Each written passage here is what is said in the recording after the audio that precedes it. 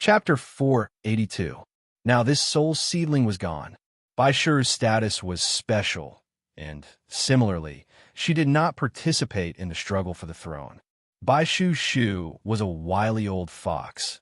As long as he made his presence known at the right time, the position of one of the four elders would inevitably have a seat for him.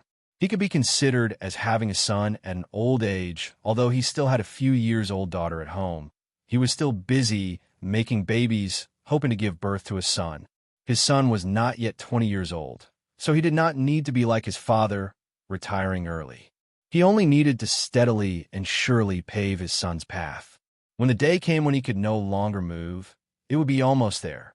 As a result, Bai Shu's married daughters were more than 10, but not a single one was directly related to the princes.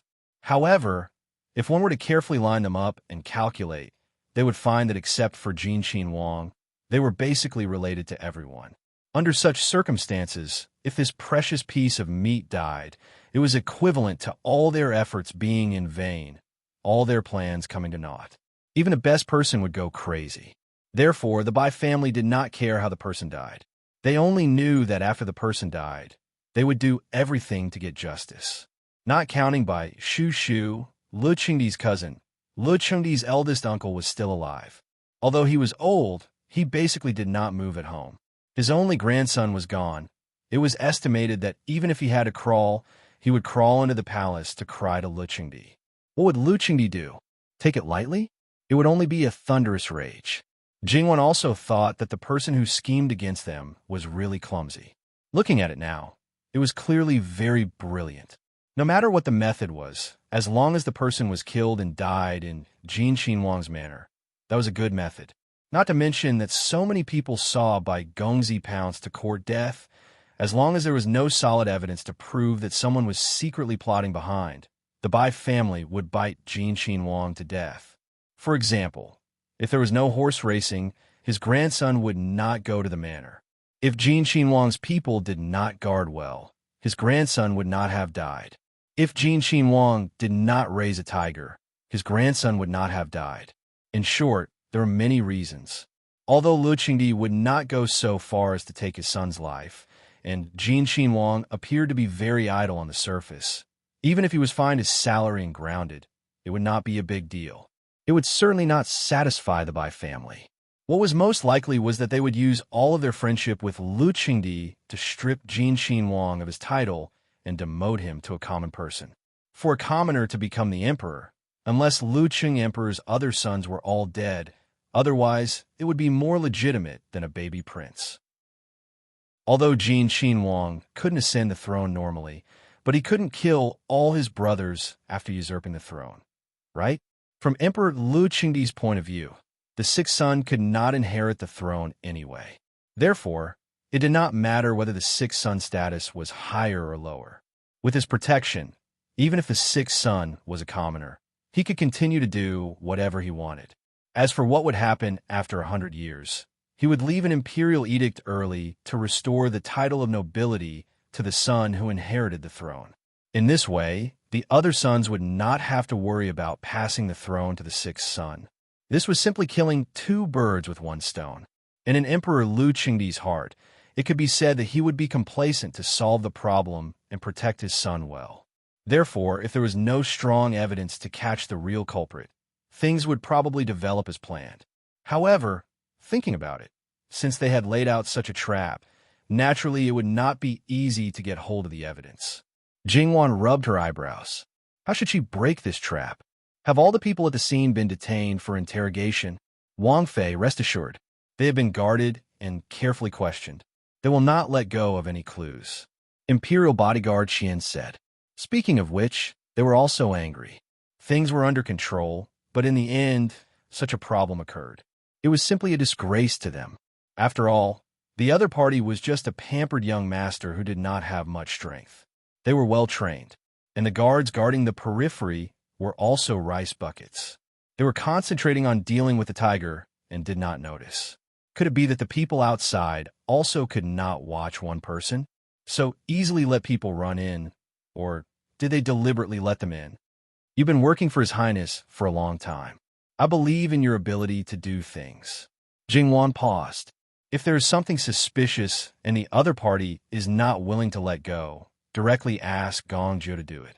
Just don't kill anyone. Imperial bodyguard Qian looked at Jingwan with some surprise and quickly lowered his head. Looking at some dark things the Wang Fei also knew, and according to her temperament, she was ruthless. It seemed that she was really angry. In addition, temporarily seal the manor. Without permission, no one is allowed to go out. Also, inform the Bai family. Yes, go and ask the prince to come. If it did not involve the Bai family, naturally it would be done. It was fine even without someone. Yes. Jingwan's eyes fell on the mat. Wait, has Gong Jiu seen the body?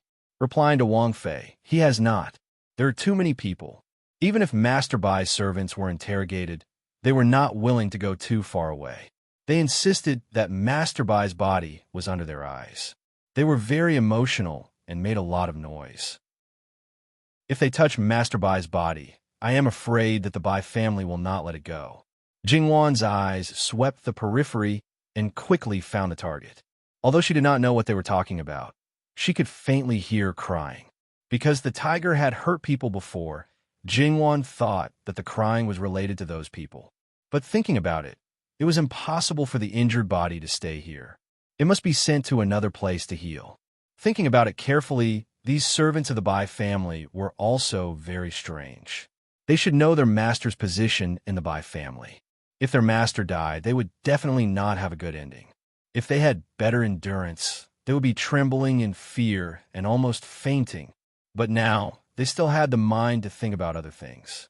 They were crying and wailing to guard their master's body to prevent others from touching it. This was not normal. Let Gongju do it. Interrogate these people first. Since they've already been frightened, it's reasonable for them to be a little more miserable. Then, send someone trustworthy to watch over young Master Bai's body. Don't let anyone get close. Evacuate all unrelated people. Let Gong Jiu take a look at the body as soon as possible. Before the Bai family arrives, we have to finish everything. Also, find 2 experienced coroners to do the autopsy in front of the Bai family. No one would rush into the mouth of a tiger for no reason. If he was not drugged, he must have been caught with something that could affect his mind. This Master Bai was the only son of the Bai family. He was the kind that was endlessly spoiled. However, among the rich playboys in the capital, he was the kind that kept a low profile and did not cause any trouble. Master Bai and his father were very smart. Although they spoiled him, they knew how to control it well.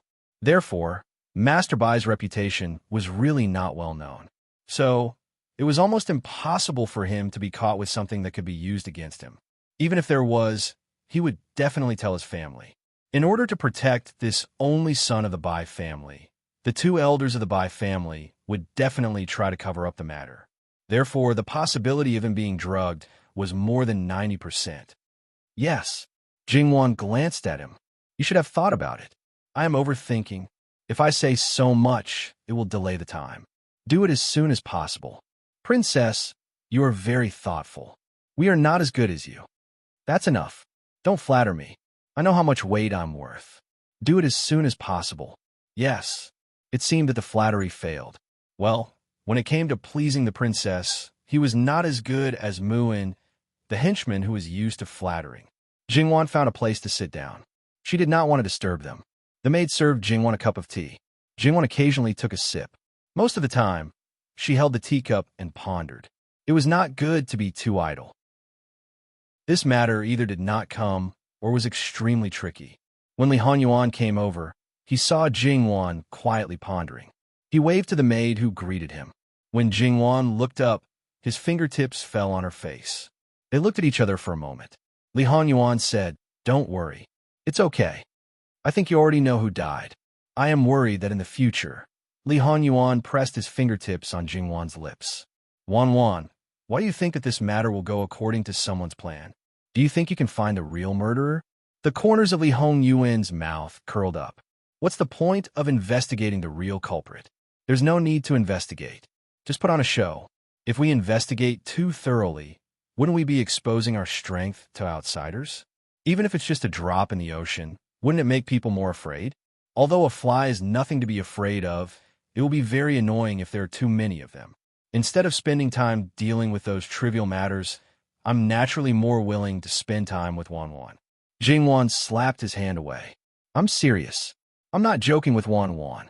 When I first came here, I have already ordered that there is no need to use special means to interrogate. Just ask the normal questions. Gong Jiao doesn't need to look at the body. When the coroner and the Bai family arrive, they can directly conduct an autopsy. The coroner will say whatever the result is. Anyway, according to what you said, it is very difficult to find a real murderer. Some people can't be touched without evidence. It's just a suspicion. So, there is no need to waste time. Jingwan looked at him. Was he not joking? Are you going to take a step back in order to advance? Are you really going to be a commoner? A commoner? Wanwan is really thinking too much. If I become a commoner, won't Wanwan be wronged? My position will only be high, not low. I will not be low. Retreating in order to advance was something that could be done, but it was impossible to make him retreat so much. In this matter, there was no need for him to do so. So, Yuan already has a countermeasure. Can you tell me what you are going to do? Wouldn't it be more interesting to have a reversal at the end of the matter? The problem is, according to what you said, I already know the final outcome. So, I'm not interested in the reversal process. If you put it that way, well, it's probably taking drastic measures. What about the specifics? These words were equivalent to not saying anything. Li Hongyuan laughed again. Wanwan is so smart. You can make a guess yourself. Jingwan's face was a little dark. Why was he still joking with her at this time? However, the so-called taking drastic measures probably meant that he had something on the Bai family. It was a very fatal kind. If he revealed it to Lu Qingdi, even if Empress Dowager Bai was his friend, Lu Qingdi would never help the Bai family. He would even kill the Bai family. Seeing Jingwan's anger, Li Honyuan finally stopped teasing her. He sat next to her and whispered in her ear. Jingwan opened her eyes wide in surprise. The so-called taking drastic measures was completely different from what she thought. Are you sure this is true? You're not going to do this? Of course it's true. If it's false, maybe I will do the same. Jingwan looked at him with a strange expression. Prince knows a lot about the things in the capital. It was time to publish gossip magazines. There must be some special news. What can this prove? Li Honyuan did not take it seriously. As a person of two lives, it was normal to know more than others. It shows that a Yuan has trained well, and his subordinates are all capable people. Otherwise, how can you be omniscient? Li Honyuan cast a sidelong glance at her. Wanwan, are you trying to plead for them in a roundabout way? With this, Jingwan reacted. No matter what, today's matter, whether it was the guards of Jin Wangfu or the people who looked after the tigers in the precious beast garden, other than participating, the rest could be regarded as dereliction of duty. They must be punished. It was just a matter of light or heavy. I only hope that after the matter is clear, Prince can be lenient with the irrelevant people. Didn't I let someone pass on a message to you before? This matter will be handed over to you. How to deal with it? You have the final say. If it involved the Bai family, how could she deal with it? All right, she could deal with the people in the Wangfu. The real culprit could be casually investigated. But the people inside, who is the traitor, it must be clear. No matter what the reason was, they must be severely punished. Jingwan firmly believed that they would be able to find out the truth. What's next? What should we do? I have already let people temporarily seal the farmstead. Today, we invited people to race horses. What else can we do? Li Hongyuan said unconcernedly. Jingwan was helpless. The person who died is your cousin. Continuing the horse race, wasn't that poking at someone's lung? So what?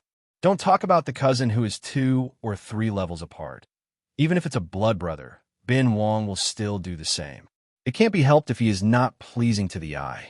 In any case, not many people find Ben Wong pleasing to the eye.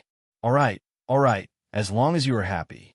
Horse race, continue the horse race. In any case, there was already a plan to deal with this matter. In the end, a certain person would not have anything to do, so there was no need to worry. As for Bai Gongzi, who was most likely to die in vain, because he became the only son of Scholar Bai, his value was quite big, and he became an unlucky person. Jingwan laughed at herself in her heart. At the foot of the Son of Heaven, there were open struggles and covert struggles for the throne. There were also the ups and downs in each of the noble families and courtyards. Who knew how many people died in vain? Jingwan sorted out her emotions, stood up, and gave 2 orders to the people around her. Soon, everyone in the farmstead got the news that the tiger came out and a life was lost. This matter was basically known to everyone. Originally, everyone was in a state of panic. They thought that Jin Xinhuang and Jin Xinhuang Fei would send the guests off. They didn't think that they would be so careless and actually want to continue the horse race. Perhaps it was not careless, but cold-blooded and did not take human life seriously. However, there were also some people who felt that Jin Xinhuang was secretly detaining them in the farmstead.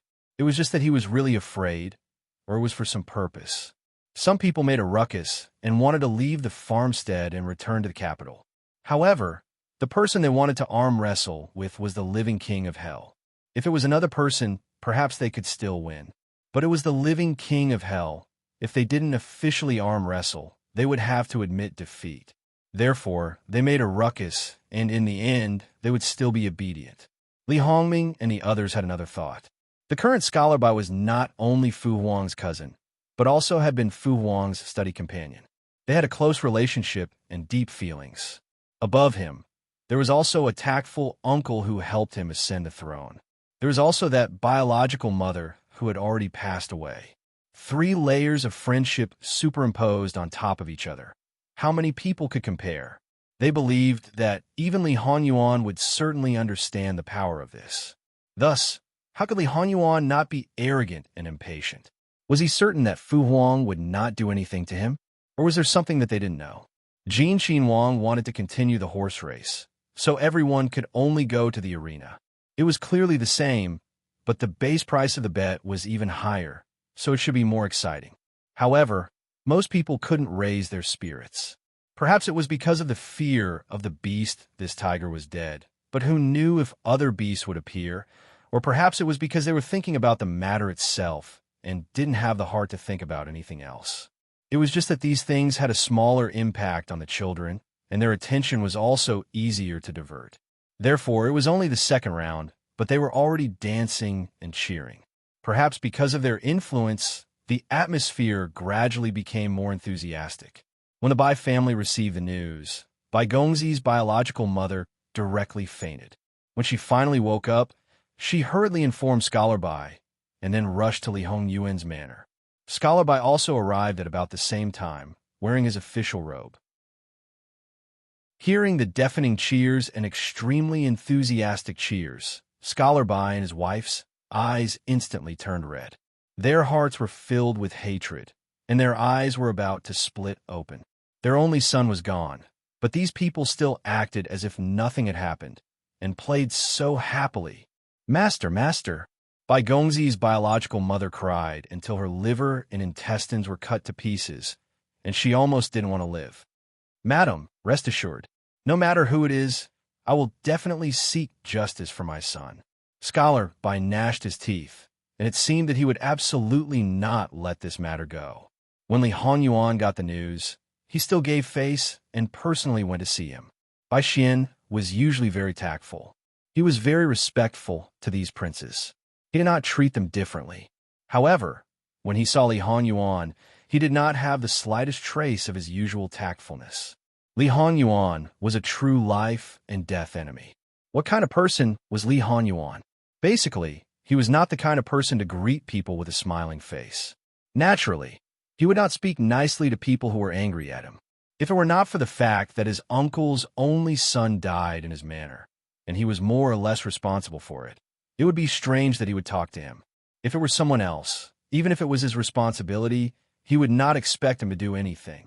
When Scholar Bai saw Li Hongyuan's indifferent face, his anger and hatred in his heart jumped up, and he no longer concealed his feelings in his heart. "Your Highness, aren't you afraid of retribution for acting like this?" Li Honyuan looked at Scholar Bai, and his posture was casual and calm. "Your son was not killed by me. Why should I be afraid of retribution? You and your father are not responsible for today's ending, right? Not only do you want benefits, but you also want fame. Because you're too good at everything, you've won Imperial Father's favor. If you want to deal with this prince, You won't be able to do it under normal circumstances. Who better than using your Bai family as a raft?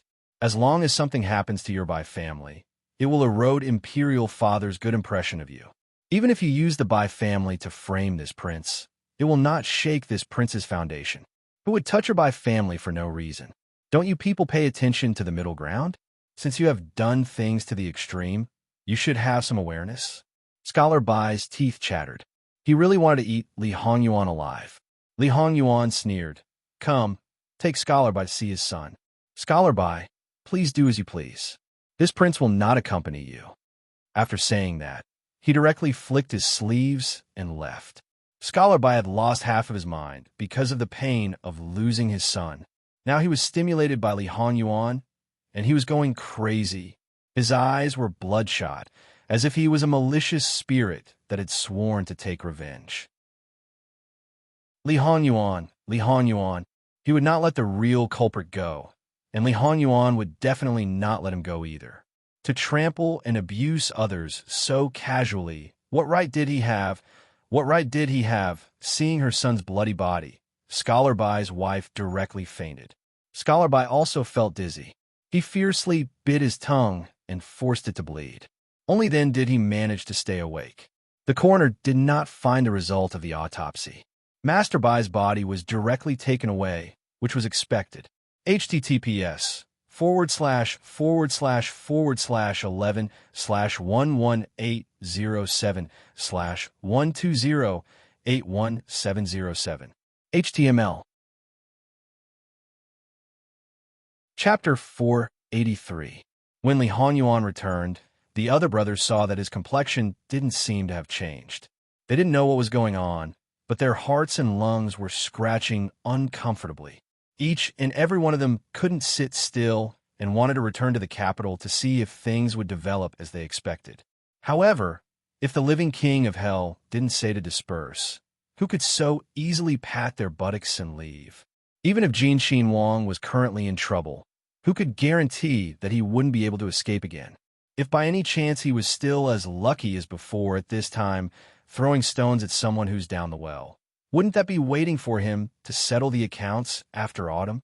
As for whether it would offend Scholar Bai or not, the Bai family was reasonable and scrupulously abided by the rules. If they were offended, then they would be offended. Besides, there were so many people, what could the Bai family do? Could they just find trouble with some people? Right now, the hatred was all on Jin Xin Wang, so they didn't have the leisure to care about them. Therefore, they only needed to restrain their thoughts and quietly watch the show. Was this the so-called people who are kind will be bullied? At the beginning, that former cabinet elder of the Bai family didn't know that something had happened to his only grandson. After the corpses were carried back, the entire residence was in turmoil and chaos. Dark clouds hung overhead. The masters were mourning. The servants were grieving, as if that Bai Gongzi alone had brought death to the entire family. Don't talk about laughter. They didn't even dare to breathe loudly. Cabinet Elder Bai also finally knew about this matter. He didn't manage to catch his breath and almost lost his life. Again, he called for the imperial physician, filled the prescription, and so on. And this matter, as if it had grown wings, spread through the streets and alleys of the capital at the fastest speed.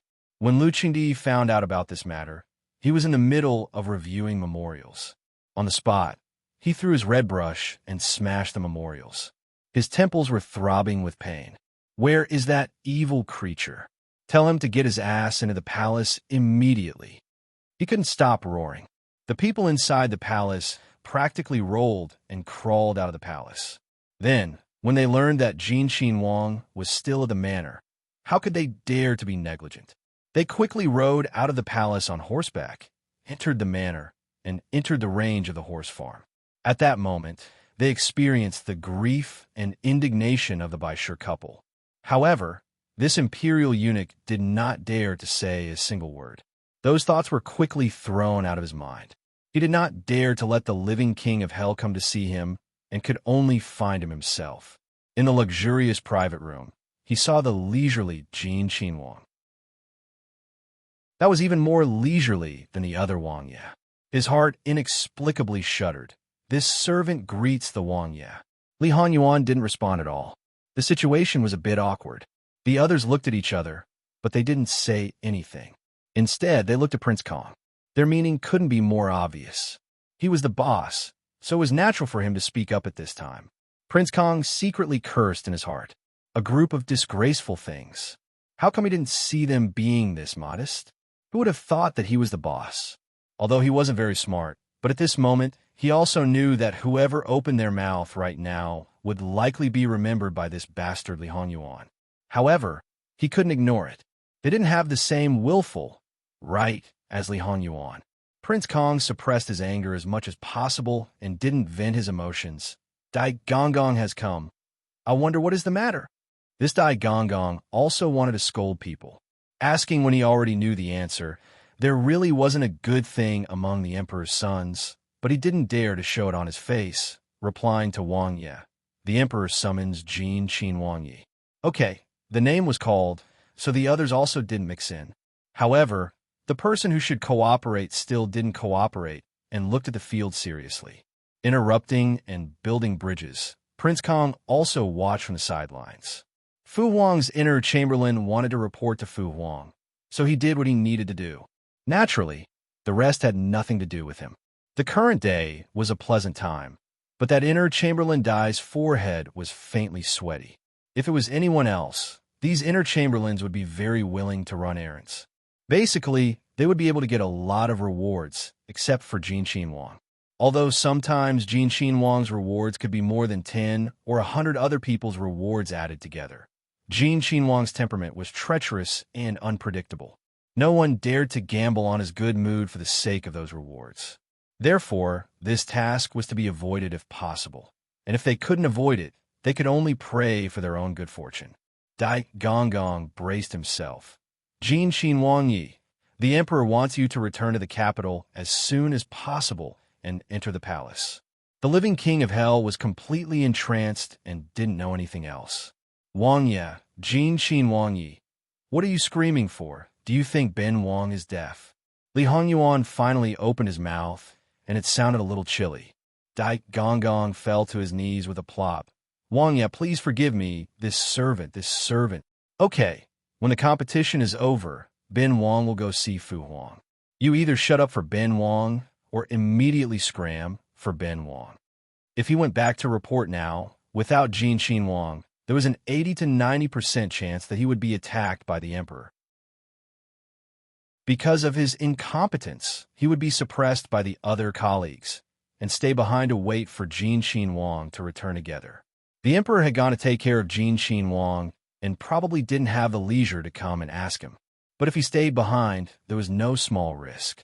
After weighing the pros and cons, he still decided to stay and obediently shrink to the side to be the background, striving to not be noticed by Jin Qin Wang. And Dai Gong's words and deeds once again stimulated the other Qin Wang's hearts.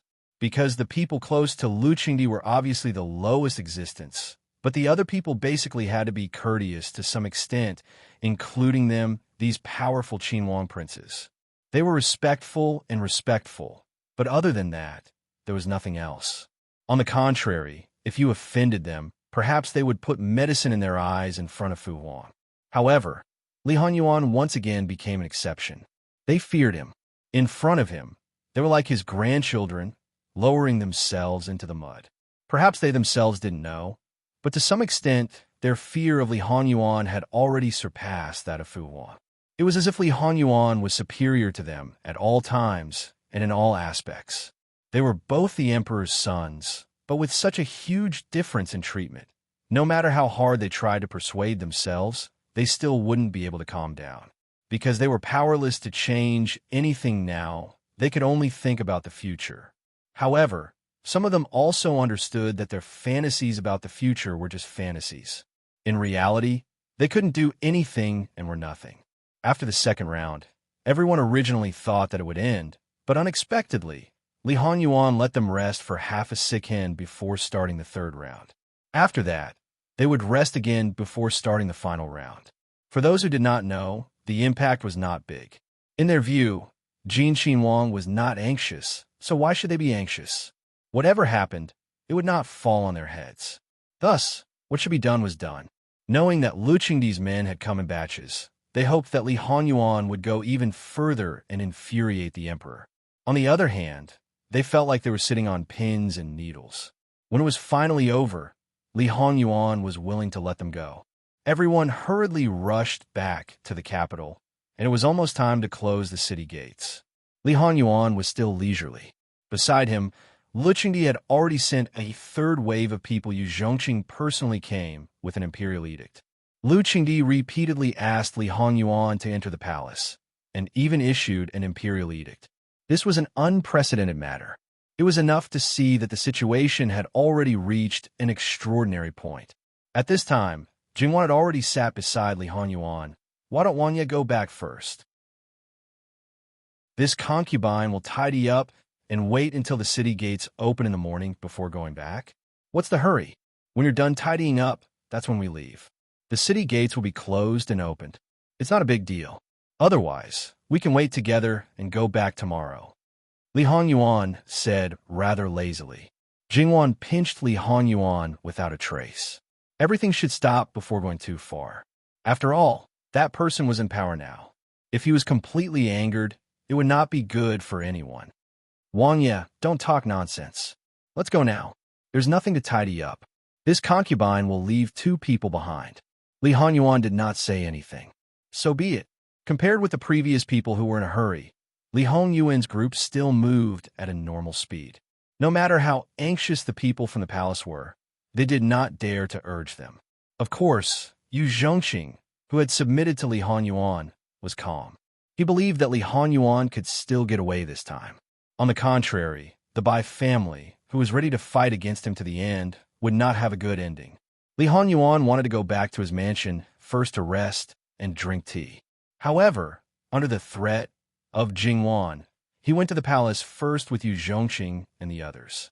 Li Honyuan entered Emperor Lu Qingdi's imperial study. There were 2 people kneeling inside.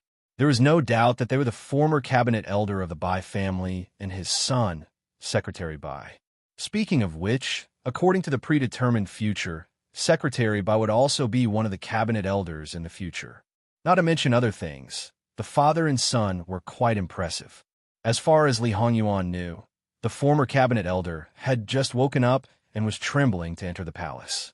His only son, Secretary Bai, accompanied him. The father and son had been kneeling in front of the emperor for more than 4 hours. Li Honyuan wanted to admire the old man, but in fact, the former cabinet elder could not bear it. At this moment, he seemed to be dying. Obviously, such a state was extremely lethal to Emperor Lu Qingdi. This was his uncle, so naturally he was extremely distressed. He had been kneeling until now. No matter what he said before, Emperor Lu Qingdi did not agree. At this moment, he even agreed to what the father and son of the Bai family did not say. At least when Li Honyuan came in, Emperor Lu Qingdi stood in front of his uncle and tried to help him up. Your Majesty, my poor grandson. He was not even 20 years old. He died so miserably. Tears streamed down his face. His voice was hoarse, and he was on the verge of collapse. He was so pitiful. Uncle, please get up first. I will give you justice. Your Majesty. Li Honyuan looked at him, unmoved, as if he was watching a farce. When Emperor Lu Qingdi finally saw Li Honyuan had been standing for a long time. Your son pays his respects to imperial father. Li Honyuan bowed lightly. You vile spawn, do you even put me in your eyes? Why aren't you kneeling down? Li Honyuan lifted his eyelids. His eyes were as calm as an ancient well. He lifted his robe and knelt down. Seeing him like this, Emperor Lu Qingdi was so angry that he wanted to slap him to death. However, looking at his face, he could not bear to do it. He suppressed his anger and said, What do you want to say about today's matter? Li Honyuan sneered. What I want to say? The height of the precious beast garden's wall is high enough and very sturdy. Not to mention 1 or 2 tigers. Even if there were 100 of them, those beasts would not be able to escape unless someone deliberately let them out. Your son has no enmity with Madame Bai, and we rarely come into contact. It is clear that your son has been in the limelight recently. Someone wants to deal with your son. Madame Bai is just a pawn chosen by the other party. They chose him and not others. It's fine that Scholar Bai did not want to find out the truth when he arrived at the manor. Instead, he first showed his attitude to your son. Elder Bai is also ridiculous. He did not care about anything and first came to you to complain tearfully. Then, he directly held on to your son and refused to let go. You want an explanation? Some things are already clear. You are delaying the investigation. So, this prince wants to ask what Madame Bai means. What enmity does this prince have with him?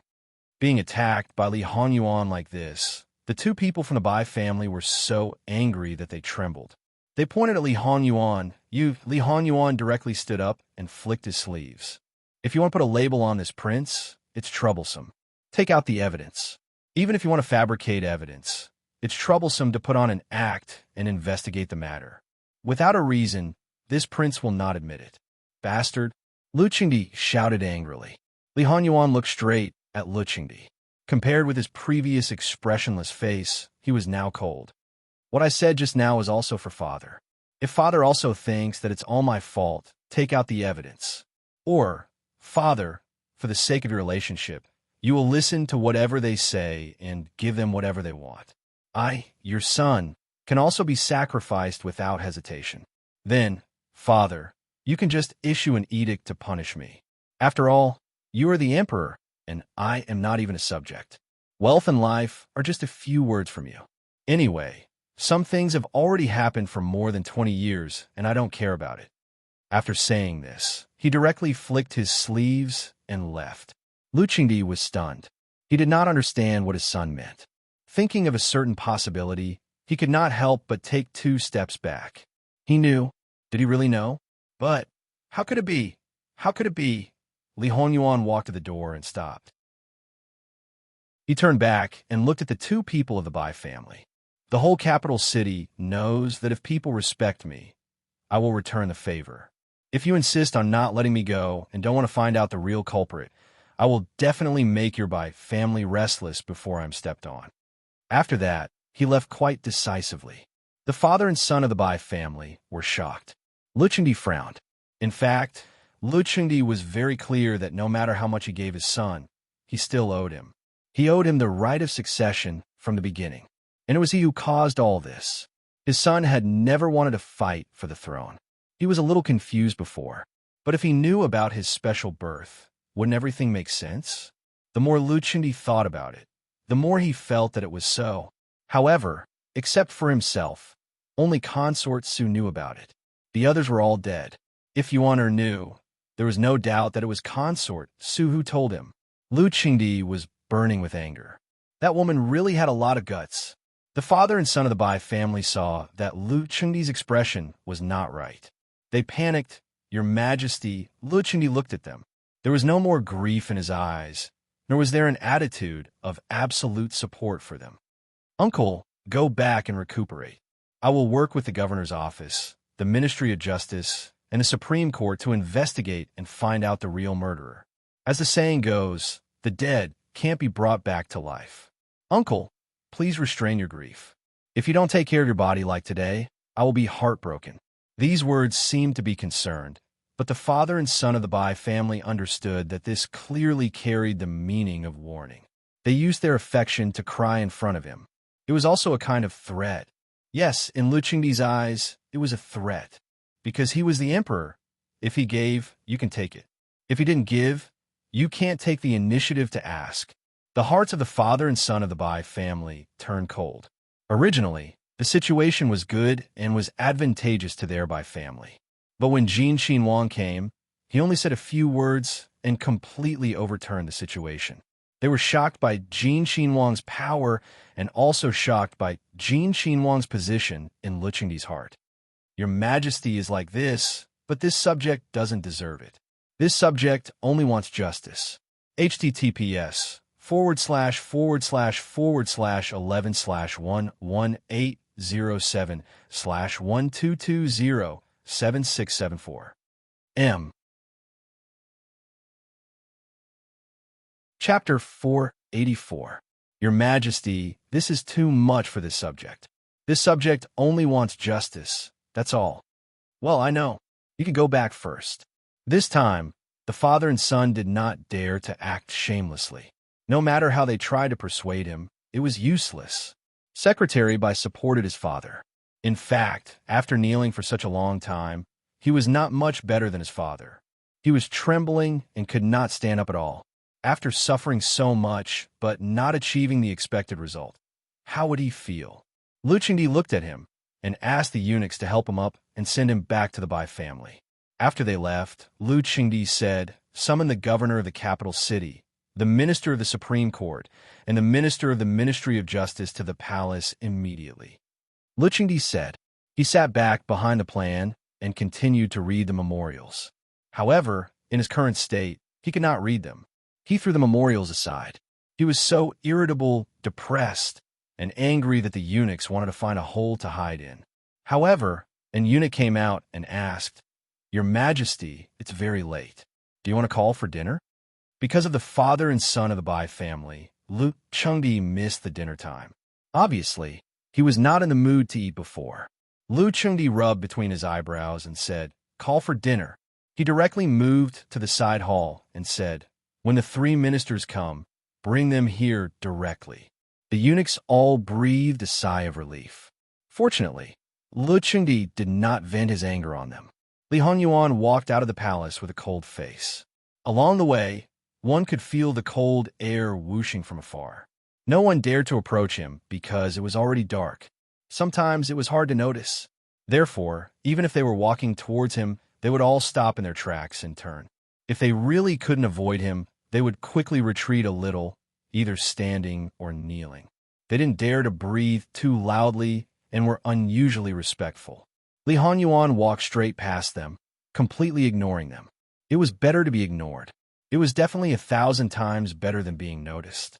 Li Honyuan went out of the palace and boarded the carriage. His exposed emotions disappeared without a trace in an instant. However, since he didn't say anything, the carriage could still stay where it was, because the Bai father and son left not long after him. Although it was slightly slower due to the inconvenience of movement, they were still carried out in a palanquin. When they learned that the carriage of Jin Xinwang Fu was still there and had not left, the two people couldn't help but shiver. There was always an unpleasant feeling, always feeling that they had provoked someone who should not be provoked. When the two of them got off the palanquin, they happened to see Li Hongyuan's carriage with the curtains pulled open. Because there were no lights in the carriage, they couldn't see the situation inside. However, they felt that there was a pair of beast-like eyes inside, flashing in the darkness as if it was hunting, and the father and son were the prey it was staring at. His knees were already hurting to the bone, and now his legs were weak. If he wasn't supported, he might have fallen to the ground. She had long heard of Jin Xinwang's illustrious reputation and had also seen his methods of dealing with people on certain occasions. However, in the end, she hadn't come into contact with him, nor had she personally experienced his methods. Now, there was a kind of terrifying feeling. Return to the Fu. Li Hongyuan's emotionless voice came from the carriage, and the coachman in front of the carriage immediately raised his whip.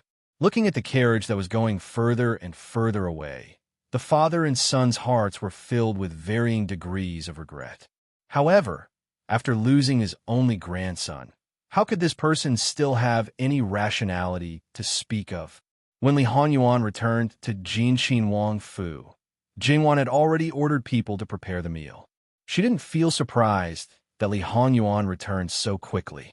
In any case, this kind of thing, for her, was already used to it. Because she already had a plan in her heart, Jingwan wasn't worried. And Li Hongyuan's emotions were all for others to see. When facing Jingwan, he couldn't be bad and did what he should do.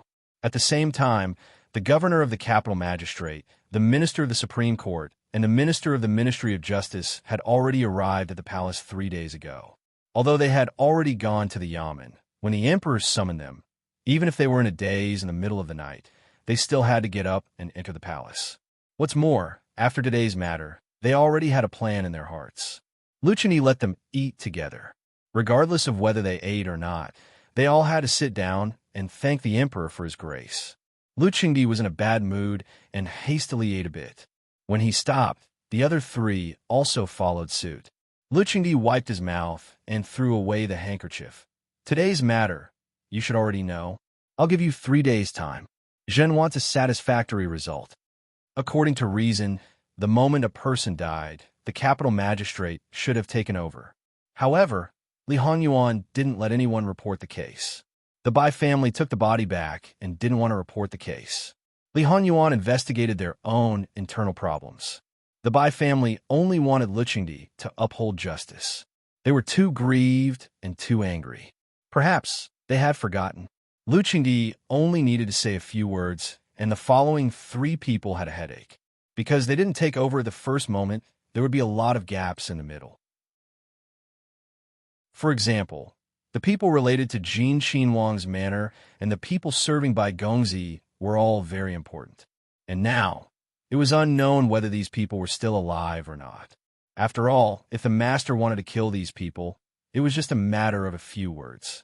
However, no matter how much Shili complained incessantly, his mouth could only agree. In fact, smart people knew that there were only 2 situations in this matter. First, it was a coincidence. The Bai family's boy was unlucky. Others were fine, but he died. Second, someone schemed against Jin Qinhuang. It was nothing more than borrowing the Bai family's hand to deal with Jin Qinhuang. If it was the former, the Bai family would definitely not let it go and bite Jin Qinhuang to death. This was not what the emperor wanted to see. If it was the latter, then who was the one who schemed against Jin Qinhuang? In fact, there was still a range. It wasn't big, but it wasn't small either. Of course, it wouldn't be easy to investigate. If those related people died, it would be even more difficult to investigate. And the final result was also not what the emperor wanted to see. And between these two, the possibility of the latter was far greater than the former. And even if it was the latter, if the investigation didn't lead to the cause, the Bai family would definitely bite Jin Qinhuang to death. More importantly, she had to satisfy the emperor. What was the most important thing to satisfy the emperor? To put it bluntly, this kind of thing shouldn't be investigated in the open. The emperor himself would determine the outcome. The capital governor and the minister of justice might have some concerns and didn't dare to go through some procedures. But the 5th Tai Ching of the Supreme Court was famous for being upright and plain-spoken when facing a case. He would investigate it as he should. Because of the special situation, Master Bai's funeral hadn't been held yet. The Bai family didn't even hang out the white banner. Naturally, no one would come to offer condolences. So, it was certain that the body hadn't been buried yet. It was just tidied up and changed into decent clothes. From the outside, it didn't look that scary. In fact, the people who went to the manor with Master Bai were indeed beaten to death by the furious Madam Secretary, Bai who couldn't find a way to vent her anger. Their relatives and friends were not allowed to collect the bodies. They were directly thrown into the mass grave and buried hastily. There was no value in itself, but the people and things related to them still had to be investigated. Fortunately, the people who belonged to Jin Qinhuang didn't die. On the contrary, the people who wanted to commit suicide didn't die. The suspicious points of Master Bai's body also had to be investigated. So an autopsy was necessary. People couldn't rest in peace even after death. How could the Bai family allow it? They cried to the heavens and fought to the earth. The others were in a dilemma, but the minister of the Supreme Court was determined. The people of the Bai family couldn't wait to eat him alive. Their eyes were filled with poison. The 5th Tai Ching didn't flinch. As long as I'm still in this position, I have to do things according to the rules. Secretary, but doesn't need to look at me like this. If you really don't like me, you can go to the emperor to complain. If the emperor dismisses me, I have nothing to do with it. In Jingwan's impression, the 5th Tai Ching was an amiable old man. He liked to stroke his beard. From time to time, he would break a strand. He also liked flowers and plants. Occasionally, he would be like an old child. He would snatch things from his grandfather. He would quarrel until his face turned red. Even though she knew that he had a bad temper, that even Lu Chengdi had a headache in some aspects, she had never really seen it. However, when it really showed, people couldn't help but gasp in admiration. Secretary Bai was infuriated by the 5th Grand Eunuch. but he really could not be involved in this case. After all, the fifth Grand Eunuch was investigating the case according to the normal procedure. He was in the right no matter what. If he was involved in this case, Secretary Bai would be regarded as taking advantage of his relationship with Emperor Luqingdi. At that time, not only Secretary Bai would be criticized, but even Emperor Luqingdi would be criticized by all kinds of ministers. It would be strange if Emperor Luqingdi was happy at that time. Secretary Bai clenched his back teeth. He could only be isolated and watch the coroner make trouble on his dead son. His wife cried and threw a tantrum. She had already lost her image. She cursed the fifth Tai Ching to die a horrible death and to have no descendants. The fifth Tai Ching looked coldly with a straight face. He was extraordinarily serious. Speaking of which, the fifth Tai Ching was well-mannered. If it were someone else, he might have directly retorted, "The Bai family is the one who will have no descendants. Look, even your only son is dead. Could it be that you have done too many evil things to end up like this?" It should be noted that the fifth Tai Ching had many children and grandchildren. His family was harmonious, and many of them were successful. In the end, it was the wife of Secretary Bai who fainted from crying. It had to be said that the coroner was quite capable. According to some of the characteristics of the corpse, it could almost be concluded that the deceased had taken some kind of medicine before his death, and the effect of the medicine was probably to replace the organs. According to this clue, they continued to investigate. They really found a servant of the deceased. However, the servant was dead, and the clue was completely broken. If the servant had not been beaten to death by the order of the wife of Secretary Bai, they would have suspected that the wife of Secretary Bai had something to do with the servant. She killed the servant to silence him. Knowing that her recklessness had broken an important clue, the wife of Secretary Bai fainted again. However, when she woke up, she refused to admit her mistake. She did not take good care of her son and caused his death. Didn't such a servant deserve to die?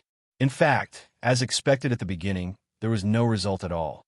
Everything pointed to the fact that someone had planned all this. However, every clue, whether it was the people of the Bai family or the people of Li Hongyuan's farm, was broken at some point and could not be investigated further. It was like a thread that was divided into several parts and then cut off together. Since there was no clue, no matter how angry Luqingdi was, the result would be the same. Even though the Bai family was rational and thought that they shouldn't completely vent their anger on Jin Qin Wang, but once they thought that their precious flesh and only seedling was gone, how could they still be rational? Even if they wanted to be rational, other people were either wailing, pointing, and gossiping, or rejoicing in other people's misfortune, constantly reminding them, washing away their rationality. When this person's grief and indignation reached a certain degree, they would always involuntarily find a way to vent. The former court elder of the Bai family went to the palace every day. His body was obviously getting worse, and it looked like he would die at any time on the way, but he still did not stop. Luqingdi was having a headache. After all, this was his uncle who had helped him a lot. Besides, if he put himself in his uncle's shoes, he could not say anything harsh. However, it was absolutely impossible to put all the blame on his son. Master Bai's body could not just be left there. It had to be buried. Therefore, the Bai family finally hung up the white banner and did the ritual. Other people also came to offer their condolences one after another. Especially the in-laws of those grandaunts who had married out those grandaunts came back as soon as they knew about the matter. Until now, a few days later, they helped to take care of all kinds of things. They wanted to comfort them and let them restrain their grief. However, the sorrow of a white-haired person sending off a black-haired person was not something that could be eliminated with a simple sentence. Looking at the miserable appearance of the family, people couldn't help but sigh. The Bai family did not have a son before. From top to bottom, from inside to outside, they were often laughed at. And as the wife of Master Bai, even if she gave birth to 4 daughters, she was also called a hen that could not lay eggs. She was scolded and disliked.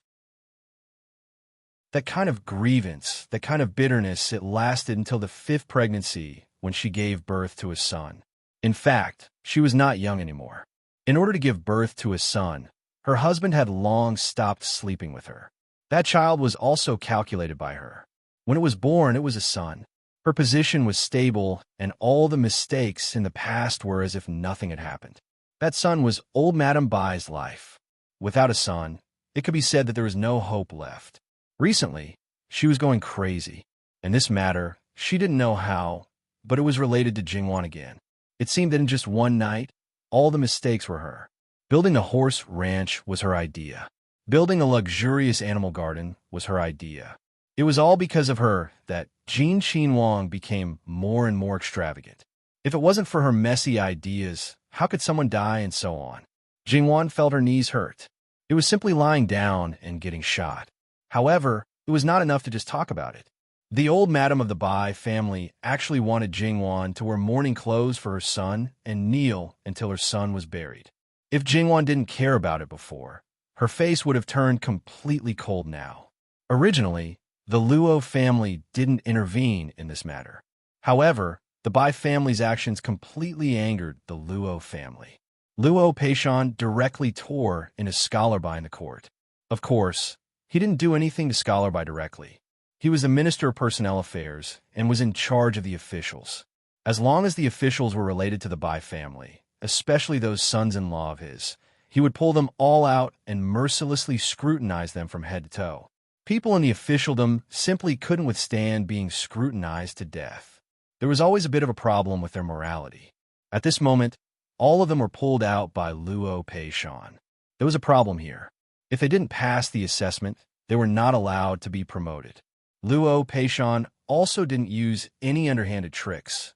This official is not like some people who like to fabricate nonsense and create something out of nothing. This official has always paid attention to the facts. Scholar Bai said that this official was talking nonsense, but this official can't agree. You must know that these matters are not handled by this official alone. There's so many people in the Ministry of Personnel Affairs, and they are all clear about it. Originally, there's no need to report to the emperor about the transfer of officials below the 4th rank. Now that I've brought it out, it's easier for everyone to understand. Although it wasn't an underhanded trick, it was more infuriating to go against the Bai family openly. The Bai family had the emperor as their backer, and they knew how to conduct themselves. There were many colleagues who were on good terms with them. However, at this moment, no one stood out. Firstly, if they angered Luo Peishan, they might become the next Bai family. Secondly, if the Bai family vacated their positions, there would be more opportunities for others. Friendship was friendship, but when it came to their own interests, friendship was nothing. Scholar Bai was so angry that he almost vomited blood. Luo Peishan's smile didn't change, but his eyes were cold. In such a situation, Lu Qingdi chose to be a bystander and didn't say a word. Of course, the Luo family wasn't the only ones who were really angered. The real evil fire in the living hell's heart was accumulated. Once it exploded, it would definitely burn people to death. However, the living hell didn't take any action for the time being. Many people related to the Bai family were in trouble, so old Madame Bai didn't dare to keep pestering Jingwan. However, that didn't mean that the Bai family would stop causing trouble. The former cabinet elder ran to the emperor and requested that the 81 altars built today be used for his grandson's ritual. Lu Qingdi immediately flew into a rage. If it weren't for the fact that this was his uncle, if it weren't for the fact that he was old and couldn't even stand steadily, Lu Qingdi would have smashed the inkstone directly on his head. Lu Qingdi still longed to see the imperial noble consort and asked her to come out to perform the ritual for his nephew. How could a kid like him deserve such honor? Uncle, go back. I'll pretend that I don't know about it. This time, the former Grand Secretary had steeled his heart. Your Majesty, the imperial noble consort is just a nameless orphan girl of unknown origins. You supported her and made her the imperial noble consort, giving her the supreme honor. But to say that she's some fairy of the 9th heaven, it's fine if you just coax the ignorant people, but do you really believe it? Think about how much the Empress Dowager did for you. How much she sacrificed and how much she sacrificed. Do you really have the heart to see her family die out? Lu Qingdi's face was livid. Of course, he remembered some things in his heart. This was the reason why he had always been kind to the Bai family. But it didn't mean that he was willing to be mentioned in public. Uncle, you've gone too far. My uncle is very good. He has many children and grandchildren. How can the Bai family die out? The Bai family had always been reasonable and sensible. But now, they suddenly exposed it, which made Lu Qingdi very angry. He suspected that they had been pretending before. Your Majesty, my poor grandson. If he can't reincarnate, his experience will only be the beginning of the Bai family. Do you really have the heart to enough? Lu Qingdi shouted angrily, interrupting him. Your Majesty, my grandson died unjustly. He died with his eyes wide open, and his resentment can't be dispelled. You promised to uphold justice for him, but you didn't say anything. You even gave him a religious ceremony, and he wasn't willing to be reincarnated. Your Majesty, the Bai clan is gone, and this old thing doesn't have the face to continue living in this world. Everyone in the Bai clan is ashamed to face their ancestors. It's better for them to die so that they can go down and beg for forgiveness. The former cabinet elder seemed to have lost his mind. Whatever he should say and what he shouldn't say, he screamed it out. To put it bluntly, his goal was still Li Hanyuan. He wanted Li Hanyuan, the murderer, to pay the price and resolve his grandson's grievances. He was also certain that Lu Qingdi wouldn't give up the altar. This was not only a threat of death, but also the death of everyone in the Bai family. Lu Qingdi's face was gloomy. He didn't know what happened to make his uncle act like a different person. Even if he got what he wanted, would the Bai family have a good life in the future? However, if this continued, Lu Qingdi's image in the public would be affected. When Li Hanyuan heard the news, he knew that it was about time. Is it necessary for the Bai family to do this? Jingwan was confused. The Bai family's only child is gone. This means that the previous plan is useless. It is not wise to destroy the friendship between the Bai family and my father. But what if someone made a promise to the Bai family? How long can my father stay on the throne? How long can the Bai family exist? Even if the Bai family is hated by my father, as long as the Bai family is still alive, there is a possibility for the Bai family to rise again. If the Bai family removes a big rock like me for the person who made the promise, the Bai family will be a meritorious official. Hearing this, Jingwan also understood. Is Yuan going to do it? https:///11/11807/1235946. Chapter 485. Naturally, we have to resolve this matter before Fu Huang makes his decision. It's time to teach some people what it means to draw water with a bamboo basket. Muin, get ready to go to Bai Fu. Li Hanyuan got up, brushed his robe, and looked at Jingwan. It should be a good show. Wan, do you want to go and take a look? Weren't you curious about what this husband was going to do from the start? Just watch the scene. You don't have to listen to other people's retelling. Jingwan thought about it. Gossiping about this kind of thing, it was indeed more interesting to be the first to watch the scene. Moreover, Bai family had dragged her into the water before. If there was a chance to take revenge, it seemed that there was no need to be polite. As for why it was gossiping, Jingwan thought so anyway. Thus, okay, let's go together. Li Hongyuan's clothes were barely passable. He was wearing the usual black brocade robe with auspicious clouds. Jingwan's clothes were more excessive. Although it wasn't bright red, the color was more colorful. It was definitely not suitable for mourning. Although they were going to watch the show, but in the end, the deceased was the most important. Wouldn't it be inappropriate? Jingwan's clothes were chosen by Gong Mama, who was usually the most upright and wouldn't make mistakes easily. When Jingwan raised her doubts, Li Hanyuan also said that there was no problem. Thus, Jingwan didn't have to worry so much. However, could she suspect that there was also a problem with that by Gongzi? The so-called taking the firewood from under the cauldron was actually referring to Bai Gongzi himself? At this moment, she was too lazy to think about it. In any case, the mystery would be revealed soon. It could be imagined that when Jin Xinwang Fu's guards of honor majestically appeared in front of the Bai family's gate, and then saw Jingwan's clothes, the Bai family's expression would be as if they had swallowed a fly. It was as ugly as it could be. However, Li Hanyuan was still a prince, so they didn't dare to say anything. However, some people thought maliciously, go ahead and be arrogant. Let's see how long you can be arrogant. Without your respected status, even if the emperor wants to protect you, you will be ridiculed and ridiculed. Maybe now is your last chance to show off. Li Honyuan randomly summoned a member of the Bai family and brought them to the morning hall. With the deterrence of the living king of hell, no one dared to confront him head-on, even if they were at the end of their rope. The servant of the Bai family who was called out immediately trembled in fear.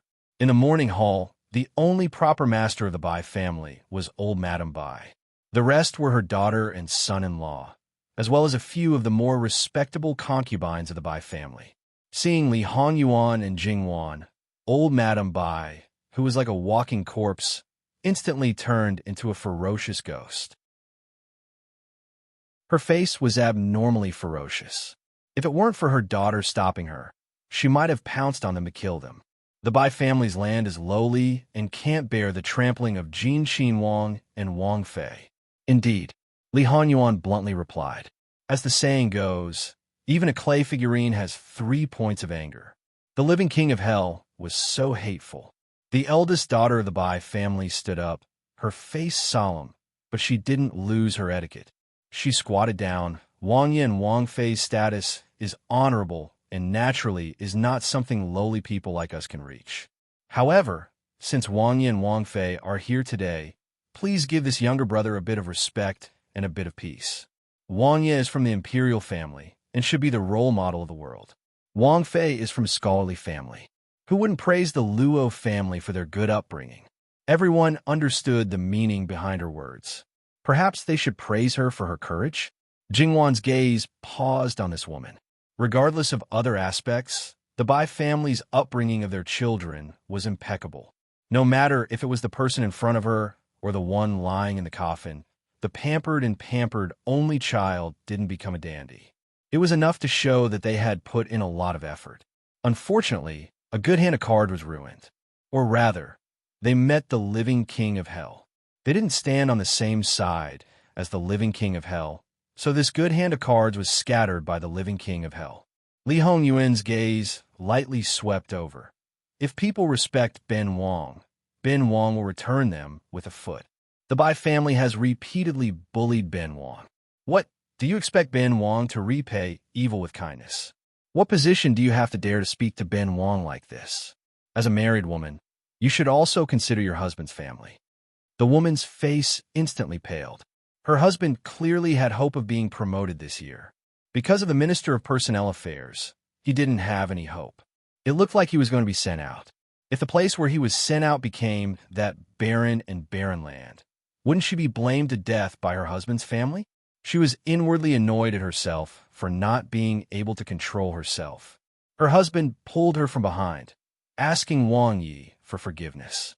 It was this official who didn't discipline him well. Another day, this official will definitely come to apologize. He didn't want his current situation to be even worse. Even now, Wang Yi is still as elegant as before. This old man really admires you. A slightly trembling old voice sounded. Bai family's Minister Qian was supported by Scholar Bai. Behind him, there were also many distinguished guests. Hearing that Jin Xinwang had arrived, these people couldn't wait to come and watch a good show, men and women alike. However, seeing that the emperor seemed to have already compromised and only lacked an imperial edict, Jin Xinwang was still so calm and composed. Could it be that he still had some tricks up his sleeve?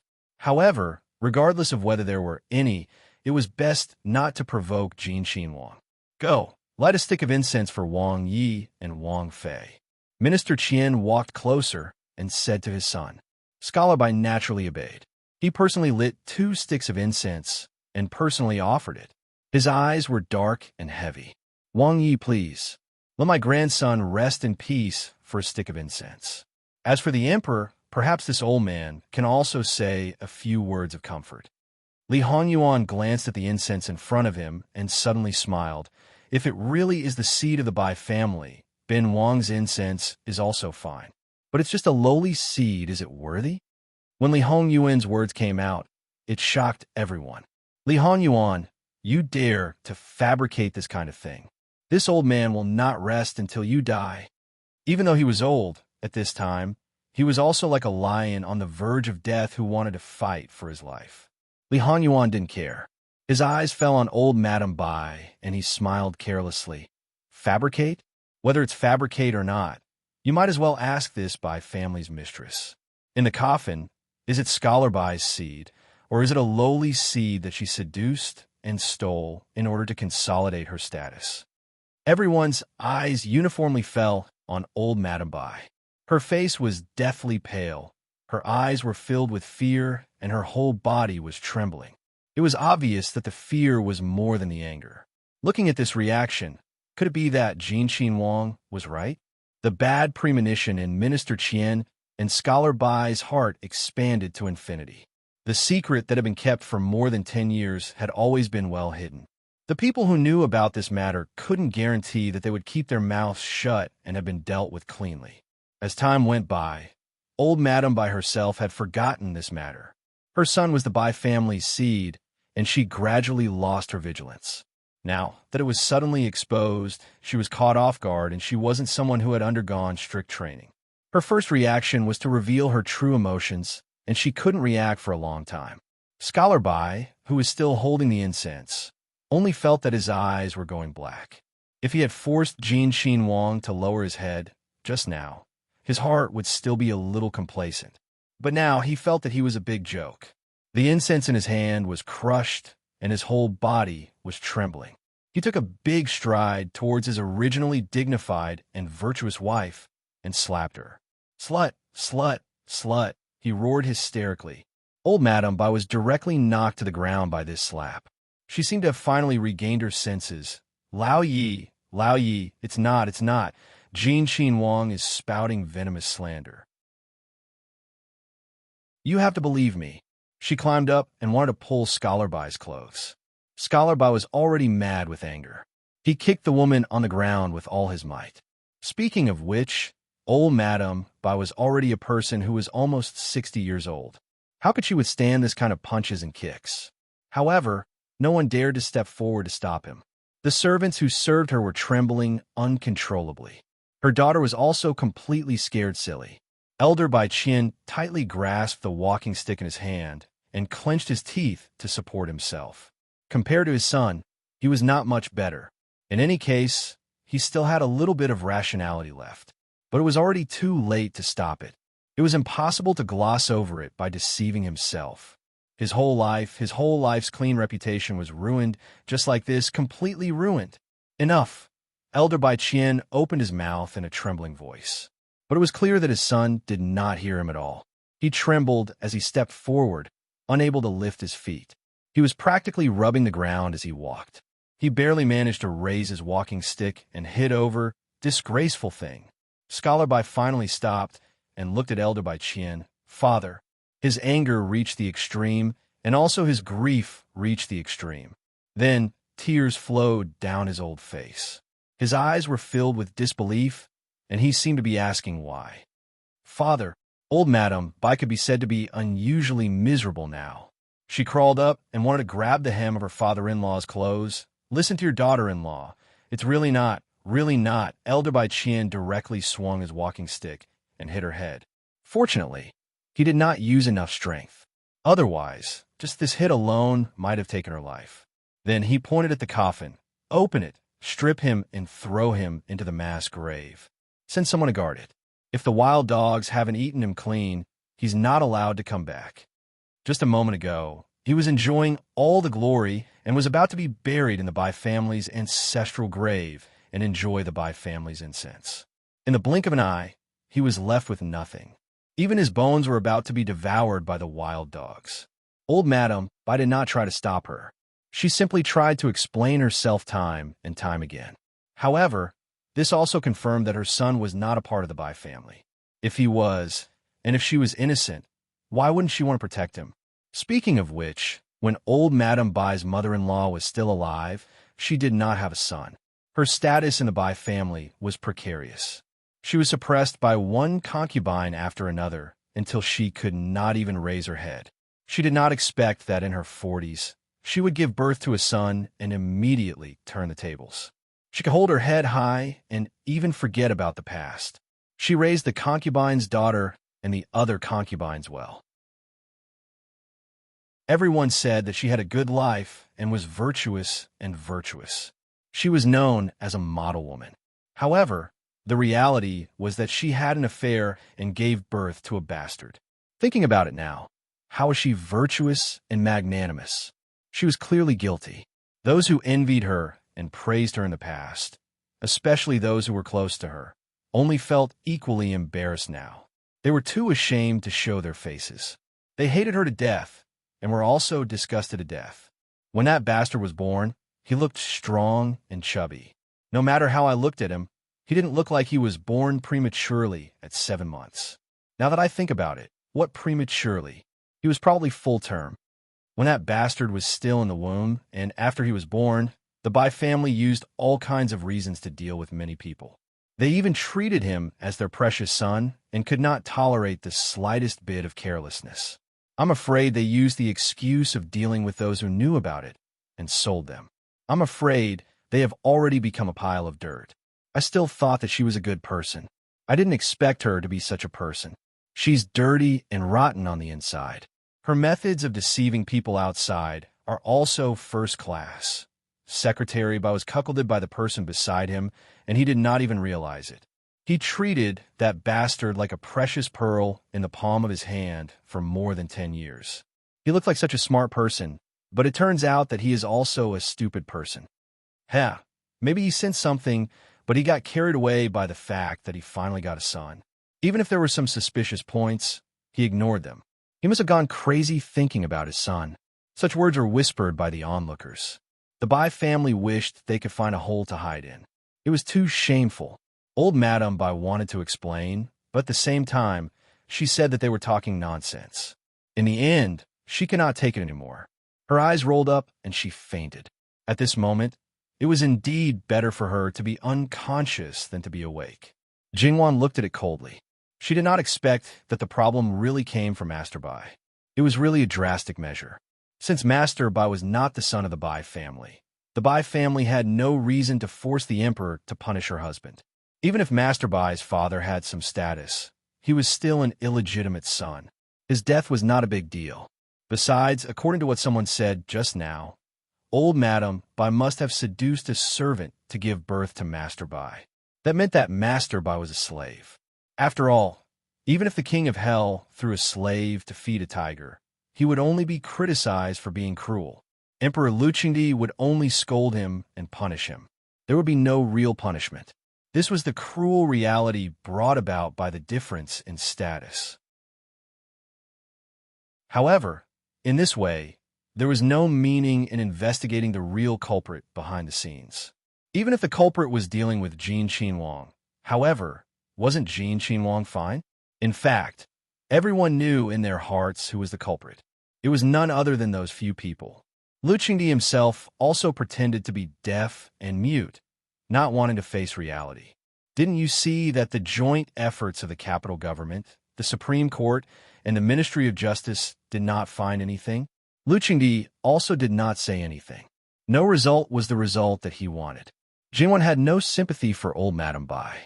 Under the harsh and cruel background, since she did such a thing, she must be aware that she would pay a heavy price if she was exposed. But Master Bai, the Bai family was too heartless. After all, he was held in the palm of their hands for more than 10 years. He did not know anything. What was wrong with that? Moreover, he was already dead. Why was there a need to torture him like this? From this point of view, Master Bai's death was fortunate. If he was alive, who knew what he would face? However, if he was alive, this matter might not be exposed. Therefore, there were some things that were hard to say. Shut up. Elder Bai Qian finally could not help but shout. Everyone was startled at first, but soon after, they unconcernedly curled their lips. It was already like this. What prestige did they still have to show off? Forcing the emperor and being remembered by the emperor, they shouldn't think that the emperor could punish Jin Qinhuang now. As long as the living king of hell didn't fall, they had offended him like that before. In the future, who would care about the Bai family? Who would dare to help the Bai family? Wang, you must have planned all of this. Are you very proud that the Bai family has fallen to this state? How can your mind be so vicious? Since you already knew, why didn't you say it in private? If you said it, everything would be resolved. The Bai family scandal would not be known by everyone. In any case, I am your granduncle. Li Hongyuan sneered. Don't claim to be related to Ben Wang. This matter originally had nothing to do with Ben Wang. It was you who insisted on not letting go of Ben Wang and wanted to trample Ben Wang into the mud. What you did the first time, but Ben Wang is not allowed to do the same. In your eyes, when did Ben Wang become a person who repays evil with good? On the day of the incident, Ben Wang said, if your Bai family insists on making things difficult for Ben Wang, then Ben Wang will definitely make your Bai family's chickens and dogs restless before being trampled. It's just that you didn't take Ben Wang's words seriously at all. If your attitude was better before, this matter would definitely be discussed with you in private. After all, Ben Wang has no interest in revealing other people's scandals. For so many years, Ben Wang has also kept his mouth shut. In any case, you are Ben Wang's granduncle. The same words were returned to Elder Bai Qian. How ironic. The dried orange peel on Elder Bai Qian's face twitched. He really had nothing to say. The King of Hell's conduct was known to all. Occasionally, even if you didn't provoke him, he could cause some trouble. Provoking him, he had never seen anyone who was able to get away without any trouble. Probably from the moment his son went to his country residence, his tone was not good and his attitude was not good. Today's matter was already destined. Now it was too late to say anything. The Bai family's reputation was instantly ruined. This old man only wants to know one thing. How did Prince know about this matter? That's right, this was also what other people wanted to know. Others didn't know, but why did he know? This is purely a coincidence from more than 10 years ago. Ben Wang snuck out of the palace and happened to meet someone who escaped death.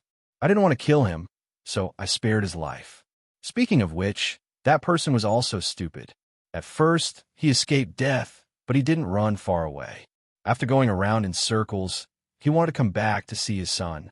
He was so unlucky that he was discovered by his son's mother, who had already taken control of the Bai family's inner residence. He almost died again, but he was also lucky to have met Ben Wang. Can you blame him for not killing him? He said it himself, he was still young. In fact, Li Hongyuan already knew about it in his previous life. He knew about it from Master Bai. At that time, it was also a bad debt. It couldn't be explained in a few sentences. After Li Hongyuan was reborn, he naturally had to hold on to the things that could be held in his hands tightly. Thus, he calculated that it was about time. So he used his limited manpower and waited around the Bai family for a long time to protect old Madame Bai's adulterer. This kind of information could be used against him in the future. In fact, there were some things that could be done in preparation. However, in Li Hongyuan's previous life, when he died, this only son of the Bai family was still alive and well. Speaking of which, your Bai family style of doing things is really unchanging. Regarding the death of that bastard child, you didn't ask about the right or wrong. Based on your mood, you first put a hat on Ben Wang. Now, this matter concerns the innocence of the Bai family's mistress. Similarly, you didn't investigate carefully and decided to convict her based on your own judgment. However, there is no second mistake. Since Li Hongyuan had already said it, what else could he say? There was no point in investigating now. Since it had already been determined, even if he explained it to the outside world, no one would believe him. They would only think that it was for the sake of face that they even admitted to the bastard child. Moreover, previously, he didn't think that it was Jin Qinhuang's fault. He just took out on him and didn't let it go. It was for the sake of the Bai family's future. In the end, it was all for naught and the Bai family was completely lost. Now, based on his judgment, this matter couldn't be faked. If he couldn't stop it in the first place, then there was no need to do anything later. This old man wishes to ask Wang Ye for a matter. Can you hand over that adulterer to this old man? For the person who humiliated the entire Bai family, he must not let him live in this world. Compared to his previous attitude, it was definitely a difference of heaven and earth. Even now, his heart still hated Li Hongyuan. However, how could his only grandson be compared to a bastard child born from an adulterous affair between a servant and the mistress of the Bai family? For the former, you might be able to get justice for your entire family. For the latter, You might even have to thank the other party for killing the shame of the Bai family. For the former, you might even be able to threaten the emperor. For the latter, the emperor could slap you to death with a flip of his hand. You want the person, sure. What do you want to exchange with Ben Wang? What do you want to exchange? Jin Qin Wang could say that he didn't lack anything. The only thing he lacked was probably power. This thing wasn't something he could give. So how about surreptitiously submitting? But also depended on whether the other person agreed or not. Li Hongyuan sneered. Ben Wang will take his leave. Turning around, he flicked his sleeves and directly left. Jing Wan, who hadn't said a word from the beginning, also leisurely left. Speaking of which, she really was purely watching the play. When the husband and wife left, the others also took their leave one after another. Burning incense with an adulterous child, they also felt particularly unhappy. However, now that the Bai family had become like this, they also couldn't look for trouble. None of Scholar Bai's sons-in-law stayed behind. Their wives wanted to go with them, but they were helpless. You don't need to go back. Our family can't accommodate you, this great Buddha. The letter of divorce and your dowry will be sent over later. This was the general treatment for the married daughters of the Bai family. Having that kind of mother-in-law, they lost all face. It was one thing to be worried about the daughter that she raised, but they were worried that if they kept the daughter of the Bai family, their own family would be pointed at and gossiped about. Although they had expected such a situation to happen, when it really happened, they still couldn't accept it. For a moment, they cried and wailed, begging in every possible way. If they were divorced and returned home with such a reason, how could they live? Those who scrupulously abide by their duties in the husband's family were a little better. For those who relied on the support of their family and acted like a tyrant in the husband's family, their husbands were not polite at all. They even punched and kicked. Their sisters-in-law and sisters-in-law were also angered. Before they left, they fiercely spat. However, old Madame Bai's eldest daughter stood in the same place, looking at her husband with hope. When he finally turned around and left, she stood in the same place in a daze. She wanted to cry, but had no tears. It was conceivable that the unmarried daughters of the Bai family were not much better. For those who were still young, it was still okay. After a long time, the Bai family changed the head of the family, and the impact would be small. However, for those who were about to be married, their lives were really ruined. They hugged their birth mothers and cried bitterly. For a moment, the cries of the Bai family were even more earth-shattering than when they cried for Master Bai. It was also very real. There was no situation where there was only thunder and no rain. In the carriage, Jingwan was not in a good mood. Li Hanyuan knew why. Wan, do you blame your husband for being ruthless? Why would I? They attacked you first. Now, they want to strip you of your title. In fact, they want your life. So, how can you not fight back? As a daughter of the Bai family, we are bound together for good or ill. You enjoy the glory brought by the Bai family. So naturally, you have to bear the consequences brought by the Bai family. In this society that paid attention to family and family ties, everyone was the same. No one could escape from this circle. However, this matter is still too tragic for them. After all, they didn't do anything wrong in this matter, but they have to bear the consequences. It's just a pity. Wan, have you ever thought that they might hate your husband? Since you are one with me, you will not be left out. This is a very normal thing. So this is how it is. In fact, in other people's eyes, this matter was not so bad in Jingwan's eyes. In the future, it might not be a miserable life. It all depended on what they thought and what they did. Jingwan always believed that a lot of things depended on her own attitude.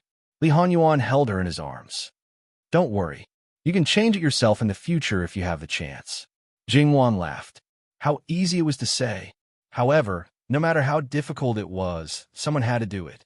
If she really sat in that position and had the support of his power, Jingwan felt that she could not be indifferent. What are we going to do next? Jingwan asked, twirling a strand of Li Hongyuan's hair. Because of father's attitude, your husband is sad. Naturally, the next step is to heal. Jingwan silently lit a candle for Lu Qingdi. However, such a father deserved to be schemed against by his son. In fact, after Lu Qingdi learned about the Bai family, he breathed a sigh of relief. However, at the same time, he did have a headache. No one knew better than him how difficult it was to deal with his son. Originally, he had been prepared for his son to come to him. Should he avoid him or appease him? If he avoided him, others might think that he had really given up on his son. Maybe they would step on his son in some way. How could Lu Qingdi tolerate such a thing? But how could he appease him? If he failed to appease him, it might add fuel to the fire. Even he might be choked with anger. Now, not only did his son not come to him, he had also solved the root of the trouble. However, his previous attitude was already very obvious. Then, his son's anger would not be so easily dispelled, especially since Lu Qingdi suspected that he already knew of his special birth and deprived him of the most important thing. Now, because of his maternal family, he gave up on him. No matter who it was, they would not be happy. So what should he do? Thinking of this, Lu Qingdi was furious with Su Guifei. That woman, he might have really spoiled her too much. She even forgot how her own honor and favor came about. She dared to act recklessly. Lu Qingdi wanted to strangle that woman more than once, but he restrained himself every time and did not move. If it had already happened, then there was no way to reverse it. If it didn't happen, that woman might tell Yuan everything in a fit of anger. At that time, the gains would not make up for the losses. However, Lu Qingdi still made note of it in his heart. Lu Qingdi sent people to give Li Hongyuan a large sum of rewards. As a result, Jin Xinwang, who used to accept everything, this time disobeyed the imperial edict. He either took the things back to the palace or threw them out on the street. When Lu Qingdi heard the chamberlain's report, he was furious but helpless. He fiercely scolded the chamberlain. A group of good-for-nothings, they couldn't even send the things out. If they weren't good-for-nothings, then what were they? The chamberlain was angry but did not dare to speak. He could only obediently listen to the scolding. Lu Qingdi was busy coaxing his son. The Bai family's matter seemed to have come to an end. The Bai family asked for an audience, but Lu Qingdi did not meet them all. This time, it would not be settled by kneeling down. Even if it was by Shu, it was only about public matters and not private matters. He directly told Bai Shu that if his energy was not enough, he was allowed to go home and recuperate for however long. As a result, the Bai family could only give up and did not dare to mention it again. It could be said that this time, the Bai family's loss was quite heavy. They had worn away their friendship with Lu Qingdi and learned the truth that they did not want to admit. The family's only child was not dead, but they did not even have a single child. For the future of the Bai family, they became enemies with Jin Xinwang. Not to mention a broad future, they were now on the verge of collapse. It was extremely difficult to stabilize. In addition, the Bai family still adhered to the principle of not easily wronged anyone. They carefully investigated. In fact, the matter that year, old Madame Bai thought that she was very strict. In fact, it was not. After all, at that time, she did not have the power of the Bai family's inner residence. At that time, no one suspected firstly, old Madame Bai was upright and dignified. Secondly, no one thought that old Madame Bai had such big guts. Therefore, it was hidden from them. If they really investigated, even after more than 10 years, there were still clues. Well, the truth was not different from what Jin Xinwang said. Therefore, old Madame Bai, who was almost 60 years old, was divorced for the most despicable reason of obscenity. At this age, this kind of accusation could be said to be unheard of. Old Madame Bai's parents had passed away long ago. How could the brothers and the others accept a woman like her?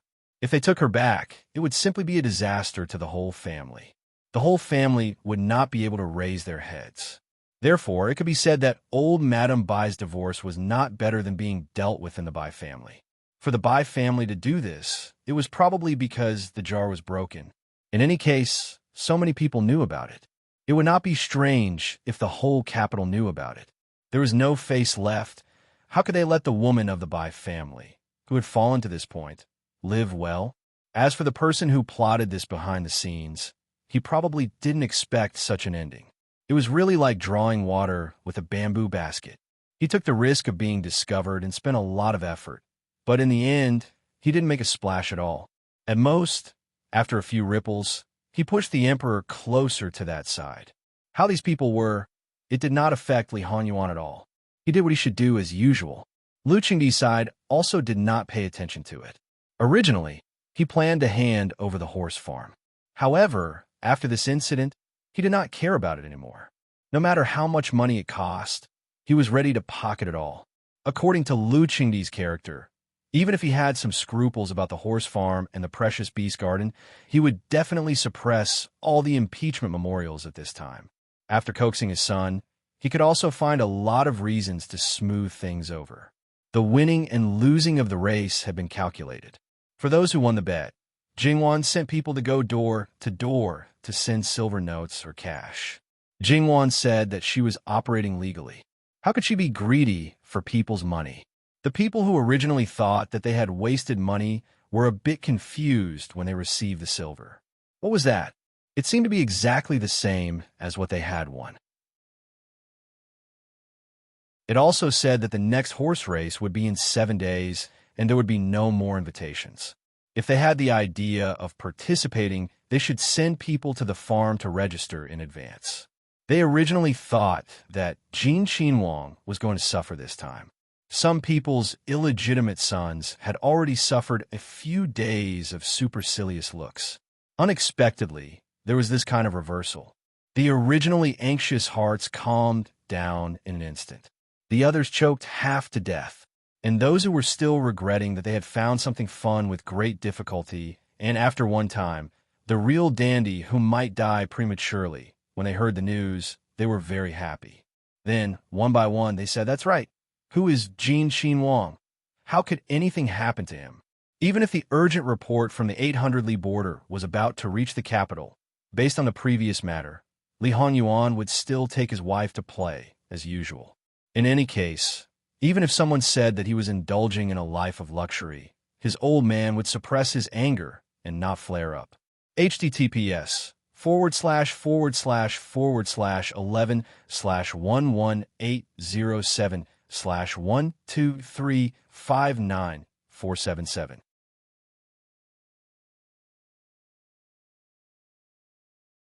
Chapter 486. From this point of view, some people were simply helping him.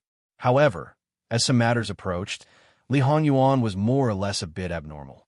Others may not have noticed it, but as his pillow, Jingwan was very clear. According to Jingwan's understanding of him, a certain person was someone who treated all the major matters as minor matters, and all the minor matters were not important. Even if there were times when some people angered him, his fluctuating mood would not last for long. It came quickly and went quickly. It was the true portrayal of mood swings. This time, it lasted for an unexpectedly long time. How could Jingwan not find it strange? Jingwan asked him why. Li Hanyuan only said that it was nothing. Jingwan lightly frowned. Once or twice, he was unwilling to tell her. Jingwan felt that it was nothing, but when it happened too many times, it was inevitable that her heart would feel a bit uncomfortable. However, the matters that he kept in his heart were certainly not trivial. Thus, Jingwan felt distressed again. In the end, she could only helplessly sigh and no longer ask. Wife was sensible and considerate, but this was not what Jin Qinhuang wanted. He hoped that she could get to the bottom of it. He felt that there was a tacit understanding between the two. Why was it that on this matter, they were unable to reach an agreement? It was very worrying. In order to make his wife feel more at ease, Li Hanyuan put those matters aside. After all, the world was big, and his wife was the most important. However, even if it was like this, Li Hanyuan did not stop tormenting Fu Yunting recently. Although he had never called him in, Fu Yunting was rather uncomfortable recently. He was inexplicably promoted. Although it was still an idle position, he was dog-tired from morning to night. He did not have a share in the morning court, but he woke up earlier than any other courtier. And at night, he could only return home when it was almost midnight. Sitting in the bathtub, he could fall asleep. The time he could spend in bed was at most 4 shurchen. His wife, Madame Wei, was heartbroken, but there was nothing she could do. With the situation in Wu Anho's residence, there were many things that Fu Yunting did not have a right to say no to. Compared to Wei Shi, Fu Yunting believed that it was the court that was looking for trouble with Wu Anho. Fu Fu Yunting was much clearer that the one who made him this miserable was actually Jin Xinhuang. From when Jin Xinhuang first came knocking on his door until now, there were many things that Fu Yunting could not understand. It was true that Jin Xinhuang had helped Wu Anho Fu a lot, but in all likelihood, he had enmity with him in his previous life. Perhaps he had killed his father and seized his wife, which was why he was hated so much in this life. If he hated him, then he hated him, but he still did not give him a quick death. However, Fu Yunting found joy in the midst of misery. Being squeezed dry like this, his martial arts skills actually improved. To a certain extent, Fu Yunting was the truth. However, the truth was exactly the opposite. It was the other party who had seized his wife. Therefore, the most shameless person was still the living king of hell. In his previous life, he had stolen someone else's wife. In this life, he still bore a grudge against the other party and made him miserable. It was truly unreasonable. When would these days come to an end? Fu Yunting did not think about it. Even if he did, it was useless. He naturally did not think that it would come to an end very soon. Wu Anho Fu was born with martial arts. In the end, the sons of the Fu family would not be able to escape the fate of going to the battlefield, unless the entire family was completely wiped out. In Li Hongyuan's previous life, Jingwan sacrificed herself to protect the two seedlings of the Fu family.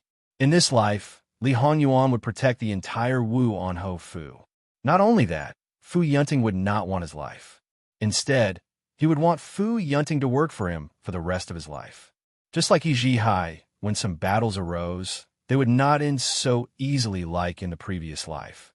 They would either die on the battlefield or die of old age on the battlefield. Therefore, it could be said that the living king of hell was actually perverted to the point that he was not human. When the horse race was in full swing in the manor, an urgent report was delivered to Lu Qingdi's imperial desk from 800 miles away. At the northwest border, the Western Xiongnu and Northern Xiongnu armies had joined forces to invade. In just a few days, they had already conquered half of the prefecture. If they did not send reinforcements immediately, the entire prefecture would fall into enemy hands. Lu Qingdi was shocked and angry at the same time. He immediately summoned the ministers. Now, it was no longer a question of whether to fight or not, but how to fight, and also the issue of the commanding general, provisions, and so on. The war came too suddenly. There was not even a bit of information before. With this kind of unpreparedness, it was normal for Qi Yuan to fall again and again. The important ministers of the court, both civil and military, gathered at the imperial study at the first moment. After reading the urgent report, they could not help but frown. This matter was indeed very thorny. Even if there were factions that supported war and peace, at this time, the peace faction would not stand out. Think about it. They had already lost almost 2 prefectures. If they still dared to talk about peace, they were afraid that the more moderate Lu Qingdi would directly slap them to death. Unless it was the kind of ruler who only knew how to enjoy himself and did not care about anything else, otherwise, no emperor would be indifferent to the loss of territory. At this time, the Minister of Revenue did not cry about being poor. After all, last year when Jin Xinhuang went to Jiangnan, he had collected a considerable amount of money for the national treasury. However, provisions were not something that could be solved with money. Fortunately, last year, the entire country was still considered to have good weather. To mobilize provisions was not a difficult matter. It was just that the war had already reached its peak. It was not realistic to have provisions on hand. After confirming the commander-in-chief, immediately heading to the border to stabilize the situation was the most important thing. It was just that who should sit in the position of commander-in-chief was another problem.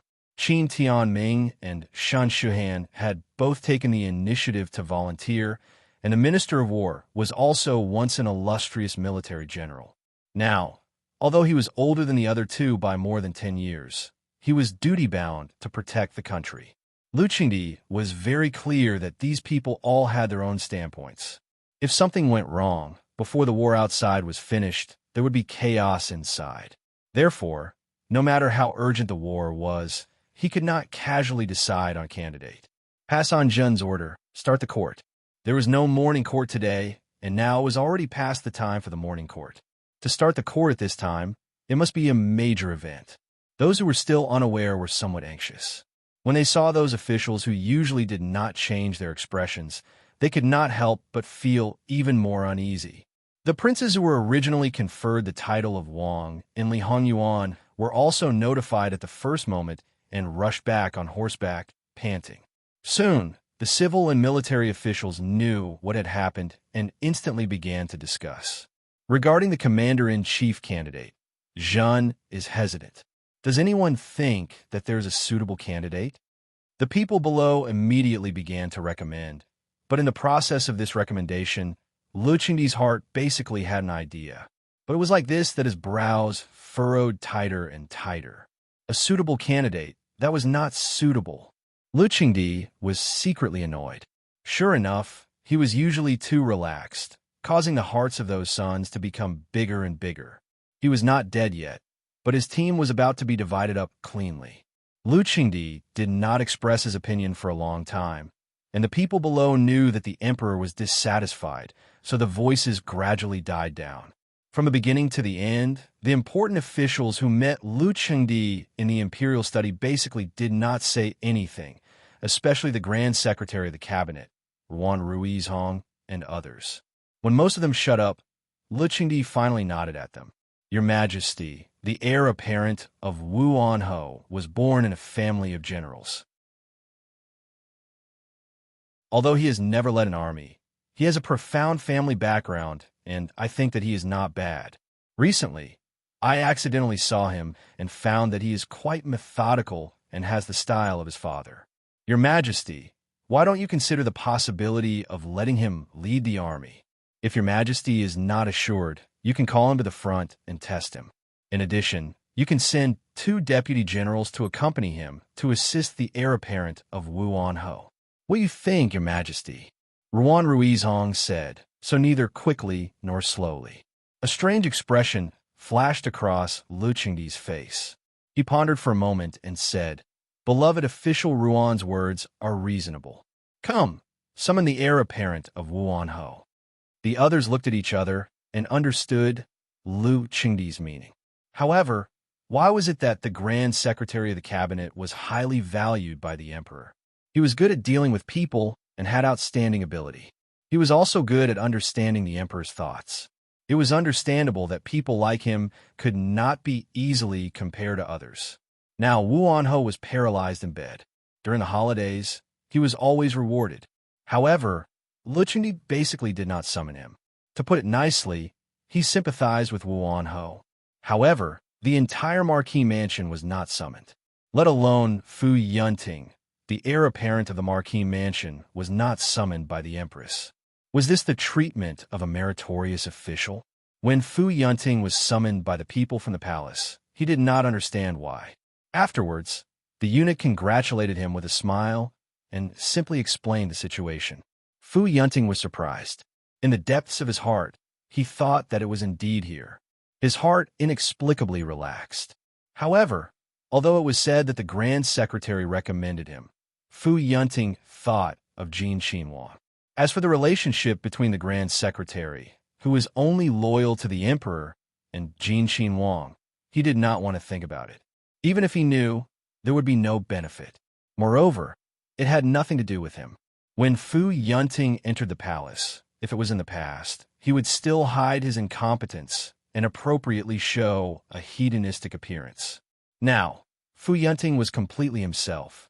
At least, he had to make people feel that he was convincing enough. The battlefield changed rapidly and was very dangerous. However, for Wu Anho Mansion, this was an opportunity, although it was more likely to be a more dangerous path ahead, because the imperial family's attitude towards Wu Anho Mansion was too strange. Even when there was only a group of old, weak, sick, and disabled people left, they still did not let them go. Without enough military merits, they would only be destroyed faster. And military merits were often exchanged with the lives of the Fu family. Right now, to be exact, it was him, Fu Yunting. This official, Fu Yunting, greets the emperor. Long live the emperor. Lu Qingdi sized up Fu Yunting with a heavy gaze. Anyone could see that there was something wrong with Lu Qingdi's emotions. It was not the joy of seeing a young talent, but rather it was an indescribable feeling.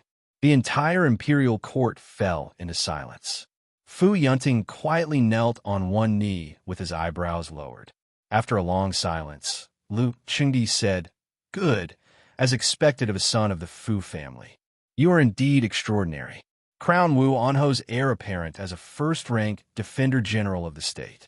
He will be the commander-in-chief of the resistance against the Xiongnu in the northwest. Today, he will lead 30,000 troops to the northwest in hopes of stabilizing the situation at the border as soon as possible and recapturing the lost territory of Qiyuan." There were no more tests.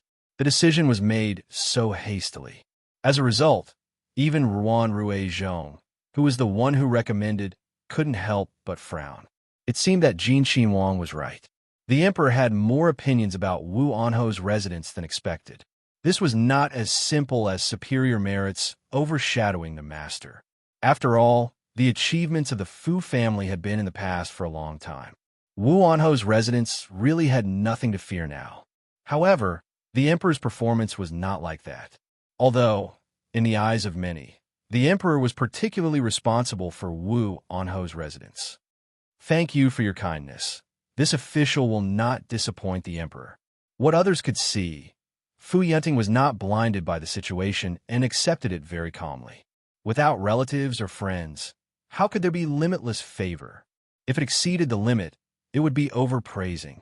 Later, Lu Qingdi appointed several young generals, but it was different from the assistants of the deputy generals mentioned before.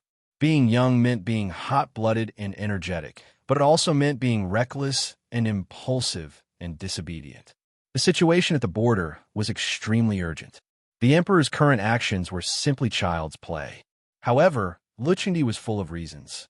These were the pillars of Qi Yuan. He believed that they would be able to beat back the enemy. A group of people who had basically never been in contact with war. Even if they had learned a lot, it was all armchair strategy. Without the guidance of experienced generals, this was the first time they entered the battlefield. This was no longer a matter of trust. More people felt that it was inappropriate. Just as they were about to speak, Lu Qingdi directly stood up. "It's decided. The matter of the provisions will be handed over to the Ministry of Revenue and the Ministry of War. Kong Qinhuang, Rue Qinhuang, and Gong Qinhuang will jointly handle it. Leave." Clearly, the atmosphere was so heavy at the beginning. Everyone knew that it was imminent, but in such a short time, the matter was over. What people felt was only carelessness. It was better to say that the beginning was strong, but the ending was weak. Even Lu Qingdi's sons frowned. They couldn't find a place to resolve their doubts. One after another, they went to the Grand Secretary of the Cabinet, hoping that he could give them a satisfactory answer. Ruan Rue was also in the clouds, so he naturally fooled everyone. In a place where no one noticed, Ruan Rue and Luo Peishan looked at each other. Their hands moved, reaching a tacit understanding. After the two ministers returned home, they went to find the people that Jin Xinhuang left in their Fu. In the current situation, if they didn't see Jin Xinhuang, their hearts would be uneasy. Originally, they just wanted Jin Xinhuang to make preparations and arrange a time to meet.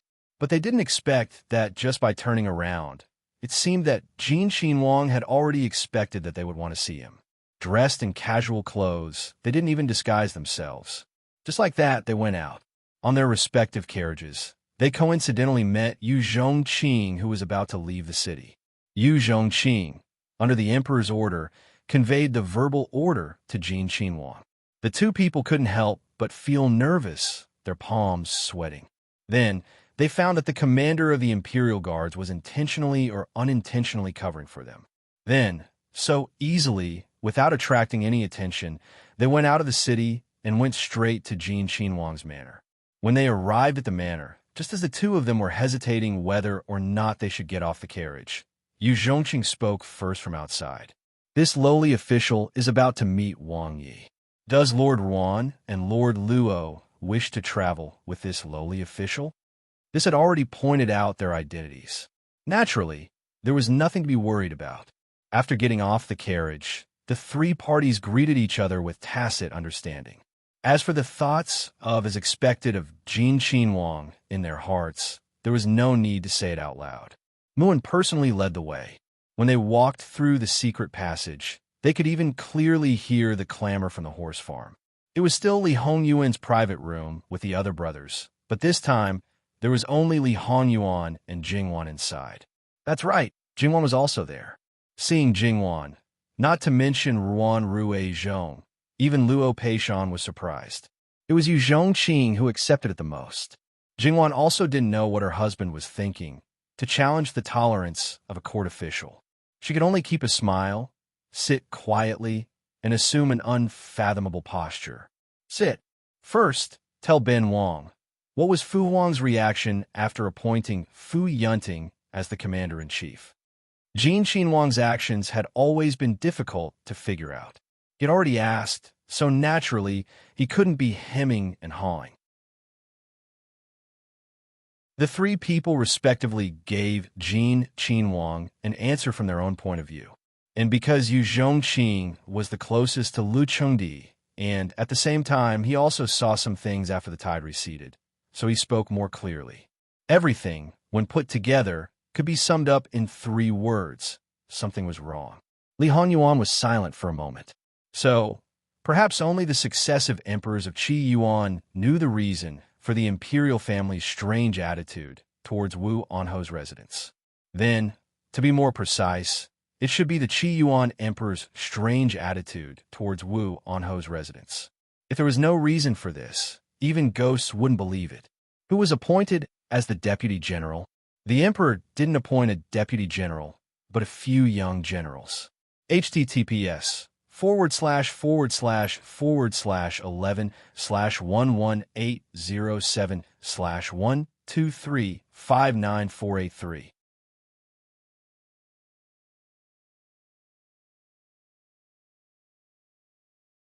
Chapter 487. Jingwan listened quietly. How could she not notice something was wrong? She was extremely puzzled. Although Lu Chengdi was a little mediocre, there was nothing wrong with his brain. Why would he do such a thing to disregard Qi Yuan's safety? Under Li Hongyuan's instructions, Yu Zhongqing explained everything that happened today. Ruan Ruizhong and Luo Peishan filled in the gaps. Since it's settled, let's leave it at that. We'll deal with it later. Li Hongyuan said, Your Highness, this matter concerns the country. I don't know why His Majesty would do such a ridiculous thing. How could he, Lord Ruan? His Majesty is the ruler. We are his subjects, and so is your Highness. Even if Lord Ruan is anxious about some things, he has to take it slow. Luo Peishan comforted him. Ruan Ruizhong exhaled. Your Highness, please forgive me. I was too anxious. Lord Ruan cares about the country and the people. It's understandable. However, things are not that bad. After all, this is his country. No matter how joking he is, he has to think about how to explain it to his ancestors in 100 years. Since it was different from his previous life, and he only wanted to destroy Fu Yunting and the entire Wu and Marquis household, now that Fu Yunting was young and handsome, his desire to kill was even stronger. Hence, he changed his strategy. If there was a problem at the start of the war, then he would naturally be able to punish the commander-in-chief and replace him with a capable general. Then, his goal would naturally be achieved. In his previous life, it could be said that he had the same plan, but in the end, he underestimated Fu Yunting. In the end, he did such a crazy thing like sacrificing over 200,000 soldiers. Furthermore, the Fu family used to be very famous, far surpassing the current He family. Fu Yunting is the head of the household. How can he be indifferent to the situation of the Wu and Marquis household? He is very clear in his heart that the Fu family can only advance and not retreat. Hence, how can he not be prepared? I was wrong. Since His Highness thinks highly of him, he can't be bad. However, since the prince mentioned the He family, could he persuade the emperor to allow the He family's youngest son to accompany them? The He family's young master has made outstanding contributions in the Northeast War. This is also something that everyone knows, Ruan Ruizhong said. In the end, no matter what Li Hongyuan said, Fu Yunting was too young. As the saying went, inexperienced people can't do things reliably.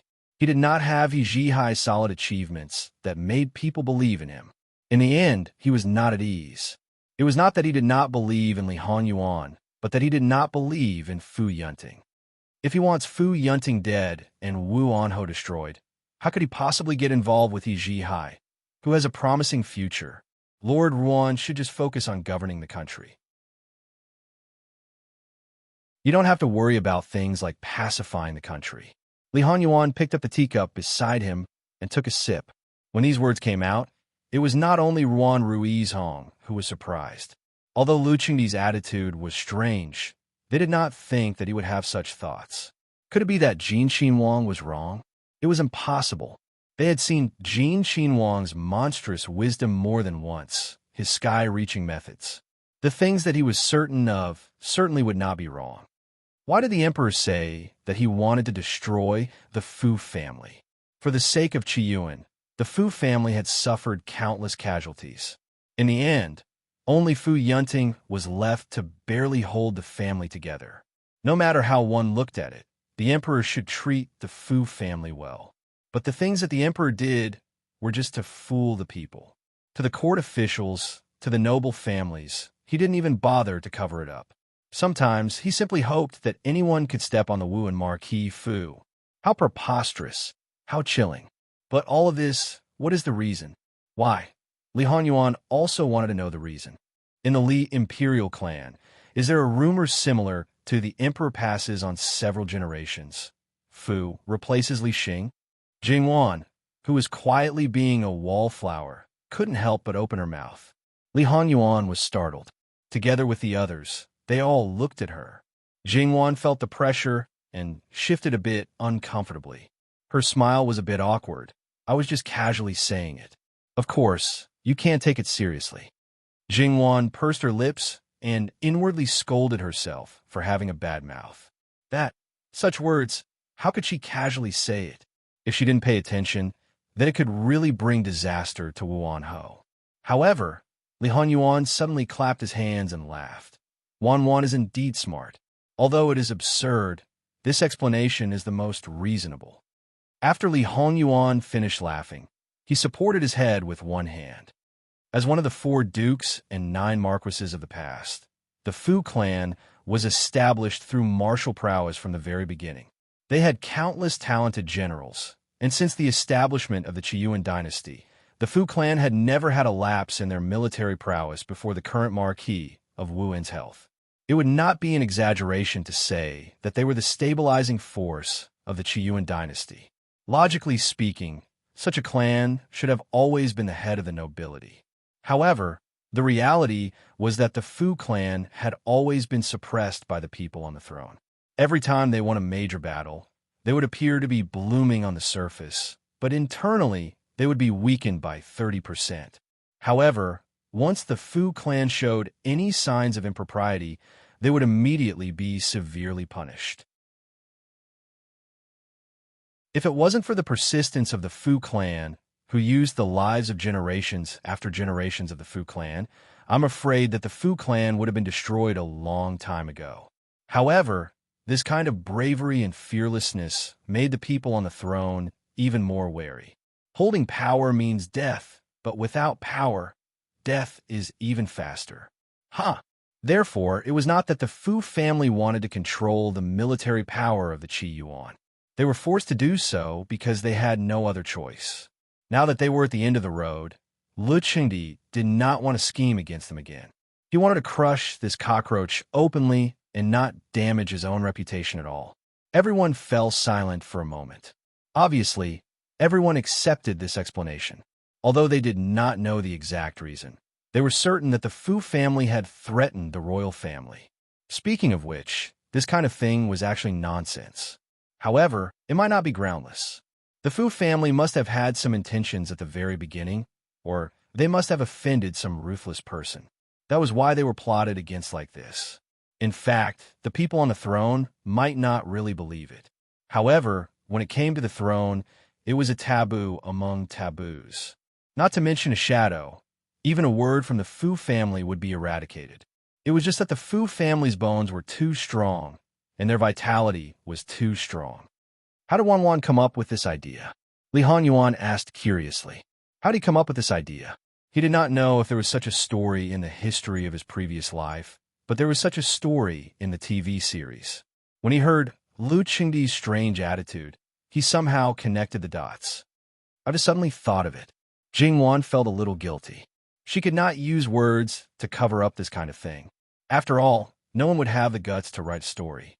I don't think there is any evidence for this kind of thing. Maybe it was passed down by the emperors of the Qi Yuan, so there is no need to investigate. However, I have to protect the person he wants to kill. If the Fu family can use him well, he will be a good weapon. Because of the doubts in his heart, he did not know how to deal with some things. However, it was different now. He knew what to do, and he would not be afraid of doing it. Li Hongyuan's eyes finally landed on Yu Zhongqing.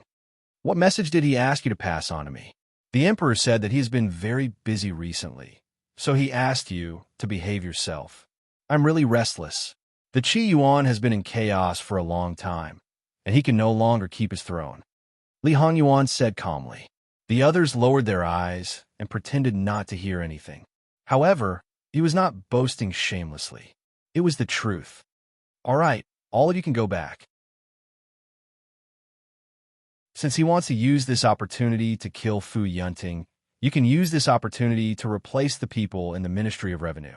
In this life, with Li Hongyuan's early training of Fu Yunting, it was believed that compared to the previous life, Fu Yunting would be able to grasp the situation at the border faster.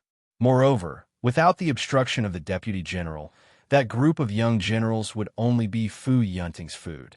In the end, they might even become Fu Yunting's loyal followers.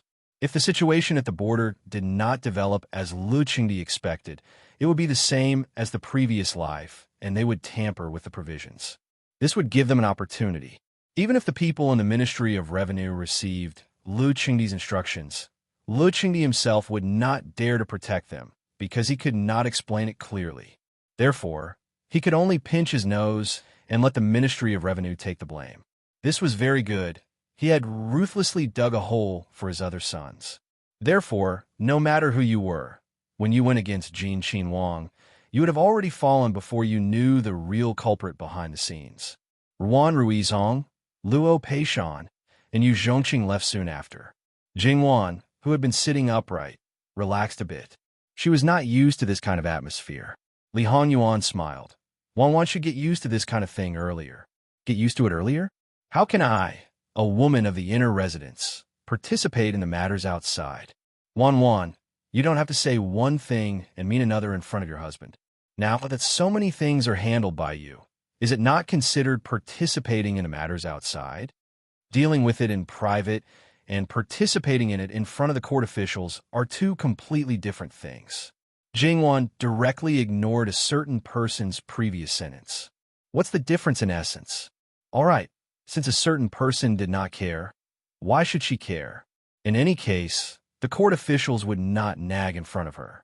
Li Honyuan continued to do things his own way.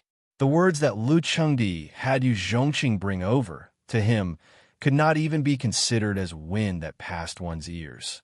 In any case, he must not dampen his wife's mood.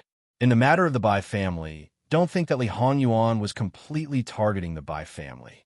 Based on his understanding of Lu Qingdi, that man definitely wanted to let Jingwan take the blame for everything.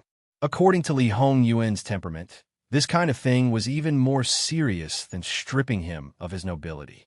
Even if it was a matter of face, he would not give him any face. Therefore, the horse race was still in full swing. The next day, after gathering the troops and horses, Fu Yunting put on the armor that belonged to his father. There were countless marks on it, but there was nothing wrong with it. Obviously, it had been carefully maintained all year round. Riding on a tall horse, he looked extraordinarily handsome. Many people might have seen him like this for the first time. At this moment, everyone's impression of him quietly changed. When it came to face, Lu Qingdi had done everything. Standing on a city wall with the civil and military officials, he spoke touching and encouraging words with a little bit of expectation. He even gave Fu Yunting an imperial edict on the spot. That imperial edict was enough to mobilize the Northwest Border Army and the garrison troops of the neighboring counties. The total number of troops added up to 300,000.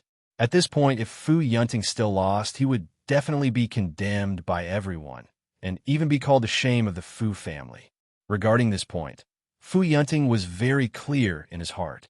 However, Fu Yunting did not pay attention to these things. Instead, he paid attention to his family, his paralyzed uncle, his widowed mother, aunts, sister-in-law, and his only 3 nephews and nieces, as well as his own wife and children. A group of old, weak, sick, and disabled people. But they were also his concern. They were engraved in his bones and absolutely could not be abandoned.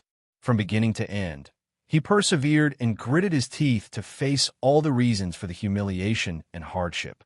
Usually they almost never went out, but at this time they were all gathered here. Perhaps it was a farewell, or perhaps it was a farewell. Their eyes were clearly reluctant to part, but no one spoke to urge them to stay. They just looked, and shed tears. Fu Yunting's eyes were slightly red, but he became more determined. He pulled the reins, and rode away. No matter how Jin Qinhuang treated him, in his heart, he was actually grateful towards Jin Qinhuang. The Fu family knew what the imperial family's attitude towards them was. It was not that they did not resent, it was not that they did not hate, but the elders always said that they had a clear conscience and that they were doing it for the common people of the world, who did not understand righteousness. But looking at his own family, his father's generation did it for the common people of the world, but who did it for them? Therefore, when Jin Qinhuang came to find him, he swore that no matter what, as long as he could keep his family safe, he would sell his life to him. Last night, he had already received a promise from Jin Qinhuang, so now, even if the road ahead was unknown, his heart was at peace. In the billowing dust cloud, the common people were still sending them off. Perhaps, in their eyes, with such a mighty lion, Qi Yuan had already won. Jingwan and Li Hanyuan were also sitting in the carriage. The curtain of the carriage was half lifted, and Jingwan's gaze fell on the people of Wu Anho's residence. She was speechless. It's just nonsense. Does the emperor feel uneasy after going to this extent? Li Hanyuan tilted his head and looked at Jingwan. In the previous life, and also today, there was no Wei Shi in the Fu family, only Luo Shi, and there was no Wu Anho now. The one who came out was not Wu Anho's heir, but the new Wu Anho. Fu Yunting did not have a son, and he and his brothers stood behind the man on the throne. However, looking at Wan Wan's current expression, perhaps he could roughly guess how Wan Wan felt at that time. Come to think of it, it was not much different. After all, at this time in the previous life, he had not been married to Fu Yunting for a long time, and they had not consummated their marriage, so there were no feelings between them. More importantly, he was an outsider, and that kind of complicated feeling was hard to describe. Now that he thought about it, in the previous life, Jingwan saw through the reason why the man on the throne treated the Fu family. Just like yesterday, that was why he was trapped in the Fu family and could not escape.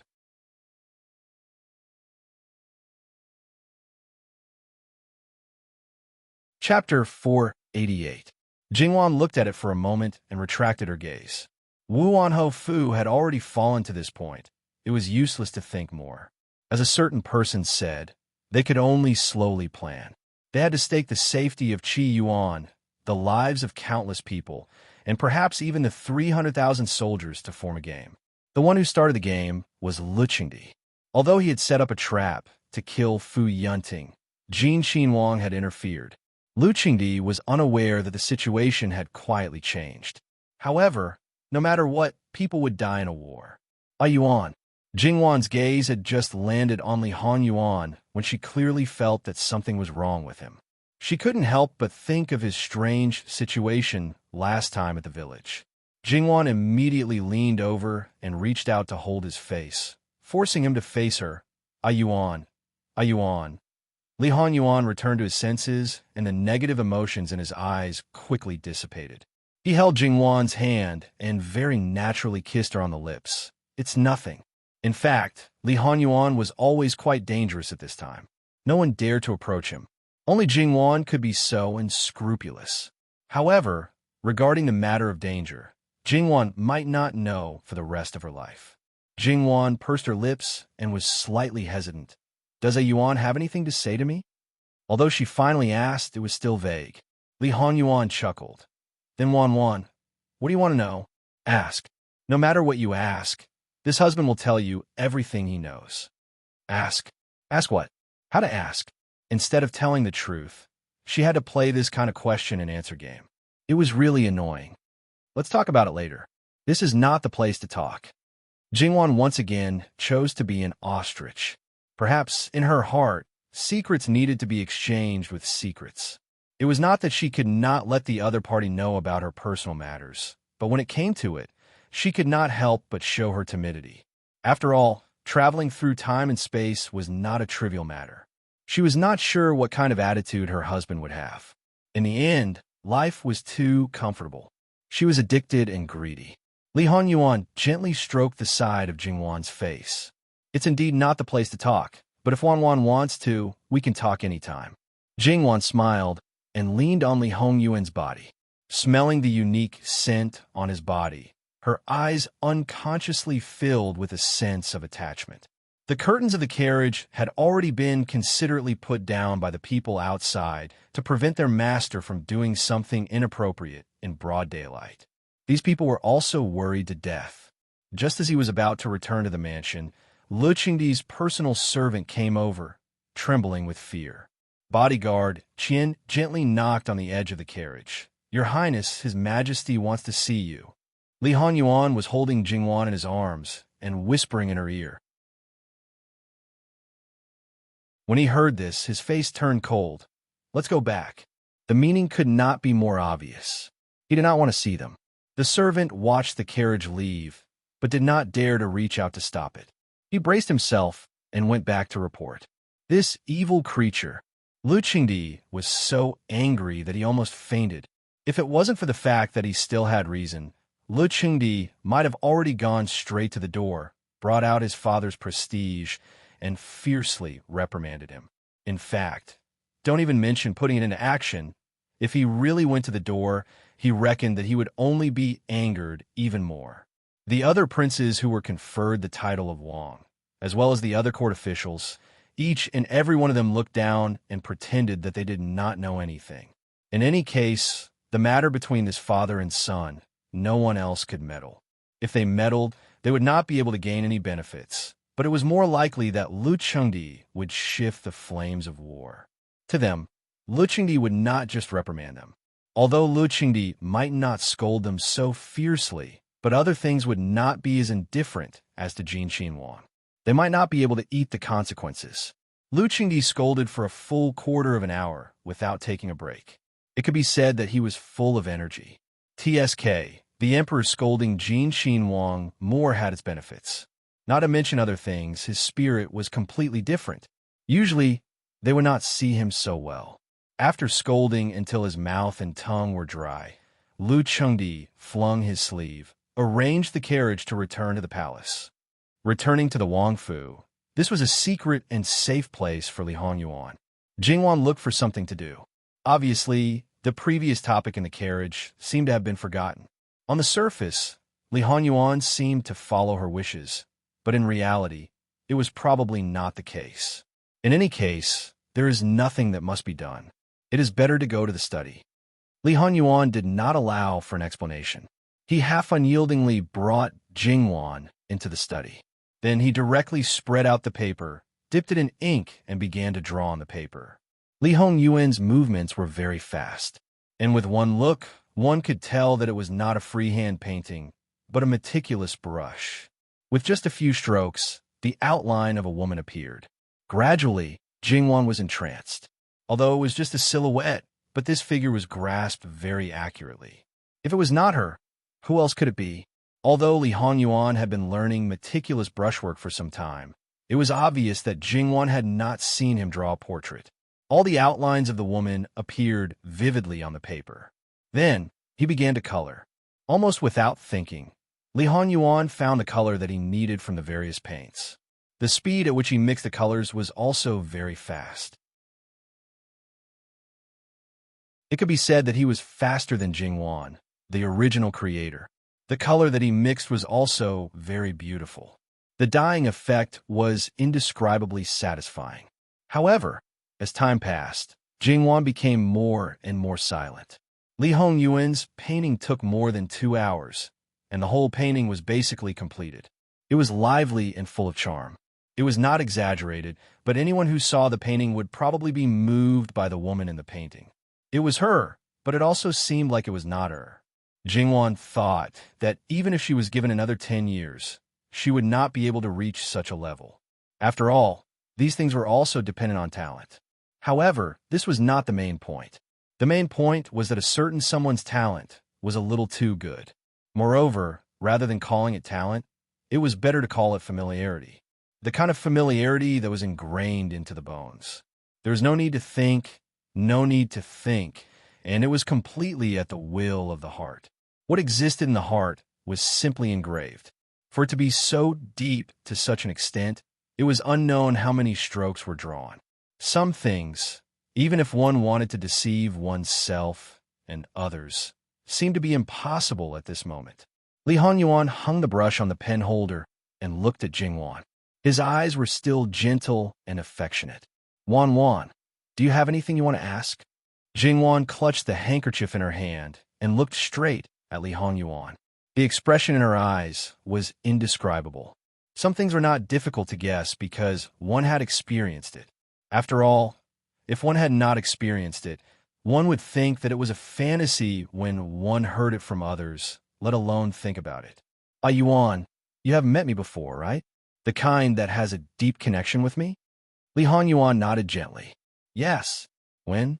Jingwan clenched the handkerchief so tightly that her fingertips began to turn white. Li Hongyuan clearly felt that Jingwan's mood was not right. It was not quite what he expected. He looked at her without blinking and tried to appear as gentle as possible. He suppressed the uneasiness in his heart and even thought about whether to end this topic and use other reasons to avoid it. The living king of hell, who had always been carefree, nothing could stop him from moving forward. However, at this moment, he was hesitating. However, the matter had already reached this point, and it could not be resolved just by beating around the bush. The problem that existed in the bottom of their hearts might instead become a barrier between them. Once the barrier was enlarged, it might never be able to be repaired again. Li Hongyuan's eyes darkened, but he did not show any abnormality. Past life. However, the meaning of this past life may not be the same as usual. The same Qi Yuan, the same person, but there are many differences. For example, Wan is not my wife. So, the person you love is not me at all, but the person in your memory who is exactly the same as me. Jingwan suddenly became excited. Rebirth? No wonder. In this case, many things could be explained clearly. It was like a game, and only he, Li Hongyuan, could load the file and start over. The others did not have this honor. Therefore, his strange attitude towards her at the beginning and his calling of Wan at the beginning was all because of her, and also not because of her. She was not a substitute, and she was a substitute. Jingwan stood up abruptly and turned to leave. Li Hongyuan reacted quickly and grabbed her. He did not expect that the problem would appear in the most unexpected place. Wan, why would you think that? What do you mean by the person who is exactly the same as you? You are in that book. It was originally me? Jingwan sneered. In my memory, you treated me well, and your feelings for me were all inexplicable. It couldn't even be considered love at first sight. I didn't know anything about it, and I didn't participate in it at all. Now, you're implicating me and saying that it was me. If it were you, what would you think? Li Hongyuan probably understood the crux of the problem. Thinking about Jingwan's attitude towards love, it seemed that it was not difficult for him to understand the reason for her attitude. Wan, you can't be like this. You can't deny my feelings for you completely just because you don't know. If your highness didn't have a second chance, I think your highness wouldn't have such deep feelings for me. Yes, that's right. If I didn't do it all over again, we would still be in our previous lives.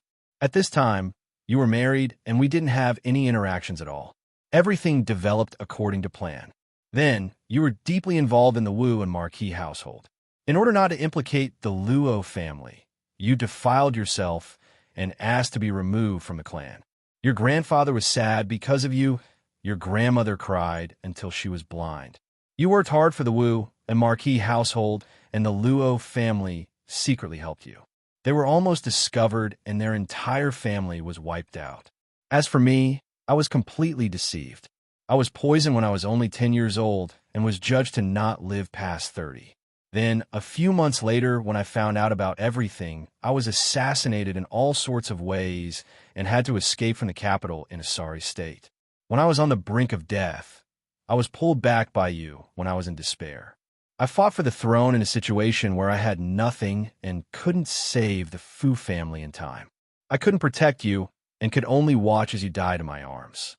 This made me go crazy and massacre the entire capital. This is what you participated in, but also didn't. Jingwan was so shocked that she was speechless. In her mind, even if things were different from the previous life that she didn't know about, it wouldn't be too different. Wan, you can't be so cruel. You can't completely deny my feelings for you just because you didn't know about it and didn't participate in it. Maybe in your eyes, my feelings for you are ridiculous, but in my heart, there has always been only you. There is no one else other than you. When I came back, I was 10 years old and you were 2 years old. Although I was trapped in the palace, if I wanted you to come to the capital early, it was not impossible. But I knew the influence of environment on a person, so I suppressed myself and allowed you to grow up according to your original path. You wouldn't know how painful it was if you didn't experience it for yourself. You don't know about it. After I came back, do you know how lucky I was? Even if I had to change my fate and risk universal condemnation, I still wanted you to live a happy and healthy life. So Wan, don't do this to me. You're gouging my heart out and taking my life. The insufferably arrogant king of hell showed an unprecedented vulnerability. His eyes were red, as if he would cry at any time. Jingwan looked at him in a daze, completely speechless. Li Hanyuan hugged her tightly in his arms. In a place where Jingwan could not see, there was no trace of weakness, only determination and craziness. However, his voice was still as gentle as ever. Wan, you don't think I like you, but I feel that I've loved you for more than 2 lifetimes. You're the one who's unfair to me. You're the one who doesn't know that you owe me. No matter what you think, you can only be mine in life and mine in death. You can't escape. If you have the slightest thought of leaving me, I will lock you up in a place where only I exist. Do you know, in fact, I wanted to do this for a long time, but I was afraid that you would be unhappy. I was afraid of hurting you. So, Wan, don't give me the chance to go crazy. Jingwan raised her head and rested her chin on Li Hongyuan's shoulder. Her face was already covered in tears. Regardless of whether she cared about being treated as a substitute or not, she had to admit that her heart ached for this man. It was said that the one who always remembered was the most painful. If everything was as he said, then he had always been the one working hard, and he had always been bearing everything. Jingwan felt that perhaps she could treat those days that she didn't know about as his lost memories. It seemed that it wasn't difficult to accept that the one in his memory was her. You owe me, you don't love me. Li Hanyuan was still complaining about her heartlessness. As he spoke, he seemed to be unable to continue. Wan, how about this? If you think that it's not you, then give me a chance. Let's start over. You were my wife in our previous life, and I also had a princess consort.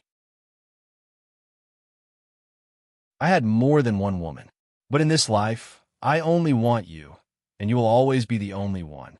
What do you think? It seemed that as long as he could keep her, he could endure, he could compromise, he could do anything.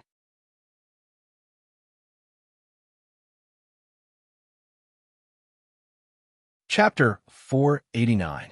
Okay. Unconsciously, this word came out of Jingwan's mouth. After a moment, Jingwan slowly reached out and hugged Li Hongyuan's waist. She knew very well that this man was not wrong in this matter. She should not have questioned his feelings for her and hurt him. She was the one who went into a dead end. However, things like feelings could not be controlled by reason. Because she cared, she was worried about gains and losses. Because she loved deeply, she could not tolerate any flaws. Even if it was herself, she could overturn the vinegar jar. At this moment, Jingwan also deeply realized that she was really, completely in love with this man. There were many things that she could no longer retreat from. However, the malice in Li Hongyuan's eyes did not dissipate because of Jingwan's words. Instead, it became stronger. He had never been a generous person. On the contrary, he was very narrow-minded and greedy. There was no doubt that Wanwan loved him now, but it was not enough. At least, she would love him no matter what and would not have the slightest thought of leaving him. He wanted everything. He wanted absolute. Wanwan won't leave me, right? No matter what his face was and what emotions were in his eyes, his voice was still cautious, and there was a trace of grievance. Jingwan's heart ached again. She gently stroked Li Hongyuan's back. Of course not. But just now, I just started, and Wanwan got up and wanted to leave. Did you ever care about my feelings? I'm sorry. It's my fault. I'm just very flustered and scared. I'm scared that you don't love me, and I'm scared that I'll break down if I continue to stay here. I don't want to lose my last bit of self-respect when I find out that I've never received your love. Obviously, I'm wrong. Fortunately, you pulled me back. Forgive me, okay? I promise. As long as Wanwan doesn't want to leave me, you can do anything. Li Hongyuan seemed to put himself in the lowest position. Silly. We are husband and wife, and you are a prince. As your princess, where can I go? Don't overthink it. Could it be that in Wanwan's eyes, you're only forced to stay because of your rebirth? Li Hongyuan let go of Jingwan, grabbed her shoulder, and stared at her. His eyes were red, and he seemed to be very agitated. If it was any other time, Jingwan would have secretly rolled her eyes at him and complained in her heart when she saw him acting up. But now it was completely different. She also understood the reason why he would be neurotic from time to time. It was because the shadow left behind by his previous life was too heavy. So, even the slightest movement could make him uneasy. It was her fault. She didn't realize that he was always uneasy. It was her fault. She didn't do enough to make him calm down. That's not what I meant. I just wanted to tell you that I can't leave you. Yuan, where you are is where my heart belongs. Li Hongyuan's emotions calmed down a little. He pulled Jingwan into his arms again. Wanwan, I've said it before. If I have a change of heart, you could take my life. But if you have a change of heart, I probably won't kill you. I'll just imprison you for the rest of your life, so that I'll be the only one in your life. I don't think anyone wants that kind of life. My heart has been tied to you for a long time. How can I change? I know that there is no way to separate my heart. My feelings from the beginning to the end will not change because of the passage of time. I believe that no one in the world will treat me better than you. Even if there is, I only want you. Li Hongyuan snorted. How can anyone treat you better than me? Yes, I believe it. From this, it could be seen that Jingwan's emotions were completely led by Li Hongyuan. Because he showed weakness, because he leaked a little bit of his emotions, Jingwan completely couldn't care about herself. She only wanted to appease him and follow his lead. It was obvious that in her heart, everything about him surpassed her. The simplest point was, did she still remember her initial emotions? Therefore, in the face of such a scheming Jin Qinhuang, how could Jingwan be his opponent? In this relationship, it seemed that she was in the lead, but in reality, she had always been in the palm of his hand. How could she escape from that range? However, although Li Hongyuan played tricks, but what tied Jingwan down was still that true feeling. Thus, even if Jingwan was a little silly, it didn't matter. Wangya, Wangfei, do you want more tea? Because there was no movement for a long time, Gong Mama timely opened her mouth. Obviously, in their current atmosphere, having a third person at ease, it was also good. At least it could calm them down a little. Jingwan withdrew from Li Hongyuan's arms and sat to one side. She lowered her head and used a handkerchief to wipe the corners of her eyes. And the current Li Hongyuan, other than Jingwan, no one could make him reveal any special emotions. Even if there were 8 or 9 out of 10, it was just an act. At this time, there were no emotions. With an outsider, it was absolutely easy to control. Come in. Gong Mama came in and quickly changed the hot tea. Her gaze very obscurely swept across Li Hongyuan and Jingwan's faces. What kind of eyesight did she have? Sure enough, did they quarrel? Before they entered the study, Li Hongyuan ordered everyone to retreat far away. Without permission, no one was allowed to approach. For more than 2 shurchen, everything was fine. Suddenly, there was movement from behind. Because it was far away, only slight sounds could be heard. However, no one dared to approach. I'll take my leave. After that, Li Hongyuan poured a cup of warm tea for Jingwan. He stood in front of Jingwan and gently wiped his fingers under her eyes. Drink some water. Jingwan raised her head and looked at him. She hummed softly and took the cup. She took a sip. Wan, you can ask me anything you want to know. I can tell you everything. Jingwan opened her mouth. It seemed that there were many things she wanted to ask. However, at this moment, there was nothing she wanted to ask. Moreover, it seemed meaningless. For what he said just now, she already knew a lot of things. Those things were really not what she wanted to see. She sighed at the Wu Anho mansion before. On the other hand, she didn't know that she had such a close relationship with that family. However, her family's love for her didn't change. Then, why did she marry into the Wu Anho mansion when she clearly knew what kind of situation they were in? There was also the situation of the Luo family, especially her grandmother. Not to mention experiencing it, Jingwan's heart ached when she thought about it. According to Jingwan's understanding of Li Hongyuan, given his narrow-mindedness, mentioning the Wu Anho mansion was actually a very dangerous topic. Therefore, Jingwan cleverly didn't ask. However, Li Hongyuan's eyes were sharp. Seeing Jingwan's hesitation, he basically knew what she was thinking. His face suddenly darkened. Do you want to know how you married into the Wu Anho mansion? Li Ruyu schemed to make you fall into the water at the Ding General Duke's mansion. Fu Yunting saved you. As for the reason, it seems to have something to do with Sun Yilin. Are you satisfied? In one sentence, he implicated 2 people in his minefield. Jingwan, who was feeling sorry for him a moment ago, didn't know whether to laugh or cry now. She didn't mention it. It was he who insisted on making trouble. Moreover, according to him, at this time, she didn't have any interaction with this man. Okay? How could he blame this on her now? No matter what kind of relationship she had with Fu Yunting in his memory, Fu Yunting actually had nothing to do with her. Hadn't all possibilities been cleanly cut off by this man? Wan is very loyal.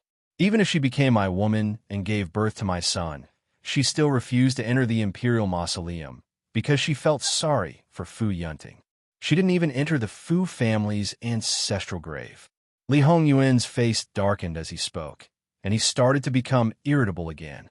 She still kept Fu Yunting and protected the Fu family? This prince should have destroyed them long ago. Jingwan didn't respond. After all, anything she said could be wrong and make this man's illness worse. She just watched him get angry at himself. However, her expression remained gentle because she instantly understood why this man protected the Fu family. It was because she had once wanted to protect the Fu family. However, she was someone else's wife, but she became his woman and even gave birth to his son. If this man didn't take her by force, he must have threatened her. It was fine if he didn't feel embarrassed after doing such a thing, but he still wanted to cause trouble for others. Jingwan really wanted to know how thick his skin was. Even steel couldn't compare to it. Wan, what are you thinking? Do you think that this prince should protect the Fu family? I'm just thinking that I'm really too stupid to have been schemed against by someone like Li Ruyu, Jingwan said without thinking. He naturally knew what kind of person Jingwan was. He also knew how she would react when her words didn't match her heart. What she said and what she thought were 2 completely different things. It wasn't the first time either, so he couldn't be bothered to make a fuss about it. What he really cared about was, stupid. Li Ruyu is an imperial princess after all. She asked someone to throw you into the water without any hesitation. Do you think you can avoid it with your small body? He often said that Jingwan was stupid, but when Jingwan really said that to him, he was unhappy. Therefore, he had already said everything, so it was best to remain silent. Li Hongyuan half knelt down and looked into her eyes. There is one thing that I need Wan Wan to explain to your husband. What is it? Have you ever cared about Fu Yunting? This was actually what Li Hanyuan cared about the most. Jingwan blinked. Should she go along with him, or... Jingwan chose to tell him the truth. Ah Yuan, you don't make sense. How would I know? When the current emperor of Wu Anho passed away, you married him during the mourning period. You and Fu Yunting did not consummate the marriage. More than a month later, today, Fu Yunting embarked on the journey to the northwest border because he had underestimated Fu Yunting. It was you who went to many places and knelt in front of the palace for several hours to beg for the provisions. Then, you personally delivered them to the border and stayed there until more than 200,000 soldiers died in the Qiyuan. Fu Yunting was charged with treason and was escorted back to the capital. Everyone in Wu Anho's residence was imprisoned except for you. Only you managed to escape the calamity temporarily. You secretly returned to the capital and tried to save the rest of the Wu Anho's family. When you were at your wit's end, you came to me for help. I admit that I was despicable and shameless. I took the opportunity to take your body, but you were still a virgin at that time. So, tell me, have you ever cared about him? Even if you don't know anything, I'm sure you know the answer to your own situation. Jingwan was silent for a moment. She reached out and covered Li Hongyuan's face with her hand. I can tell you very clearly that I never did. Jingwan knew very well what kind of person she was. She had always been more rational than emotional. It was impossible for her to fall in love at first sight. If what he said was true, then there was no doubt that she might have some very special feelings for Fu Yunting, but it was definitely not the love between a man and a woman. As a legitimate husband and wife, even if the one who insisted on not consummating the marriage was Fu Yunting, she would definitely not allow herself to remain a virgin if she fell in love with him in those days where there was no tomorrow. Moreover, it was obvious that the wars at the border were endless. Everyone might not be able to touch the ground at all. She and Fu Yunting must have only seen each other a few times. How could they develop feelings for each other? However, she would definitely not fall in love with him because of some hero complex. Respect was one thing, but love was another. Li Hanyuan reached out and hugged Jingwan's waist. He buried his head in her arms. Wan Wan, I'm very happy. Really? Jingwan's fingers stroked his hair. She felt a little sad. Even if she did not want to experience those things in his memory, she still missed out on their first meeting. However, this kind of thing was just thinking about it. After all, if she was really someone else's wife, then no matter how good he was to her, she would not indulge herself. She would definitely restrain herself to the end. In the end, it was her current self who had the advantage. She had no burden, no hardship, and she did not need to care about the flowers and plants around him. If she did not experience his life, then even if they became husband and wife, the possibility of them falling in love in the end was extremely low, because he was a prince. In a feudal society, men's rights were paramount. How could he not sleep with her before marriage and only stay with her after marriage? Although there were regrets, she should be content. This man had experienced too many things that no one knew about. His heart could be said to be riddled with holes. She should cherish him and heal his pain. Jingwan looked at the door in a daze. She suddenly thought of something. Ah Yuan, Nurse Gong was the person you arranged to be by my side? Yes. Li Hanyuan did not deny it. She was originally indebted to the imperial noble consort. She was loyal to the imperial noble consort. Although she later served me. In fact, because of some of my ways of doing things, she did not like it. She just did her duty and nothing more. Look, I sent her to Qi and managed her to serve you for 2 or 3 years. After she came back, as her former master, I had no place in her eyes at all. Jingwan chuckled. She wanted to say that someone deserved it, but she did not have the intention to vent her anger on Nurse Gong. Although Nurse Gong should have passed a lot of information about her to someone, she was now inseparable from this man. She could not get up from being spied on long ago. If she was not moved, she would be more or less angry. However, she would not be furious. After all, Nurse Gong did do her best for her and was sincerely good to her. What about Sister He and Bai Xiao? Were you the one who sent them to me? Yes. However, These two people were prepared for you from the beginning. They did not even know who was the one who trained them. There is no other master. Jingwan nodded. You must have meddled in my marriage. Based on your temperament, how could you allow me to be engaged to someone else? Ben Wang's reputation is so bad. If your reputation is not bad, can you marry me? Li Hanyuan answered with righteousness. Your reputation is bad. That is also caused by you. Who is to blame? Ben Wang's reputation is not bad. Is it your turn to be Jin Qinwang's Di Fei? Jin Qinwang Fu's rear courtyard has long been filled. Li Hanyuan stared at Jingwan with an expression of who am I doing this for? He was quite dissatisfied with Jingwan's unable to differentiate good from bad. So, you deliberately let me get engaged and then break off the engagement, just to ruin my reputation? Jingwan was convinced by his logic. It's only 2 times. No matter how bad it is, can be compared to you? It was originally prepared for 4 times, but Chen Jingmin and Sun Yilin both have deep feelings for you. Li Hongyuan's face became ferocious, his killing intent rising again. He caused trouble himself, but took his anger out on others.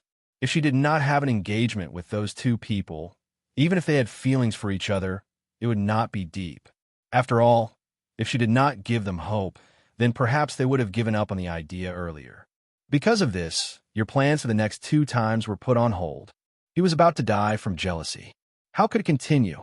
So, I directly went to find your grandfather. In any case, it must be Jin Qinwang Fei's maternal family. It doesn't matter if it is dragged into the water earlier. Jingwan facepalmed, but you did so much. Our marriage was exchanged by me using things. It was a blow to his heart. Regarding this point, Li Hanyuan was very happy. At the same time, it also became the black history of his black history. Seeing that a certain person's face was almost as black as ink, she quickly lowered her head and kissed him. The process is not important, as long as the result is satisfactory. Li Hongyuan's expression became a little better. He was usually such an insufferably arrogant person. He was cold, taciturn, and domineering. In front of her, he was like a child. After that, Jingwan asked about some other things. It was about the many people and things that she cared about. However, Li Hanyuan was vague about many things. He did not say everything he knew without reserve. Those things were basically dark and cruel. Li Hanyuan played tricks to trick Jingwan into feeling pity for him. It was one thing, but he did not want to tell her the things that were really dark. Jingwan also understood that those were things that he was brooding about and could not forget. I'm here, all right. Li Hanyuan naturally understood what she meant, but the Qi Yuan is not settled, the world is not at peace, and the most important thing is that Wan Wan's death calamity has not passed. So, if the overall situation was not settled, his heart would not be at peace. Then, no matter what Yuan does, think about me more, okay? Moreover, a Yuan has done so much and changed so much. There will not be any death calamity. We will all be fine and slowly grow old together. Of course we will be fine. Unknowingly, Li Hongyuan's posture had changed from half-kneeling to sitting on the ground. He leaned his head on Jingwan's lap. There is one more thing that I have to tell Wan Wan. The reason why I came back is because of the Imperial Noble Consort.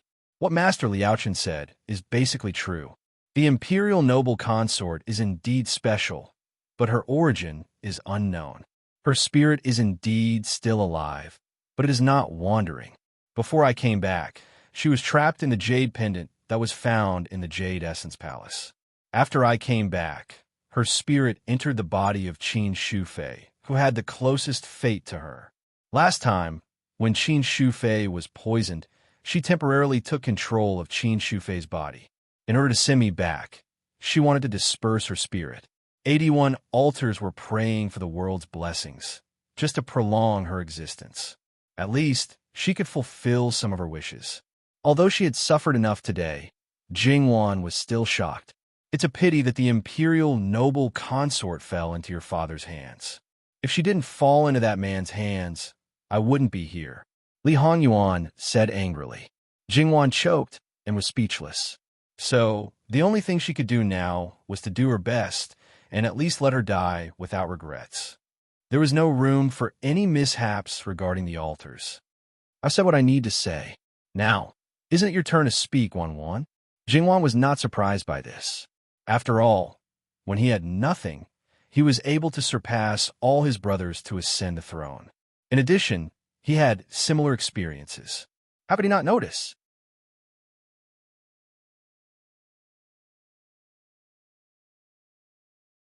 Chapter 490. My situation is different from Yuan's. With Jingwan's reincarnation as a foundation, it was not that unbelievable that she had transmigrated.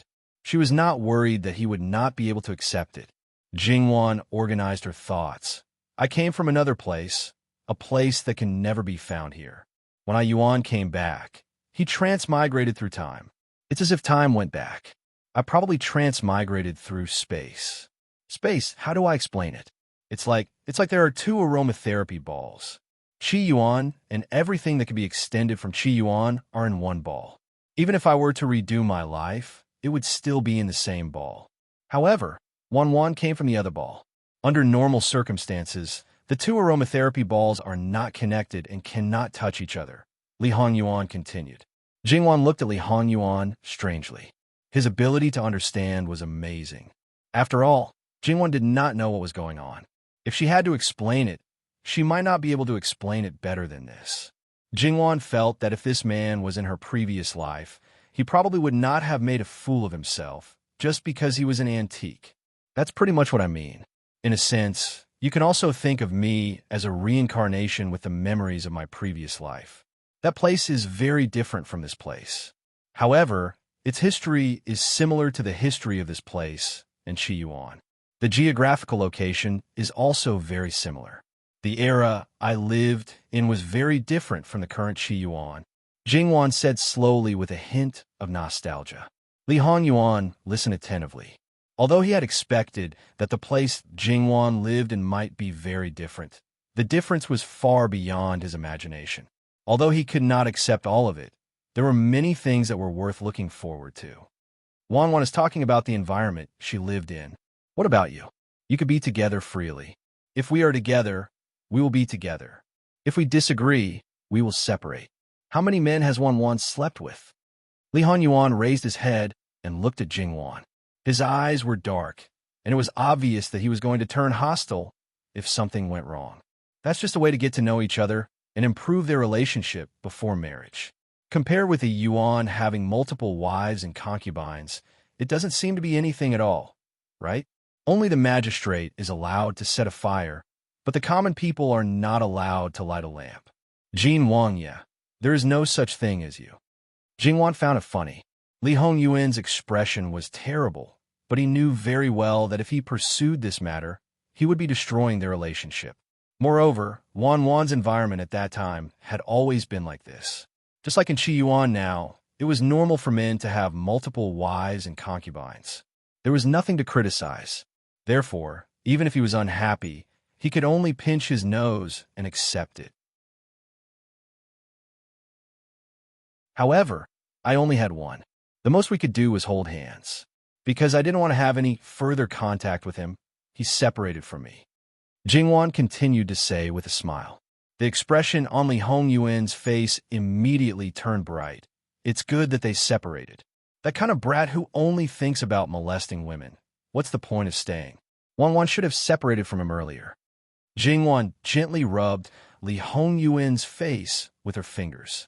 She chuckled and did not speak. As long as he was happy, it was fine. So Wanwan did not get married? No. In our country, the law has a requirement for the age of marriage. In our country, women are 20 years old. When I left that world, I was already over 20 years old. However, I did not think about getting married. Moreover, there is no rule that states that you have to get married when you reach the age of marriage. Choosing to be single for a lifetime is not a problem. Of course, the premise is that there will be no relatives nagging. Wanwan's family must be very rich, right? Li Hongyuan knew how the environment affected a person. It shaped a person's temperament and formed a person's behavior and habits. Since Wanwan was already over 20 years old at that time, many things had already been formed. She had been in the Luo family for more than 10 years. The things that were deeply ingrained in her bones were very difficult to change, especially when Li Hongyuan saw how tenacious and unyielding Jingwan was. The more she was like this, the more difficult it was to change some things. You can say that. After all, I'm also the son of an official. Although the difference between the officials there and Qi Yuan's officials is huge, there are more or less similarities. Moreover, my father's position isn't considered low and is definitely different from ordinary people. He has high expectations for me. After all, at least on the surface, he only has me as his child. He wants to nurture me into the most outstanding socialite so that he can use me to climb up the social ladder. Naturally, I have the best upbringing. Jingwan's expression was indifferent. Obviously, she did not have a good impression of that father. Wanwan seems to know some things that people with better conditions should not know. Did something happen in her family later? Yes. Jingwan raised her head and sank into her memories with a hint of sadness. He betrayed my mother. He had an affair with another woman and appeared arrogantly in front of my mother.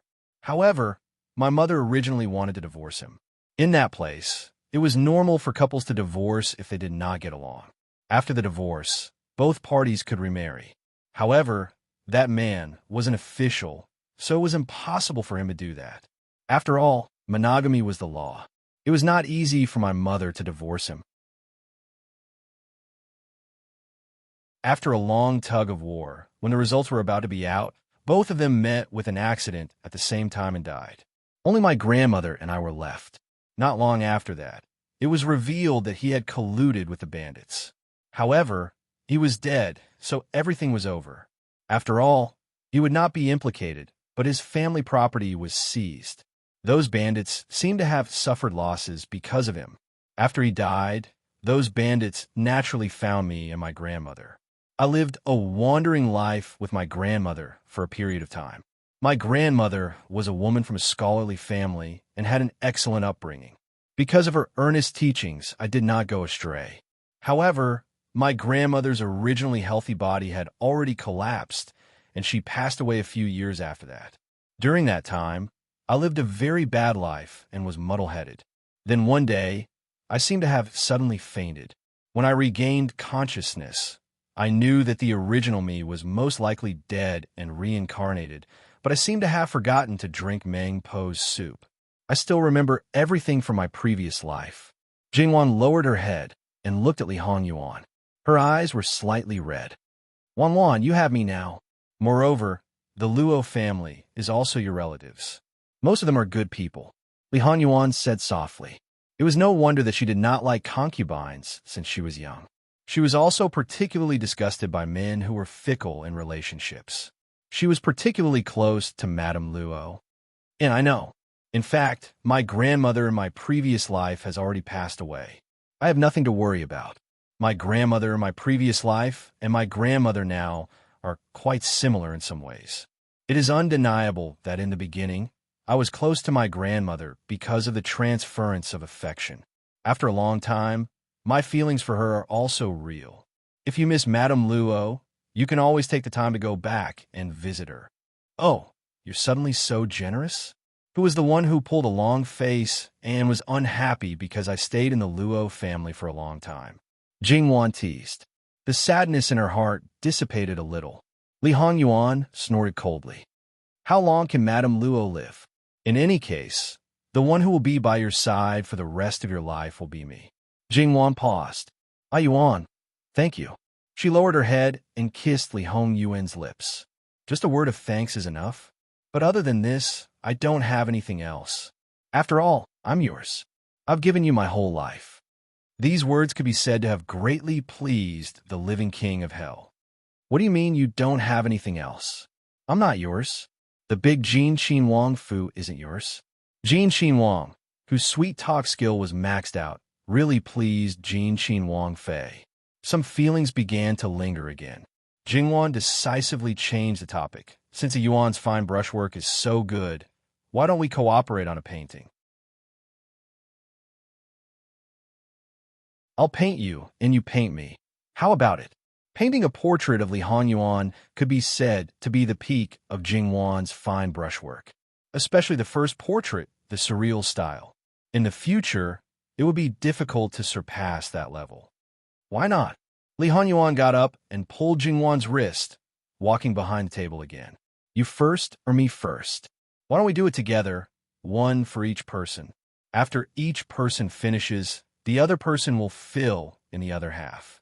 Let's see who's the final one is more harmonious and perfect. The idea is good. However, if Wan loses, don't cry. Li Hongyuan's slender and powerful fingers scratched the tip of Jingwan's nose. Jingwan lightly patted his hand away. I'm not a person who is jealous of talent. How can I cry? Besides, even if my painting skills are far inferior to yours, but this is not something that can be won by just relying on painting skills. After all, without discussing the layout in advance, any situation can happen. Thus, it is still unknown who will win and who will lose. Is that so? Then this husband will wait and see. Li Hongyuan smiled lightly, handsome and compelling. Jingwan moved her line of sight and curled her lips. Although she had long been accustomed to it, but when it suddenly happened occasionally, it was still unbearable. Li Hongyuan had never cared much about his appearance, but felt good to be able to mesmerize his wife. Each person occupied half of the table, working separately. Perhaps in order to cooperate with Jingwan, Li Hongyuan deliberately slowed down his speed, and the paper was also smaller. Thus, in the end, it did not take long to finish half of the painting. In the end, they almost stopped at the same time. They looked at each other, and from their expressions, it could be seen that they were quite satisfied. When they saw each other's painting, they were slightly stunned. Then, they looked up at each other and smiled. At this moment, it was really an incomparable tacit understanding. This was because both of their layouts were relatively conventional, and it was easy to add the other half. It was enough to show that they were considerate of each other and did not deliberately think of ways to make things difficult for each other. More coincidentally, the layouts of the two paintings were very similar. In the end, when the paintings were completed, it could be said that it was the same person who painted two similar paintings. However, the other half of the painting should have taken longer than before. In fact, it was not so. It was just as smooth and confident. In this way, they spent half a day in the study. Later, when Nanny Gong came to tidy up the study, she finally calmed down. The princess and the prince did not really quarrel. Nanny Gong did not know how to paint, but she had the ability to appreciate paintings. This painting was obviously done by two people. Although the prince's fine brushwork was beyond her imagination, she did not find it strange.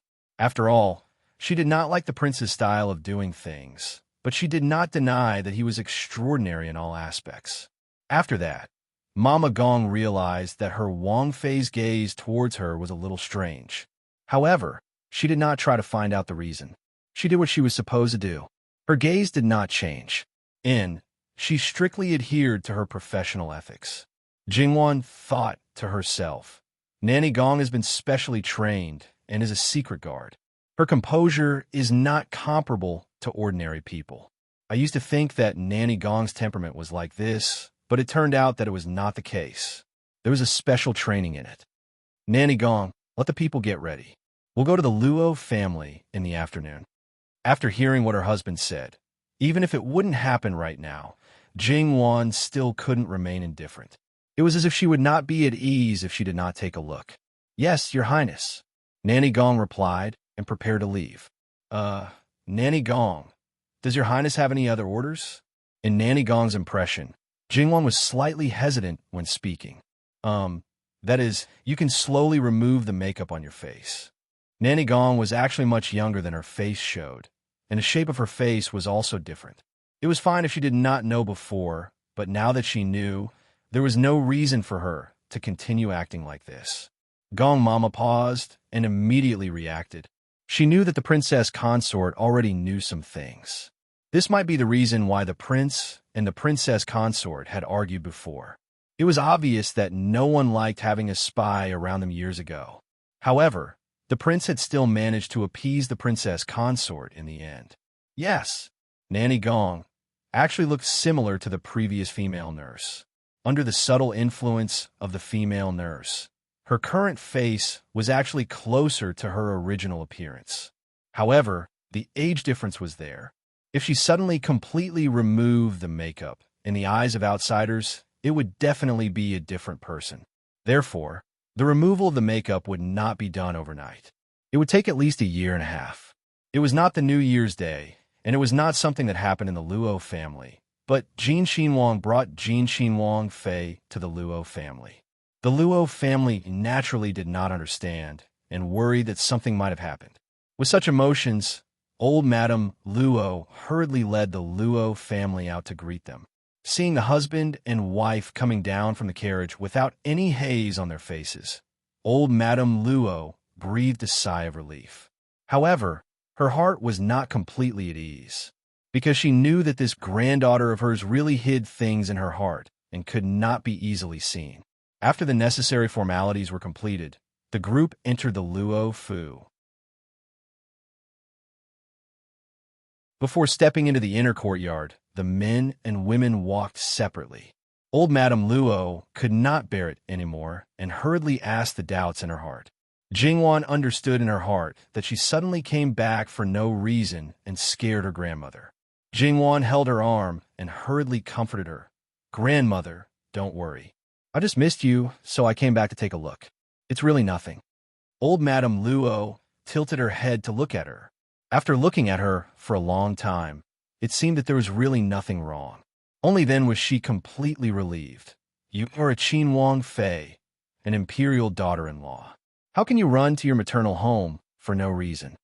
"Grandmother, are you disliking me and don't want to see me?" Jingwan pretended to be wronged. "What nonsense are you saying?" Old Madame Luo patted her hand. "If it's up to me, I would naturally want you to be in front of me every day. But the rules of the imperial family are very big. If there's a little carelessness, it may cause trouble. Compared to being able to see you, grandmother naturally hopes that you can be well." "Grandmother is thinking too much. It's not like you don't know what kind of person our family's Wang Ye is. As long as he agrees, nothing will happen. Moreover, because of the Bai family's matter, the emperor is in the wrong. As long as it's not too excessive, the emperor will not get involved. Moreover, the war in the northwest is in full swing. The emperor has no time to care about other things. Thus, even if other people have opinions, they will also hold it in. It's just that I'm from the Luo family. Other people don't dare to say anything about Wang Ye and me. I'm only afraid that they will say that there is a problem with the Luo family's upbringing. It's just a few words of gossip. There's no need to care about it. The person who said this is their own heart that is sour. However, don't rely on Jin Xinhuang's favoritism to do whatever you want. Grandmother's words are wrong. It's because I have something to rely on that I should take advantage of the opportunity to do more things that I want to do." Preposterous reasoning. If you continue like this, be careful that Wang Ye will be tired of you one day. In the end, this was what old Madame Luo was most worried about. It won't happen. Wang Ye and I are very good. Moreover, it will change. No matter how careful we are, it will change. If it doesn't change, it will always be tolerant. All right. With this mouth of yours, there aren't many people who can out-talk you. As long as you feel that there's no problem, then do as you please." Jingwan beamed and nodded with a little pride. Old Madame Luo sighed her heart. This granddaughter, not only was she spoiled by Jin Xinhuang, her temperament was also becoming more and more exposed, and her temper was also rising. Good, very good. It must be said that Jingwan's change was not only felt by old Madame Luo. Old Madame Luo wanted to talk to Jingwan like before, and then sent her to talk to the other young people. Jingwan was not sent away this time. "If grandmother's spirit is good, we will stay here and disturb you." Old Madame Luo had some doubts in her heart, but she couldn't think of a reason. "All right, as long as you don't dislike this old woman for being stuffy." This time, don't mention Jingwan. The other people also hurriedly said no and spoke in a joking manner. The atmosphere was harmonious. Jingwan's words were actually less than before, but the others didn't notice. At this moment, Jingwan was really grateful to her own husband. The grudge in her heart towards the person he first fell in love with, who was not the present her, was also dissipating little by little. He remembered all the hardships and tribulations, all the cruelty and darkness, and now he was changing a lot of things with his own strength. If everything was on the original track, then under this roof there wouldn't be the laughter now. He said that in his previous life, because of her tragic death, grandmother cried until she went blind. Jingwan was very clear in her heart that it wasn't as simple as crying until she went blind. Her previous life in Qi and Fu basically didn't change. It was enough to see that grandmother's body was also in poor health. That kind of grief, it was possible that her life would end in the Yellow Springs. There were also the other people present. Although he wasn't very clear about the others, sister-in-law Sun Yijia, who entered Prince Kang's mansion, didn't escape the tragic fate of a beautiful woman. Now, although her face was disfigured, she was happy and satisfied. Her daughter was more than 1 year old, and the little girl especially picked the good-looking parts of her parents to grow. She was a great beauty, and when she grew up, she might become a femme fatale. Sun Yijia was already preparing to have a second child, and maybe she was already pregnant. When one didn't know, one would do what one should do. But when one knew, even if it didn't happen at the moment, one couldn't be indifferent. Jingwan herself couldn't help but let her imagination run wild. She also understood why her own husband was still unable to forget. Jingwan sat upright and didn't intend to leave. Li Honyuan also didn't call anyone to urge her, and the others couldn't drive her away. Therefore, until the several men of the Luo family went to the yamen, the first reaction of Luo Peishan and the others was, "What happened?" To them, Li Honyuan wasn't in the mood to kindly explain. It wasn't until they ate dinner, sat down, and rushed before the curfew that Jingwan and Li Honyuan returned to Jin Xin Wangfu. Luo Shangshu expressed that he was a bit confused and asked his old wife, "Why did third girl come back with Wang Ye?" Wanwan said that she missed us. Since she was idle, she came back to sit. Is there really nothing? If there was nothing, could she wait until he went to the yamen? But if there was something, why did she leave without saying a word? Old Madame Luo frowned. To be honest, she wasn't very sure. Her own granddaughter didn't seem to be any different, but she did feel that there was something strange that couldn't be said. Luo Shangshu saw this. Forget it. Jin Xinwang is a man with a clear mind. If something really happened, he would certainly have a sense of propriety. Third girl isn't someone who would be at a loss when something happens. The husband and wife both pressed this matter down and didn't mention it. They would wait for a few more days.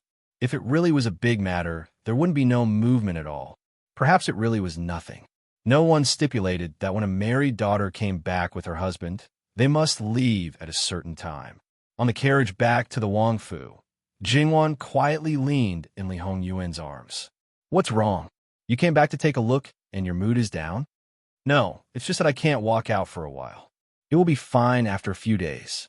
That's why I say, you women are like this. That heart, it's like glass, very easily broken." "That's right. You men's hearts are so hard that even a boulder can't compare." Jingwan didn't even think, as she lightly retorted. Li Honyuan held her hand and put on his chest. "Feel it. Is it hard?" Jingwan pinched twice, but didn't pinch. His muscles were really not much different from a boulder. "Isn't it just a boulder?" Jingwan was unconvinced and patted twice. Li Honyuan grabbed her hand. "Don't tease me casually. I didn't do you in the study this morning. Do you want this husband to do you now?" Jingwan felt a certain someone's body had a reaction and lightly spat at him. "Pervert. That's right. Your husband is a pervert, and he especially likes you." Jingwan didn't come out of his arms. In fact, she also needed to do something to divert attention. She approached his neck and stuck out her pink tongue to lick it. She smiled and said, "This is teasing. Hey, don't move." Jingwan held his hand. "Wait until we go back." Li Honyuan narrowed his eyes a little dangerously. "On purpose." Jingwan's eyes curved into crescents as she smiled. Li Honyuan gently rubbed her flexible waist. "Tell me, how many days do you plan to not get out of bed? If you really make me unable to get out of bed, you will suffer from kidney deficiency." Jingwan whispered in his ear, her breath smelling like orchids. She even mischievously licked his earlobe. The strange feeling was too obvious. Li Honyuan tilted his head slightly and said, "Even if you don't get off the bed, it doesn't mean that we have to continue to make love. Let's have a good time and then continue after a few hours. For example, we'll start when we go back. When you can't move anymore, we'll rest and continue tomorrow morning. 1-1. Tell me, if we do this repeatedly, how long can your husband last, and how long can you last? Jingwan's heart trembled at the end of his low and hoarse voice. When he teased her, he only needed to lower his voice. But what about her? This was the gap between them. However, now is not the time to talk about this. Thinking about the meaning of his words, Jingwan couldn't help but soften her waist by 9 points. She secretly wiped away her sad tears. Sure enough, she was still looking for trouble. Ah Yuan, do you think I didn't say anything? No, my ability is questioned by my own wife. No matter what, I have to prove it properly. Ah Yuan, I was wrong, really. Jingwan wanted to cry, but had no tears. Well, this can wait a few days. Li Hanyuan indicated that he would listen to his wife now. He didn't make too big of a movement, just stroking and picking slowly. That feeling of being neither up nor down was the most torturous. Jingwan bit Li Hongyuan's clothes on his shoulder, and her eyes were forced to cry. So, even if her physique was good and she recovered quickly, she shouldn't doubt her own man. That would be courting death. After all, in this aspect, most women were actually at a disadvantage. Moreover, in the face of the king of hell, she probably couldn't be strong. She wanted to be a queen, but she didn't know how it would arouse his interest. Li Hanyuan knew that his wife was thin-skinned. In order not to make a sound, she endured a lot of pain. Only when the punishment was almost done did he show mercy and lift her chin, swallowing all the moans that came out of her mouth. That night, naturally, it was a charming and gentle spring scenery. The king of hell did what he said, and really made Jingwan unable to move a finger. Finally, when they were taking a bath, Li Hanyuan dissolved the contraceptive pill in the water as usual. After he dissolved it, Jingwan grabbed his hand. You said that in your previous life, we had child. You were poisoned with the sterilization powder. That's an extremely low probability. You didn't encounter it with your wife, but with me? Jingwan's mood was complicated, and she felt that it was somewhat unbelievable. It has nothing to do with us now. Wan, you don't have to think so much. Li Hanyuan expressed that he still didn't like the son. Can you tell me about it? Jingwan couldn't resist the child she didn't know at all. She was especially curious. If she didn't know that someone didn't welcome the child, she wouldn't have waited until now to ask. Li Hanyuan didn't know what to think, but he suddenly smiled with a bit of pride. Wan is right. We were husband and wife for one night, but you got pregnant. It can be seen that even if you married someone else, you should have the deepest bond with me. Jingwan was angry. She was talking about this? Don't try to change the topic. How is the child? Li Hongyuan's expression turned cold. I was the last to find out about the child. You were on the run the entire time you were pregnant with him. You were so skinny that you looked like a bag of bones, but the child was not bad. Do you know how the child was born? According to the last guard left by Fu Yunting, you cut it yourself. Your physical condition didn't allow him to be born smoothly. If you didn't ask me to take good care of him, I would have strangled him to death. I wasn't clear-headed at that time, so I didn't know the specific situation of his birth until later. Otherwise, he would have died. He and I were cut open and taken out of the mother's belly. The meaning is completely different. Ah Yuan, Jingwan didn't know that she would deeply hurt him. Wan, you have to know that the child, even if I gave him the best everything and the best education, I still didn't like him. Fortunately, he was still satisfactory and barely qualified to be your son. Otherwise, I would never recognize him.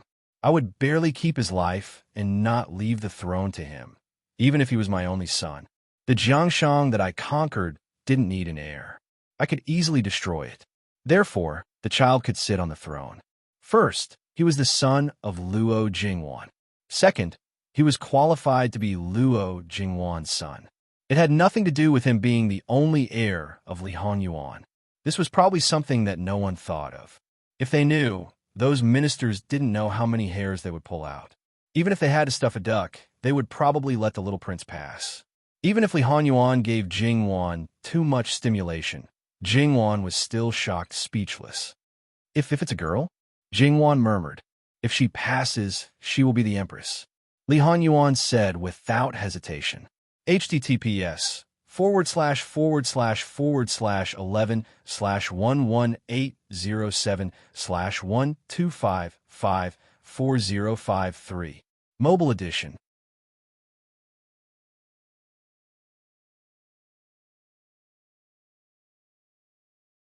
Chapter 491. Jingwan leaned her head on Li Hongyuan's shoulder. You don't have to do this. Then why don't I take in 2 concubines now and have a bunch of concubines? Wanwan, what do you think? Li Hongyuan was exceptionally calm, so calm that it was cold. How dare you? Jingwan sat up straight and stared at Li Hongyuan as if she wanted to eat him. Li Hongyuan didn't have any reaction. He still looked at Jingwan emotionlessly. After a moment of stalemate, Jingwan felt as if all the bones in her body had been taken away. Her body softened, and she leaned on Li Hongyuan. You know that's not what I meant. In my opinion, there's no essential difference. If I could control it, I probably wouldn't have to start over. As the lifespan of my previous life came to an end, everything would come to an end. What's there to redeem? What's there to continue the previous fate? If you were in my shoes, what would Wanwan choose? Li Hanyuan raised his hand and placed it on Jingwan's head, gently stroking it. What would she choose? If someone occupied your entire heart and mind, but the other person died in an absolutely unacceptable and tragic way, what would happen? She would probably go crazy. As the saying goes, if you don't go crazy, you won't live. If it were her, she would probably do something even crazier and more unreasonable. She wouldn't hesitate to give up everything. However, she thought so. If it were her, she would do the same. However, if it were the person in her heart, she would feel incomparably distressed and hope that he wouldn't do that. It was like 2 people who loved each other were about to be separated by life and death. When they were about to part, the person who was about to die would always hope that the one who was alive would live well, forget about him, and live a happy life. However, the one who was alive would often suffer a lifetime of pain. Would the one who died really want to be forgotten by his beloved?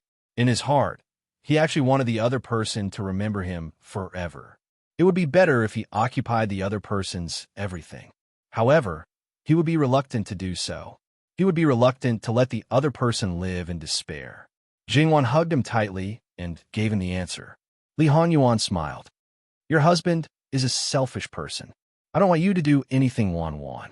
The more you do, the happier I will be. How many people usually had such a selfish appearance, but when it really came down to it, it was likely that they would have a completely different appearance. She was still curious, but Jingwan didn't ask any further. After all, that child didn't exist to them right now. She couldn't bring herself to touch the scars of this man that she had placed at the top of her heart for a child that didn't exist.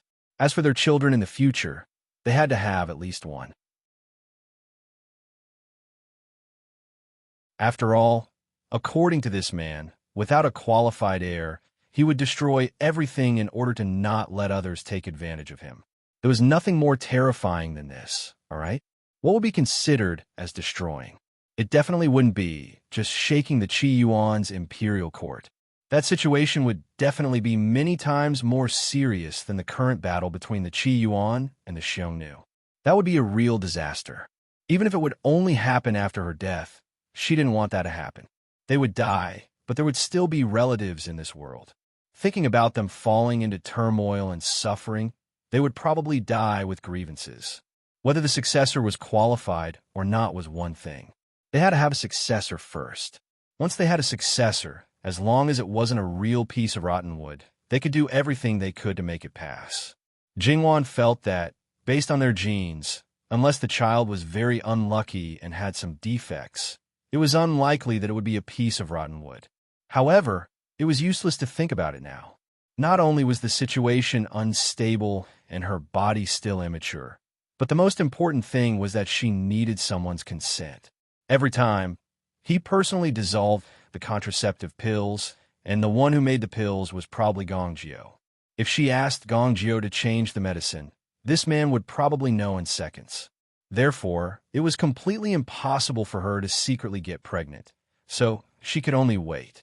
Perhaps when the dust settled, his state of mind would be different. thinking about it. Jingwan became drowsy and her consciousness became blurred. Then, she didn't even know when she fell asleep. Li Hongyuan gently carried her up, but his expression was unusually cold. He wiped the water droplets off her body and put her on the bed. He leaned over and kissed her eyes. Then, he nimbly put on his clothes and went out. "Your Highness." Outside the door, Nanny Gong looked at Li Hongyuan, who was unusually frightening and was a little frightened. "Keep an eye on the princess.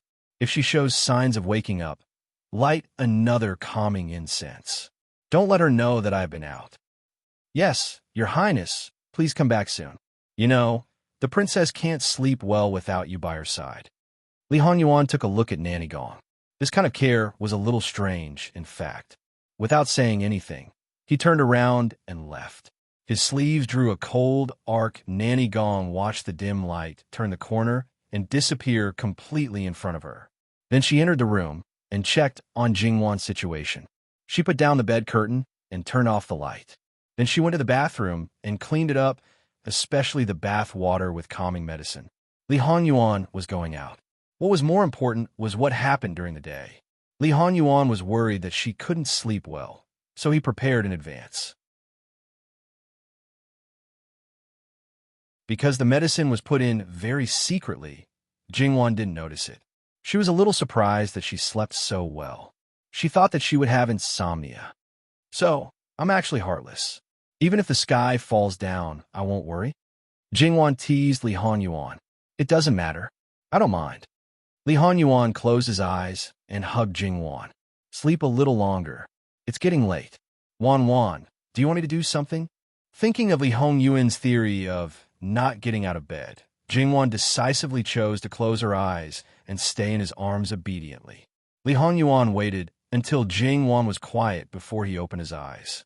If Jingwan saw him now, she would definitely be shocked. His originally deep and enchanting eyes were now covered with a layer of dead black fog. On the whites of his eyes, there were clearly visible blood vessels. To a certain extent, these could no longer be considered human eyes. In reality, Li Hongyuan didn't need sleep. He needed time to recover. He couldn't scare Jingwan. In the time he left the residence, 3 lions, 2 tigers, a few leopards, and a few crocodiles died in the precious beast garden. Only those who had witnessed the scene would know how bloody and terrifying the scene was. In their eyes, Li Hongyuan was not a human. He was a killing god, a demon god. He made people tremble in fear from the bottom of their hearts. After he walked out, as a shadow guard, he had to forcefully control his legs so that they wouldn't tremble within 3 feet of him. Li Hongyuan saw this and only lightly spat out 2 words, "Trash." The shadow guard only felt ashamed and couldn't think of anything else. Actually, Li Hongyuan was very clear-headed this time. He didn't lose his mind at all, but because he was clear-headed, it was worse. Because he thought of more things from his previous life, his actions were even more ruthless and cruel. These fierce beasts seemed to have become the people he had once killed. Blood flowed like a river in the entire capital. The smell of blood in the air didn't dissipate for 3 months. This was really not a joke. And Jingwan originally slept late. Now that she fell asleep in Li Hongyuan's arms, she didn't take too long to fall asleep. This time, she really slept quite well. This sleep lasted for most of the afternoon. It was purely because she was hungry that she woke up. Jingwan rubbed against Li Hongyuan's arms. "Can we get up now? I'm so hungry." And Li Hongyuan replied indifferently. He let go of Jingwan, but he didn't move. "Why? You still don't want to get up?" Jingwan wrapped her arms around his head and touched his nose with her nose. Li Hongyuan also stroked Jingwan's smooth and delicate back. "I don't want to move." It wasn't a rare thing for the king of hell to laze in bed. He had done it occasionally in the past. "Then get up and eat something before you sleep." Her voice was even lower, with a nasal sound, as if she was about to fall asleep again. Jingwan had no choice. Anyway, he moved quickly. It wouldn't be too late to call him when the things were almost ready. Jingwan got up quickly, then put down the bed curtain and called a maid in to help her freshen up. Because Li Hongyuan didn't get up, everyone's movements were very light, but it didn't hinder them from doing things quickly. Jingwan finished tidying up and got up. The maid took the things and followed her. Only Mama Gong was left. She quietly walked to the bedside. "Prince, do you want to get up?" Li Honyuan had already sat up. He supported himself with one hand on the bed and the other on his bent knee. His head was back. The brocade quilt slid down to his waist, revealing his strong upper body. Of course, there were all kinds of ambiguous marks on it. Today, Jingwan was no longer a shy little wife who didn't know how to fight back and talk back. "Bring a mirror." "Yes." Granny Gong moved quickly and brought over a mirror of moderate size. Li Honyuan opened his eyes in front of the mirror and threw it away. The situation was more serious than expected. Although it was not as obvious as before, there was still a problem. "Let Gong Jiu come here. Tell him that I have a headache and give me 2 injections." Mama Gong frowned and took the mirror. The excuse was actually for the princess. The prince's condition was known by those who were close to him. When he came back, Mama Gong also saw clearly that Gong Jiu had already given him an injection before, but could only speed up the recovery. It couldn't be effective immediately. Knowing that her husband had a headache, Jingwan couldn't sit still. She hurried in and lifted the bed curtain. "Are you on?" Li Hongyuan's physical condition was definitely the best that Jingwan had ever seen. He didn't have a headache or fever at all. How could she not be worried when he suddenly had a headache? "Quickly lie down." She pressed him back down and reached out to massage his temples. "I'm fine. Maybe I just thought a little too much yesterday. I'll be fine after some rest." Jingwan pursed her lips and didn't say anything. What happened yesterday could only be a secret between the two of them. It couldn't be said out loud. It was hard to talk about it now. Even the mansion doctor didn't dare to look around when he entered the master's bedroom. Gong Jiu followed the procedure and checked Li Hongyuan's pulse. In fact, he knew that it was just for the princess consort to see. He also had to put on a show. Gong Jiu assured Jingwan that it was only a small problem. "Wan, go and eat." "I don't want to eat now. Come back and accompany me when you're done." Hearing Jingwan's obvious sigh of relief, Li Honyuan said, since it was only a small problem, Jingwan wouldn't be so worried that she couldn't eat. "Then I'll go first. Cooperate with me." Li Hongyuan's eyes were slightly open, as if he hadn't woken up yet. He smiled lazily. "I'm not a 3-year-old child. How can I be afraid of pain and act shamelessly?" "It's not that you're afraid of pain. It's that you're afraid of treatment." Jingwan rolled her eyes at him where no one else could see and left. As soon as Jingwan left, the atmosphere changed completely. It was cold and indifferent. Li Honyuan took it for granted that he was the master. The others took it for granted that they were his loyal subordinates. They didn't dare to overstep their boundaries. "Gong Jiu, no matter what method you use, you must return to normal in at most 6 hours. Don't worry, Wangya. It won't take that long." "That's the best." He closed his eyes again and let Gong Jiu perform the acupuncture. When Jingwan came in again, Li Honyuan was the only one left in the room. The bed curtain was pulled up, and Li Honyuan was sleeping quietly near the edge of the bed. He didn't have the usual terrifying aura that made people retreat when they saw him from afar. He looked very harmless and quite handsome, making people unable to take their eyes off him. "Wan, are you fascinated by your husband?" Li Honyuan teased. "You didn't even open your eyes." "How do you know?"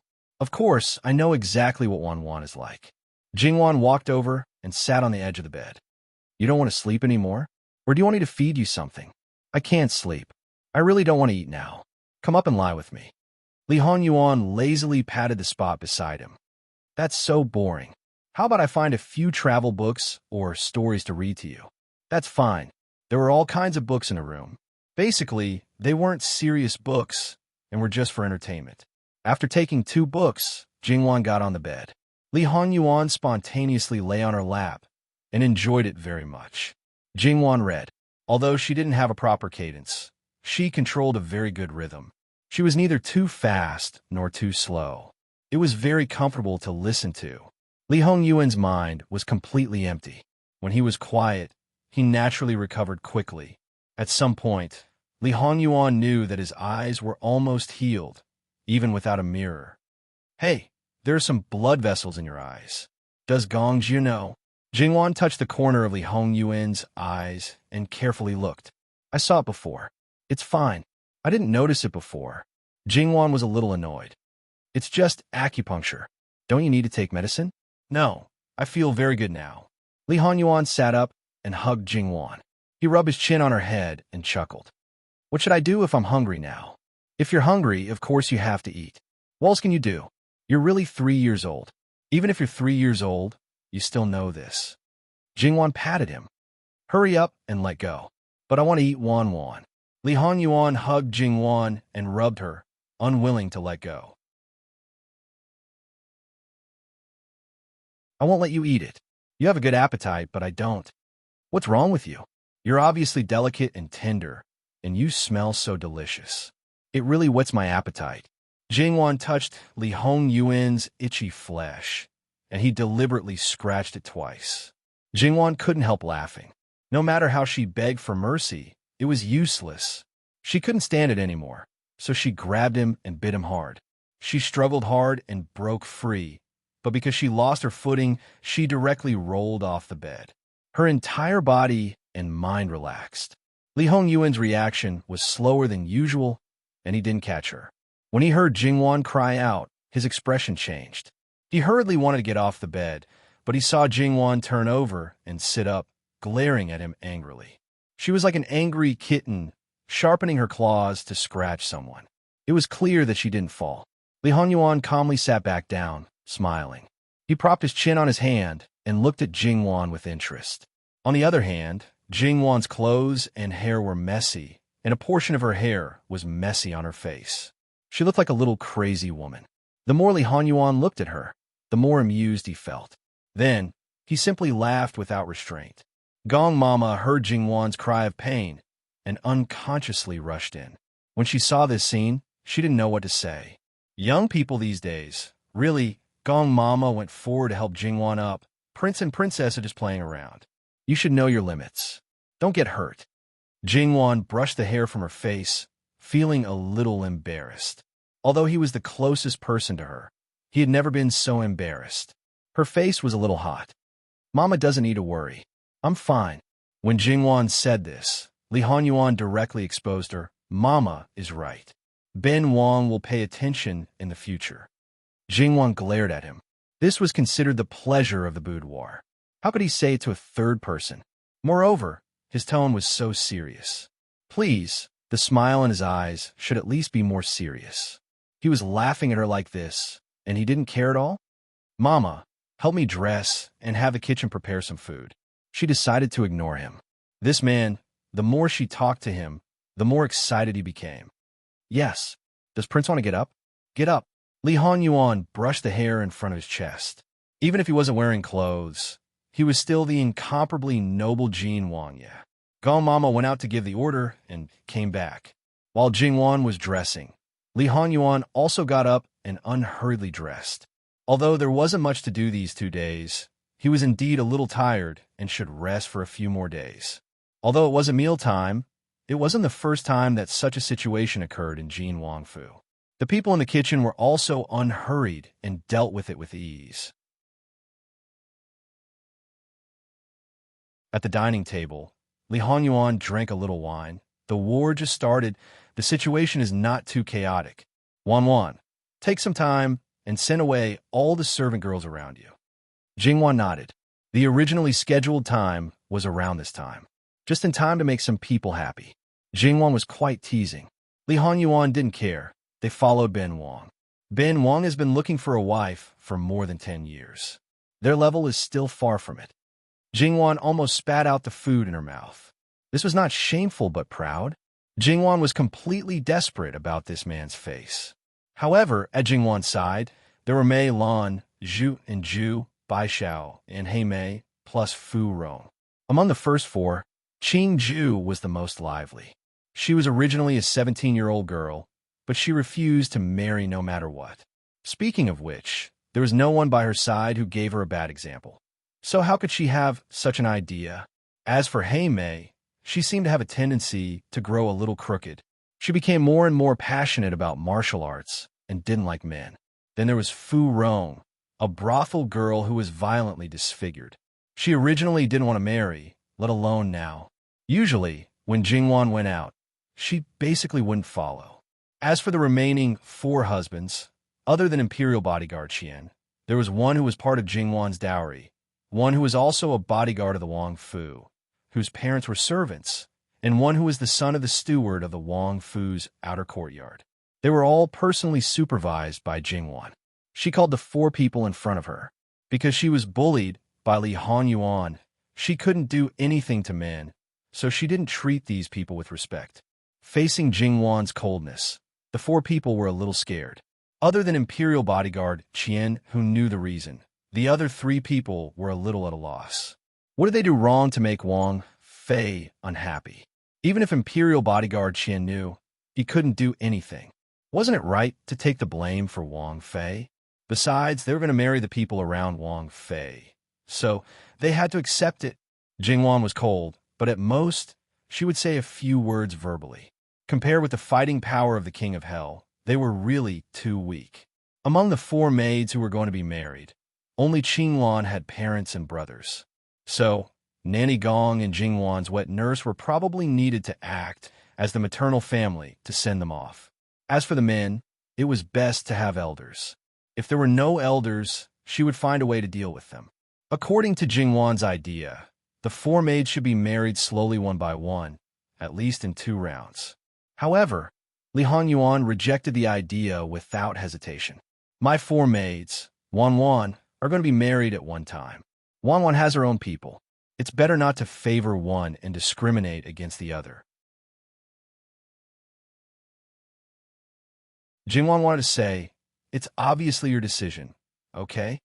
But after thinking about it, she gave up.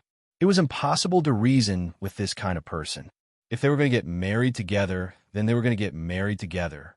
Therefore, the Luo family still paid attention to Jin Wangfu to see if anything happened.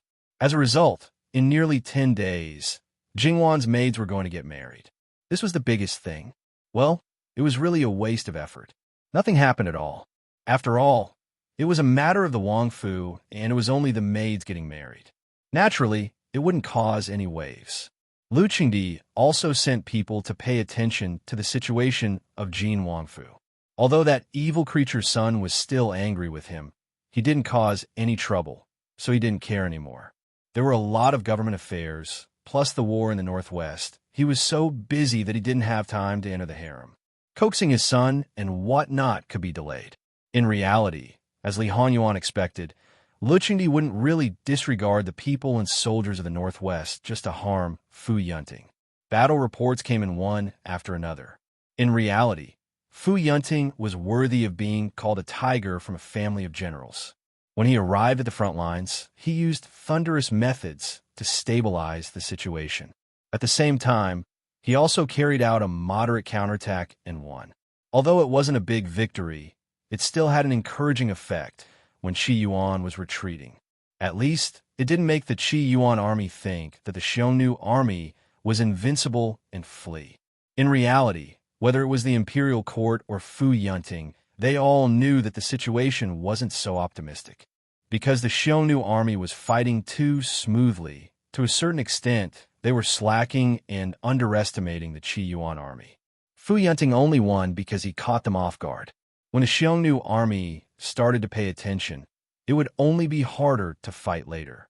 Lu Qingdi didn't know much about military affairs. Because Fu Yunting won the first battle, his face was gloomy. Those who didn't know the reason thought that he knew the key point, so he didn't have a good expression. Therefore, they all tried to persuade him. In the process, they also broke apart the things inside and flattered Lu Qingdi, saying that he knew how to use people well. Lu Qingdi didn't bat an eyelid and understood the situation inside clearly. However, when he was flattered, he almost vomited blood. If his original intention was like this, he could accept it calmly. The problem was that this wasn't the case. When he heard the flattery, it sounded like mockery. However, he couldn't reveal his true feelings. In order to stabilize the people's hearts, some courtiers suggested that Lu Qingdi should play up this achievement appropriately. Lu Qingdi waved his hand and allowed it. Obviously, In his heart, he held Fu Yunting up so high that it would be tragic if he fell down.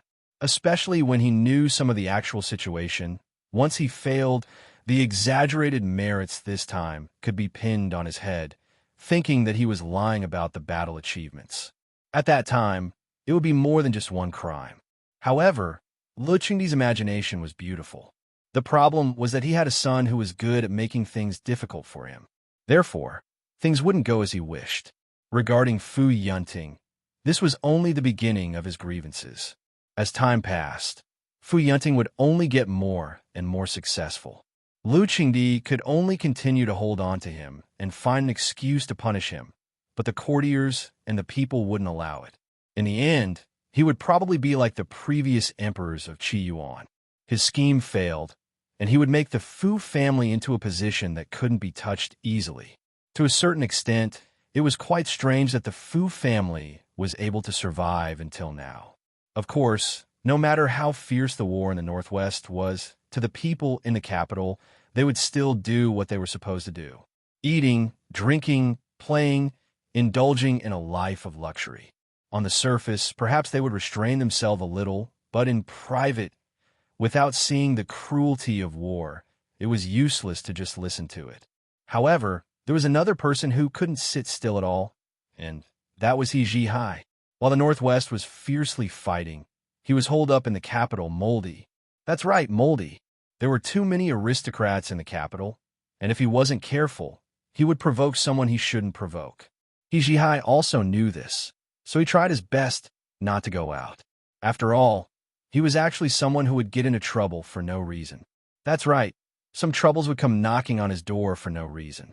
He Zhihai himself didn't know how it came about, so he was also depressed. If it was just this, then it would be fine. The problem was the door of Jin Xinwang Fu was also closed to him, just like at the very beginning. He Zhihai wanted to use the old method to block people, but he couldn't do anything about it. He Zhihai felt that he was about to go crazy from holding himself in. He wanted to volunteer to fight, but unfortunately, he didn't have the qualifications to go to court. What He Zhihai didn't know was that he didn't even have the chance to submit his memorial. Before he even left the house, his old mother and grandmother had joined hands to change it. And all of this was at the behest of Jin Qinwang. Jin Qinwang's role in the war in the Northeast, no matter how much the He family tried to deceive themselves, they couldn't deny it. If Jin Qinwang needed it, then they simply couldn't refuse. And for the past few months, Jin Qinwang didn't make any movements, so the He family could only hold back. Now, after receiving Jin Qinwang's instructions, even if He Zhanwei hadn't returned, the He family couldn't be negligent. No matter what the reason was, in short, Jin Qinwang had his own goals and wouldn't want to harm Qi Yuan. Moreover, if it was really necessary, the imperial court would naturally call for them. There was no need for them to ask for help. Under these circumstances, He Zhihai finally couldn't bear it anymore and climbed up the wall of Jin Qinwang Fu one night. However, as soon as he jumped down, he was caught red-handed. Climbing over the wall was a bit embarrassing. However, after a moment of awkwardness, Little Tyrant He shamelessly stated that he wanted to see Jin Qinwang. The people in the Fu didn't stop him and directly took him to the study. In the study, there was a large map hanging on the wall and a large sand table on the table. The situation in the Northwest was completely described. Not only Li Hongyuan, but also the left governor Qin Tianming. Qin Tianming and He Zhihai looked at each other. He Zhihai didn't understand the situation in the capital and didn't have any interest in understanding it. He didn't even have any impression of Qin Tianming, so he didn't have any strange reaction and obediently greeted Li Hongyuan. Qin Tianming was different, but in the end, he was a wily old fox. He didn't show it on his face, but in his heart, he was a bit speechless. Jin Qinwang was indeed powerful. He could even take in the He family. Obviously, seeing He Zhihai at this time, he didn't think that Li Hongyuan only had a friendship from fighting with He Zhihai. Li Hongyuan didn't even lift his eyelids. Since you're here, then follow and take a look. The number of people in the Xiongnu army, the general distribution of the situation, and where the Xiongnu were from the west and Xiongnu were all marked out. I can't say that it's 100% accurate, but it's 80% accurate. What do you think? Qin Tianming was shocked at Li Hongyuan's ability to grasp information. It must be known that the current situation of the imperial court regarding the Xiongnu army was only sporadic, but Jin Xinhuang was able to reach this stage. Therefore, the other princes were being played in the palm of his hand. It really wasn't wrong at all. At this time, the princes who hadn't left the palace yet were actually lucky. They weren't like the other elder brothers, who were almost played to death but still kept in the dark. Therefore, towards his son-in-law, Qin Tianming's heart was filled with sympathy. He Zhihai didn't have that many thoughts. Who was this Jin Xinhuang, the only person who could make him lie down so easily. Therefore, no matter what kind of shocking thing he did, wasn't a matter of course. As a qualified fanboy, he only needed to think about the questions asked by the person he revered. Isn't the battle line a little too long? When we first received the urgent report, it was only within one county. Now it has expanded to 3 counties. The Xiongnu people's appetite is really not small. After that, Li Honyuan inserted some small flags into the sand. They were the deployment of Qi Yuan's troops.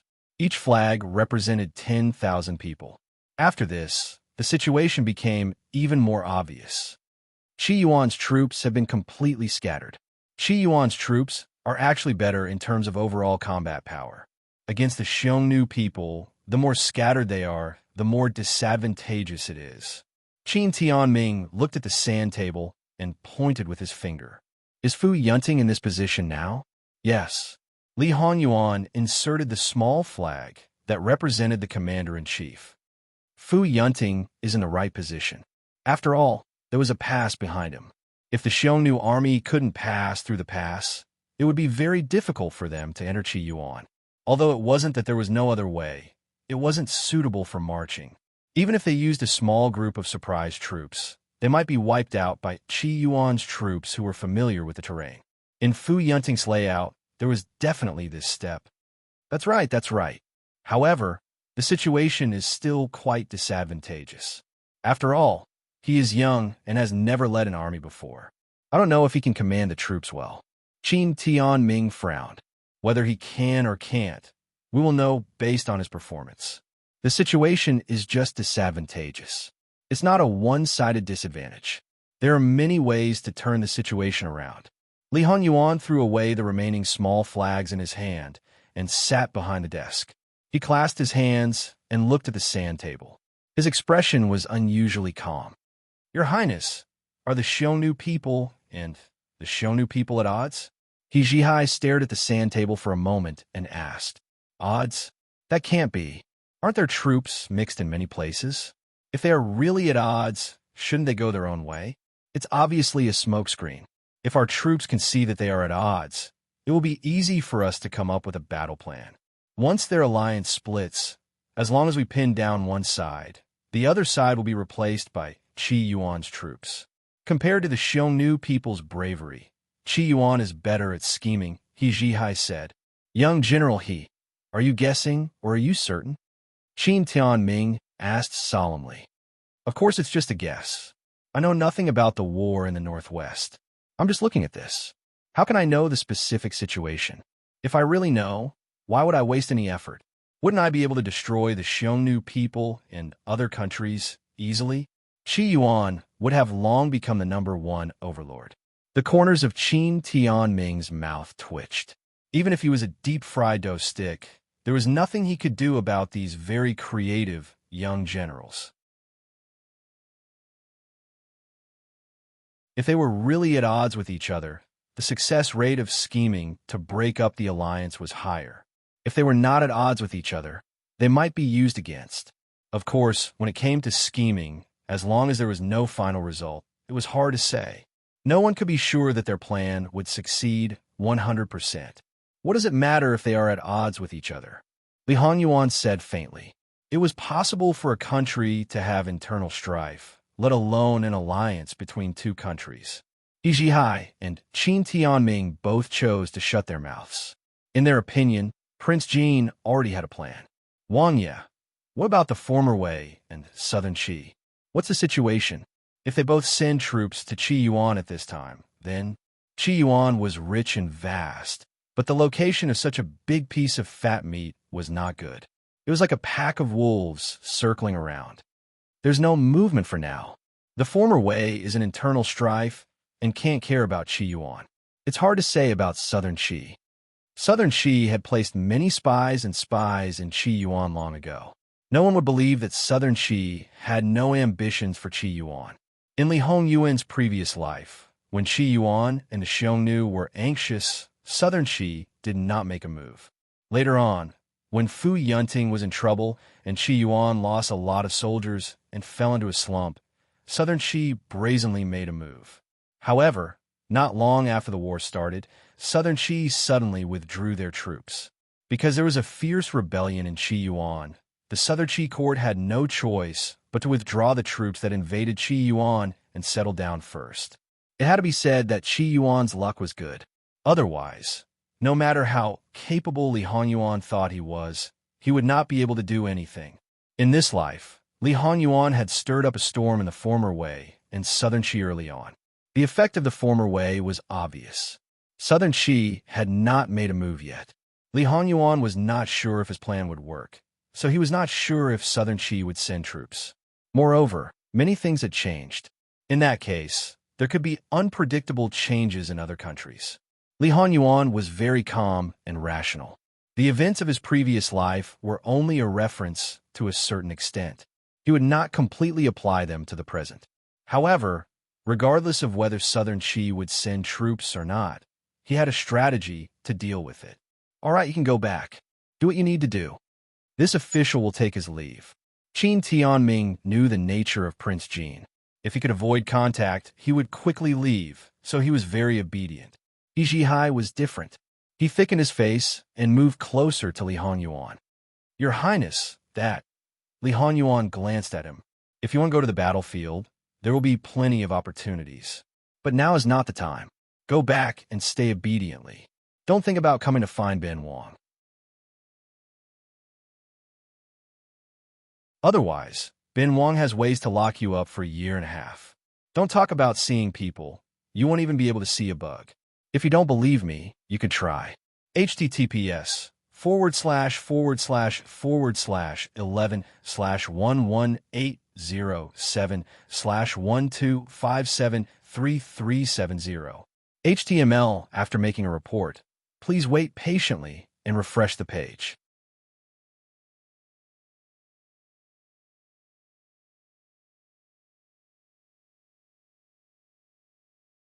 Chapter 492. Jingwan brought some food to the study, only to see Li Hongyuan alone. Has everyone left?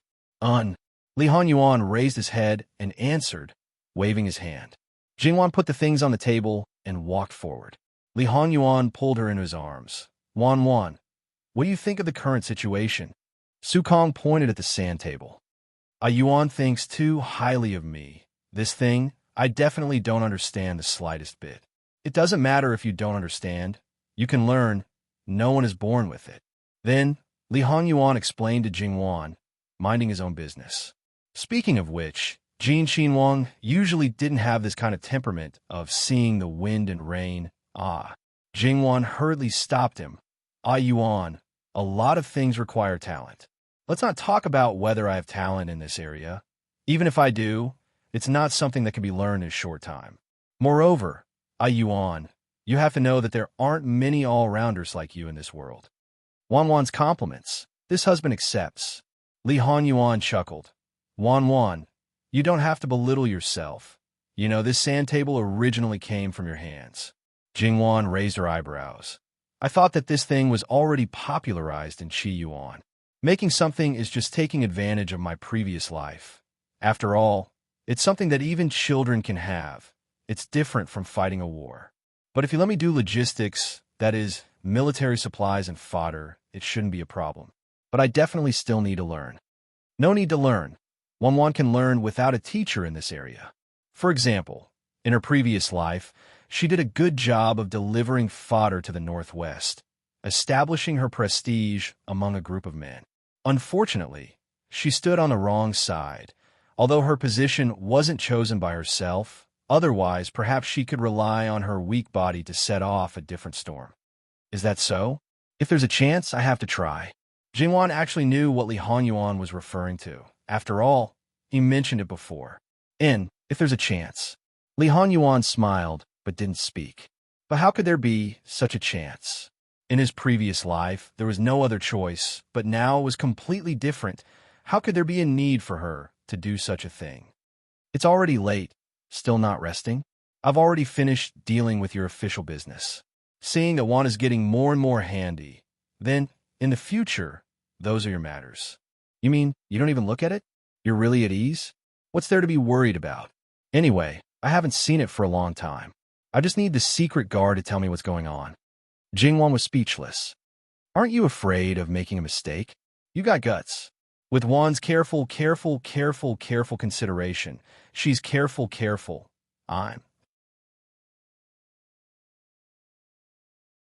Even if she's not familiar with all the links and makes mistakes in the middle, it's fine. Now, there's no need to be so careful. If the problem is bigger, they'll report in time to deal with it. So Juan could be at ease and do it boldly. Since you say so, then I'll do it. I'm also very happy to be able to help you. Especially the feeling of working hard with the person she loved, it was really not bad.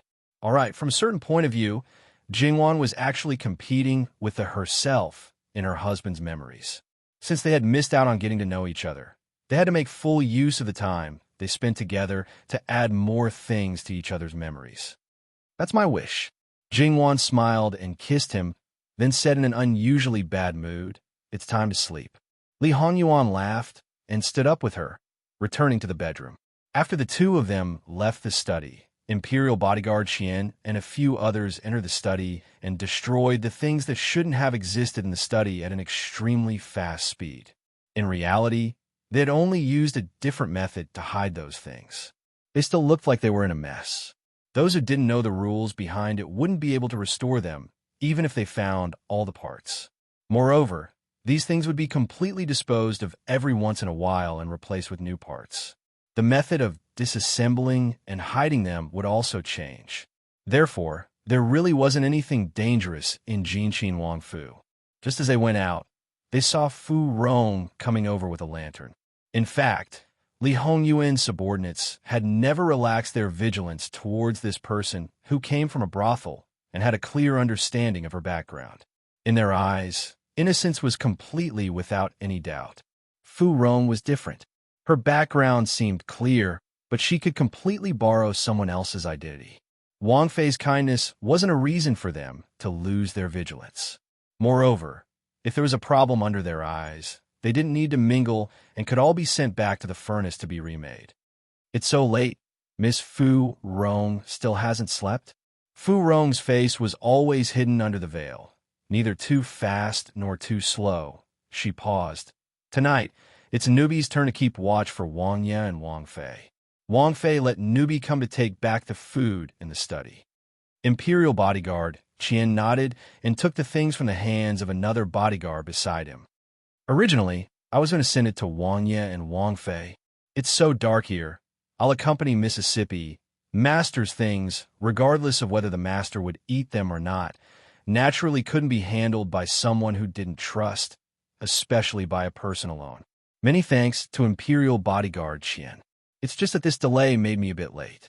Bai Xiao, don't blame me, Fu Rong said with a bit of teasing. Ever since Imperial bodyguard Qian settled the matter with Bai Xiao, he had been teased a lot, so he had already become thick-skinned. This was completely not painful at all. Miss, you're thinking too much. We're all serving Wang Ye and Wang Fei. How could she blame you for such a small matter? On the contrary, if I let you go back like this, she'll be angry with me when she knows. After saying a few words like this, when they really went back, they were a few steps away from each other, keeping a distance from each other. They didn't say anything along the way. In the end, the food was given to Fu Rong in front of Nanny Gong.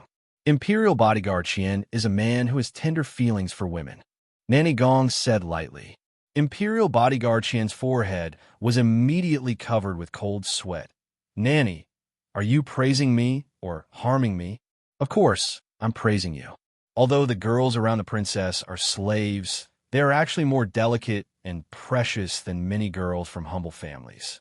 When they get married, they're all given good titles. You rough men should be more respectful and help them when you meet them. Is there anything wrong with Nanny's words? They definitely had a deep understanding of the power of this female bodyguard. Originally, as a secret guard, she was much older than all of them. Logically speaking, she was not suitable to be a secret guard. However, she was more outstanding than most of the men. Moreover, as a secret guard, they basically did some shady business. However, this female bodyguard was as upright as usual and always talked with a serious face, which often made people speechless. To be honest, more than one person was relieved that the female bodyguard was sent to serve Wang Fei before she married into Wang Fei's family. In fact, more than one person was relieved that the female bodyguard was sent to serve Wang Fei for more than a year. In addition, the female bodyguard had been loyal to her duty and put Wang Fei first in everything as if she didn't know them. Now, she had no scruples? Nanny, you're right. I'll definitely talk to my brothers when I return. As the head of the guards, Imperial Bodyguard, Qian should lead the way. However, it's okay to lead the good side. As for the bad side, it's better to remind them not to follow suit. Nanny Gong seemed to have no intention of letting him go at all. This implied meaning made Imperial Bodyguard Qian's liver tremble. He seemed to understand that she was referring to him seducing Bai Xiao, but he didn't dare to confirm it. Imperial Bodyguard Qian actually felt that he was wronged. He was just helping out occasionally, and the number of times he met her could be counted with one's fingers. He didn't have any hope at all. Who knew that Bai Xiao would take a fancy to him? Wasn't this irrefutable evidence of his seduction? He caused the female bodyguard to set her eyes on him. Imperial Bodyguard Qian, do you not understand what I mean? I understand. Nanny, don't worry. I will definitely. So, Imperial Bodyguard Qian also knows that he has done something bad. So, you are still doing it knowingly? The sweat on Imperial Bodyguard Qian's forehead became more and more obvious. He wanted to run away immediately. Jingwan had seen enough of the drama behind the curtain. She laughed foolishly and then walked out. Imperial Bodyguard Qian, go back and rest. Imperial Bodyguard Qian felt as if he had been granted amnesty. I'll take my leave. He ran away. It's just a small matter. Nanny, you don't have to take it so seriously. Jingwan knew that Nanny Gong was a little brooding about the private relationship between Imperial Bodyguard Qian and Bai Xiao. Of course, evil practices should be absolutely eliminated, especially those who follow the example of their superiors. They should be punished properly. Well, Jingwan indicated that she didn't know what to do with Nanny Gong. You're right. If there's anything wrong with these people, you can scold them. Nanny Gong wanted to say something, but stopped. However, she still abided by her duty. Her master didn't allow her to lecture them. Jingwan's eyes fell on Fu Rong. Take these things and share them with the others. You don't need to keep watch tonight. Just come over early tomorrow. Yes, Your Highness. Fu Rong never disobeyed Jingwan's words, no matter whether it was right or wrong. Nanny, you should also rest early. Jingwan lifted the curtain and entered the room. Li Hongyuan's eyes fell on Jingwan. Your nanny really wants to lecture me. Follow the example of their superiors? Oh, what do you mean? Jingwan was surprised. Is it improper to visit a lady's room at night? Jingwan remembered now. Before they got married, this bastard had really done this kind of thing, and it was more than once. You deserve it. I'm really sorry. This time, it's definitely more than what Wanwan knows. Jingwan's face was a little dark. In this case, there must be more times that she didn't know.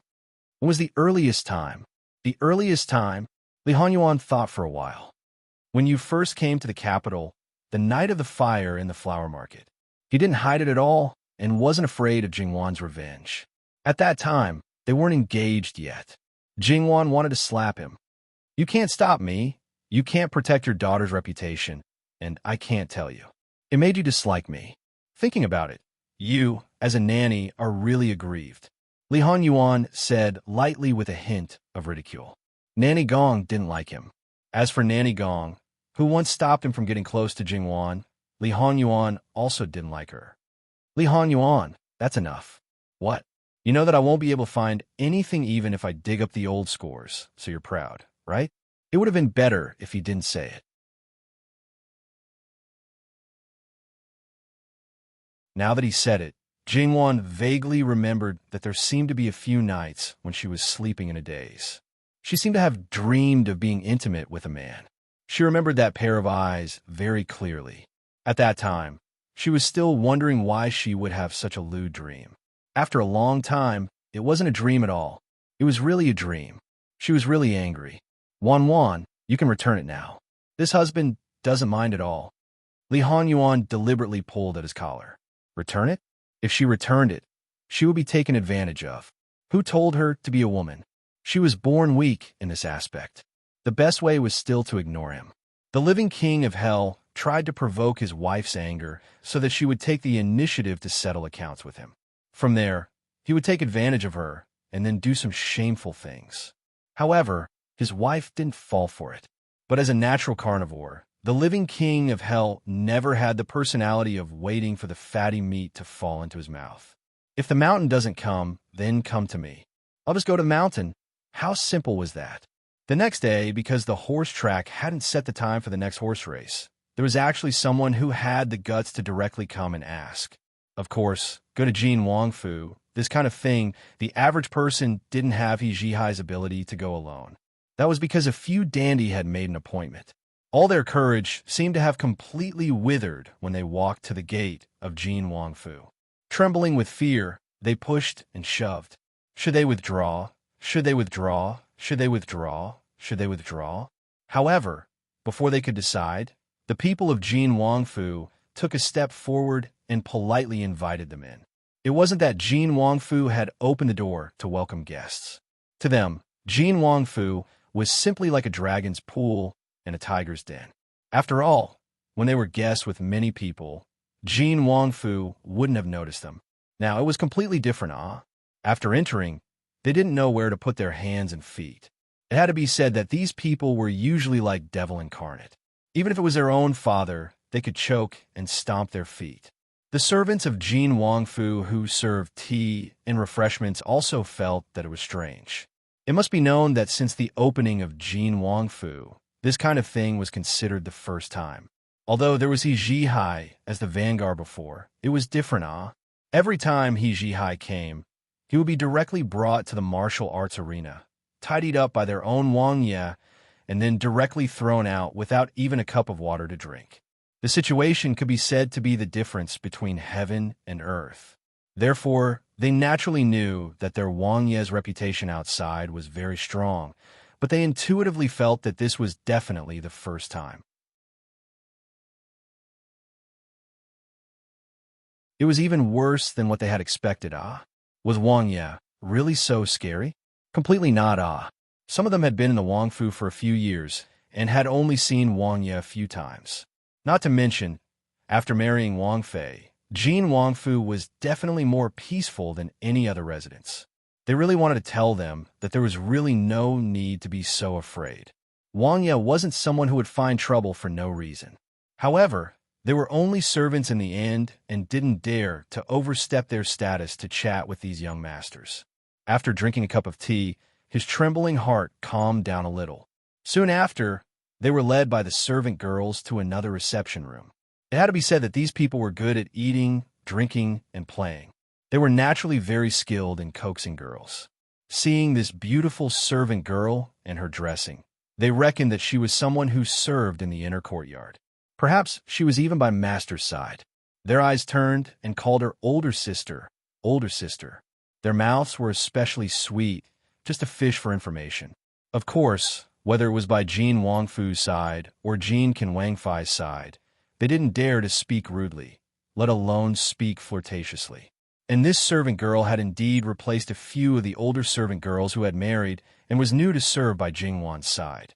Although she was still a second-ranked servant girl in name, she had also taken over a portion of Jingwan's personal matters. These people had definitely gone through very strict training. They weren't considered old, but their minds were very clear. They smiled sweetly and responded. The things that they wanted to know, but were not important, were all said. It gave people a feeling that it was very easy to fish for information. In the reception room, there was a screen. Only then did they know that the one who received them was Jean Kinwangfei. That heart that almost reached their throats finally settled down. After sitting for a while, Jingwan arrived and said a few polite words. These dandy were dandy, but they were also very good at flattering and currying favor with people. Otherwise, with their virtue, how could they still have their old mother and grandmother at home to protect and dote on them dearly? At this time, they also had a sense of propriety in flattering Jingwan. It had to be said that Jingwan had never lacked people flattering and currying favor since she was young. Especially after marrying into Jin Wangfu, there was Muin, that #1 lackey. Muin was basically well-behaved at Li Hongyuan's side. In front of Jingwan, it was almost like tearing off his face as a human and swallowing it. Jingwan was not used to it at first, but after a long time, she calmed down. The flattery of servants and the compliments of these young masters were definitely two different things. The starting point was completely different. Jingwan also felt it for the first time and felt that it was a bit novel. After chatting for a while, the atmosphere became more harmonious, and they finally talked about the main topic. It was no wonder that these living ancestors were so enthusiastic about the horse race. Exciting, fun, and lively things were really not easy to find. Although there was a gambling nature in it, the horse race was an elegant thing. However, this thing was not something that anyone could organize. Because if one was too greedy for money, if they were not careful, it would attract the dissatisfaction of those in power, and it would also cause many people to be jealous. Jin Qinhuang was in a very special position, and no one could easily touch him. Moreover, Jin Qinhuang had a lot of money, and there was no need to worry that he would fake it for money. To a certain extent, it could be called fair and just.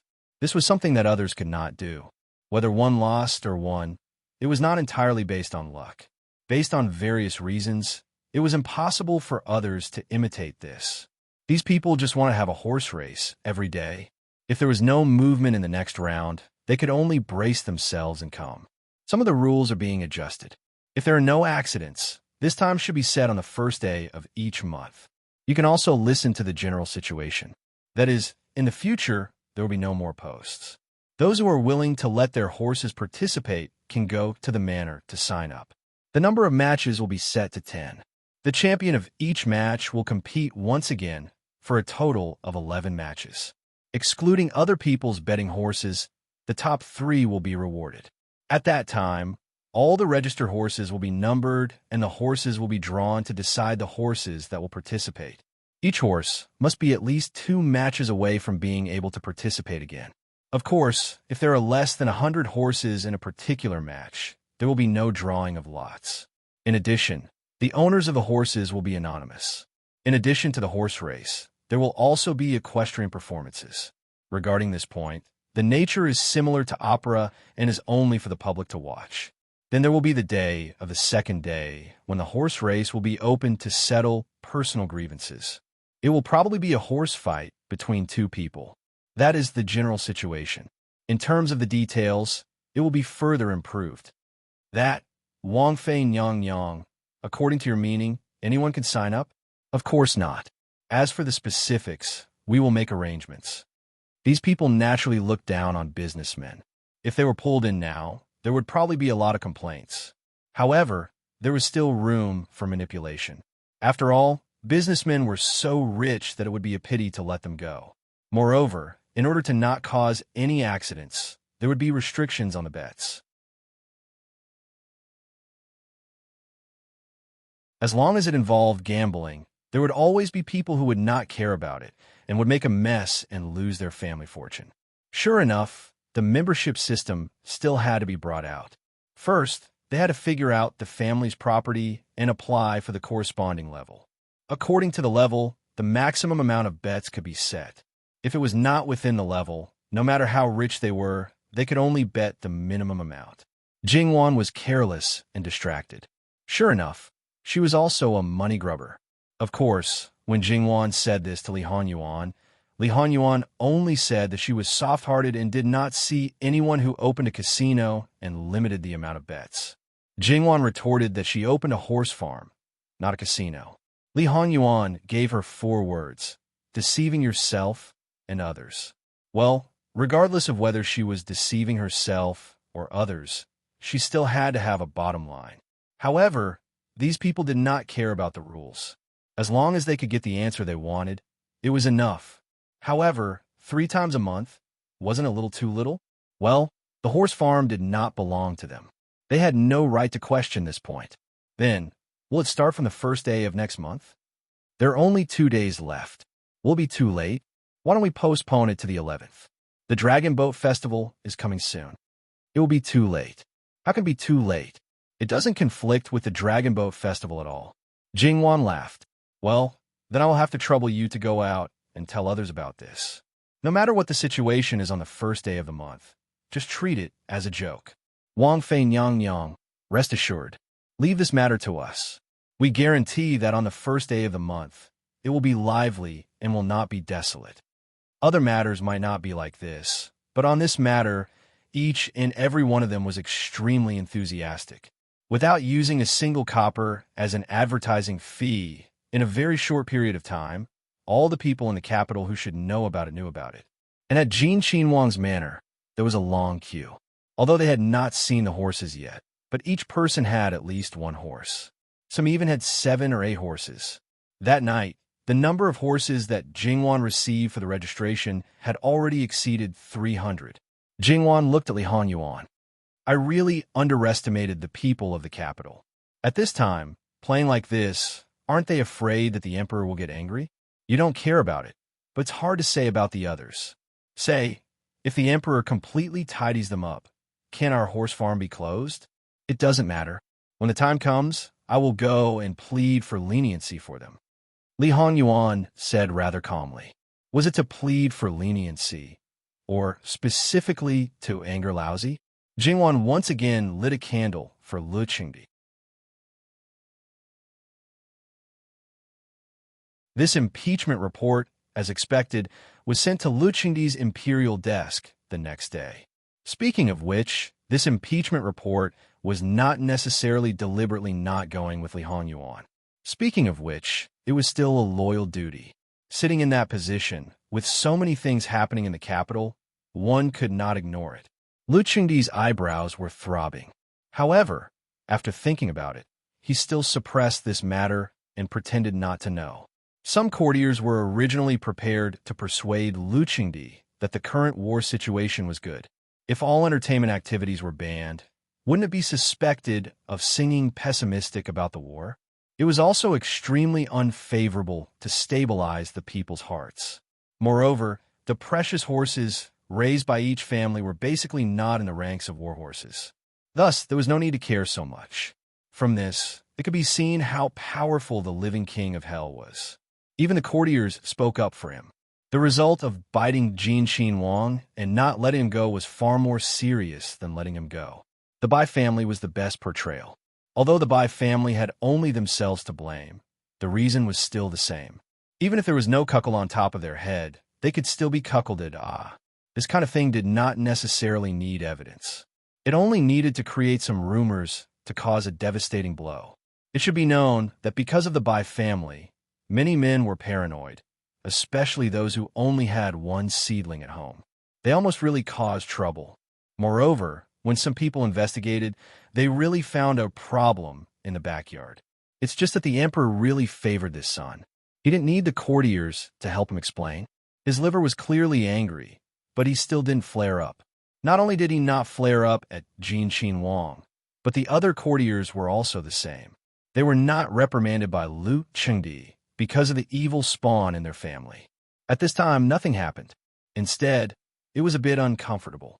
However, no one had masochistic tendencies. It was naturally best to live in peace. For this kind of result, the living king of hell expressed a bit of regret. Under this kind of situation, the first horse race after the new rules were set was held in full swing. Seeing this kind of scene, who would think that the borders of Qi Yuan were raging with the flames of war? And because it was a new rule, people didn't understand the horses. Those who bet were completely relying on their feelings and luck. Of course, before the race, all the horses that participated in the race were first looked at by people. If there was a bola, then sorry, it was destined to win. Of course, the premise was that there weren't two similar horses that were unlucky enough to be drawn into the same race.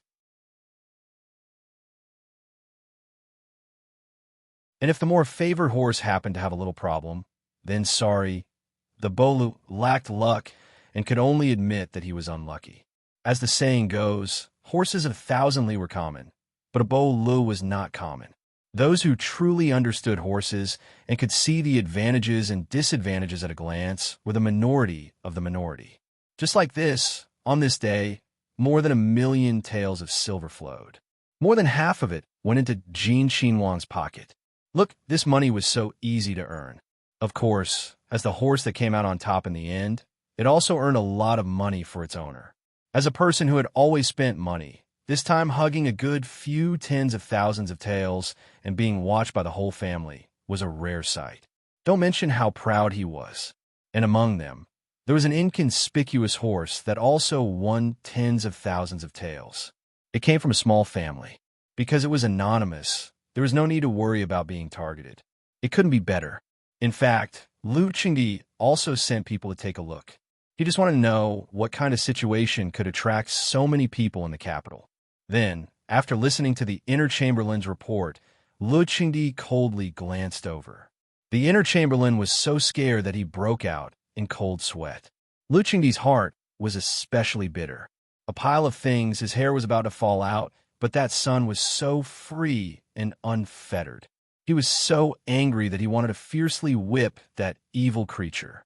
However, he didn't dare to do it.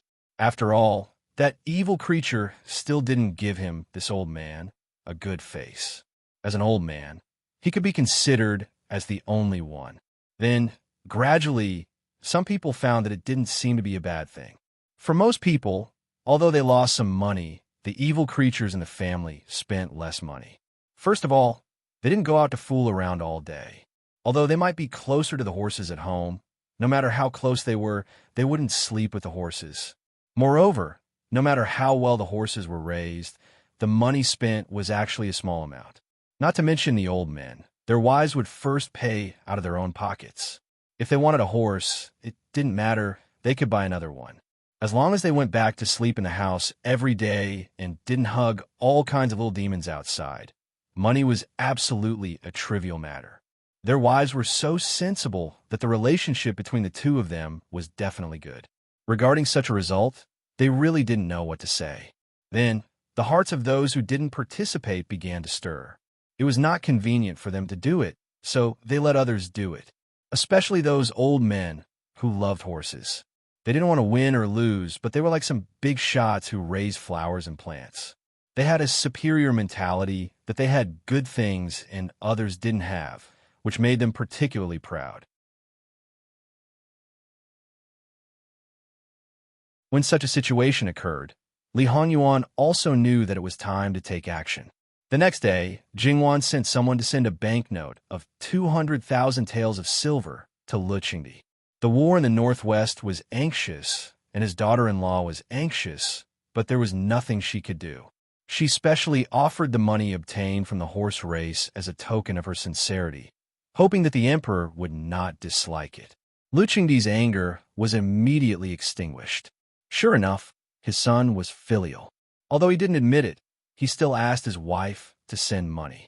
Although his son usually only annoyed him, at the critical moment, he only did practical things, unlike other people who only spoke empty words. Everyone found that there was a subtle change in Lu Qingdi's mood. Those who had their own information channels all knew what was going on, but they really didn't know what to say. And the others who were disliked by Lu Qingdi could only secretly vomit blood. First, they weren't as rich and overbearing as Jin Xinhuang, and 200,000 taels to Jin Xinhuang was simply petty. Only Lu Qingdi felt that he was good in every aspect. Second, even if they had money, they couldn't take it out. If they casually took it out, it would mean that they had ulterior motives to buy people's hearts. Therefore, as long as Lu Qingdi's heart was biased, then no matter what they did, it would be wrong. However, in this way, those who wanted to send their beloved horses to participate in the competition didn't have to hide it. They could be magnanimous and occasionally slip away to watch the competition, to feel the atmosphere that the younger generation was very enthusiastic about. On the 10th day, Li Honyuan and Jingwan were in a luxurious private room. The two snuggled together to watch the competition when Mu and suddenly came in. "Master, His Majesty is here." Li Honyuan lightly snorted and didn't care. In his view, whether that person came early or late, it was within his expectations. Jingwan got up and sat a little further away. Since a certain emperor wanted to visit incognito and didn't let them know, wanted to give them a surprise, then they would also pretend that they didn't know. When Lu Qingdi came in, Mu and hurriedly greeted, "This servant pays respect to His Majesty. 10,000 blessings to His Majesty." Jingwan also pretended to just know and hurriedly got up, "Greetings to Fu Huang." Then Li Honyuan slowly got up, his face cold, "Greetings to Fu Huang." Li Hongyuan's indifference came from the bottom of his heart. Lu Qingdi only thought that he was still angry and awkward, so he didn't get angry at all and was even in a good mood. "This place is actually not bad." Jingwan glanced at her husband, obediently took over Lu Qingdi's topic, and explained some things to him with a smile. Lu Qingdi nodded occasionally and glanced at his evil son from time to time. His son also wanted to save face.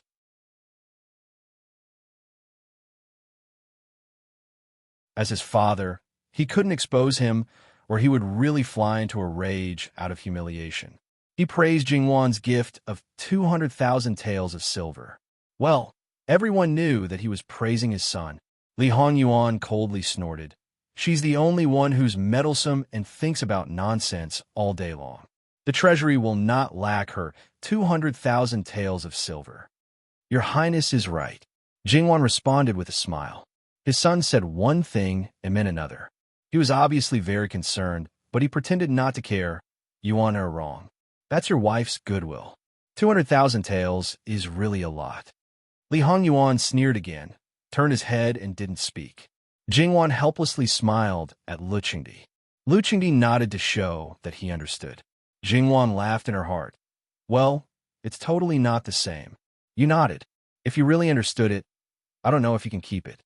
Lu Qingdi was a certain age, and few emperors were in good health. After sitting for a while, he had to go to the toilet. Mu was in charge of leading the way. After he left, Jingwan asked with a smile, "Your Highness, what kind of image do you have in Fu Huang's heart?" "What image?" "It's probably that I'm bad-tempered and always causing trouble. But in fact, I'm very filial. I put everything on the surface, I'm straightforward, I don't beat around the bush, and I'm also considered smart. That's about it." Jingwan burst into laughter when she heard this. What did he do to leave such an impression on Lu Qingdi? Thinking about it, he had been an emperor for a lifetime, and he was still a man of his word. He even had the power to control everything, and he didn't lack anything.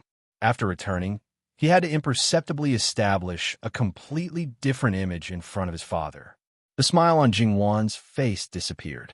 She couldn't smile anymore. She knew that it was actually a very difficult thing to do. It was also a very sullen thing. Her heart ached. "Was it very difficult when you just came back?" "Not really. It's not that I didn't gain anything during that time. After all, if I didn't learn to endure, I probably would have scared you away when I first saw you. How could I allow you to run away? So, the result shouldn't be good. Even if it was hard, isn't it worth it to exchange a few years of hard work for decades of happiness?" Li Honyuan chuckled. Jingwan really didn't know what to say. There was a short silence in the private room. "There's an assassin." A sharp voice immediately set off a boundless storm. Jingwan's expression changed. She immediately stood up and hurried out with Li Honyuan. As Li Hongyuan's bodyguards, the safety of Li Honyuan and Jingwan was of course their first priority. They immediately guarded the two with their swords drawn and were ready to fight. Li Honyuan narrowed his eyes. The commotion came from the direction of his father's bathroom.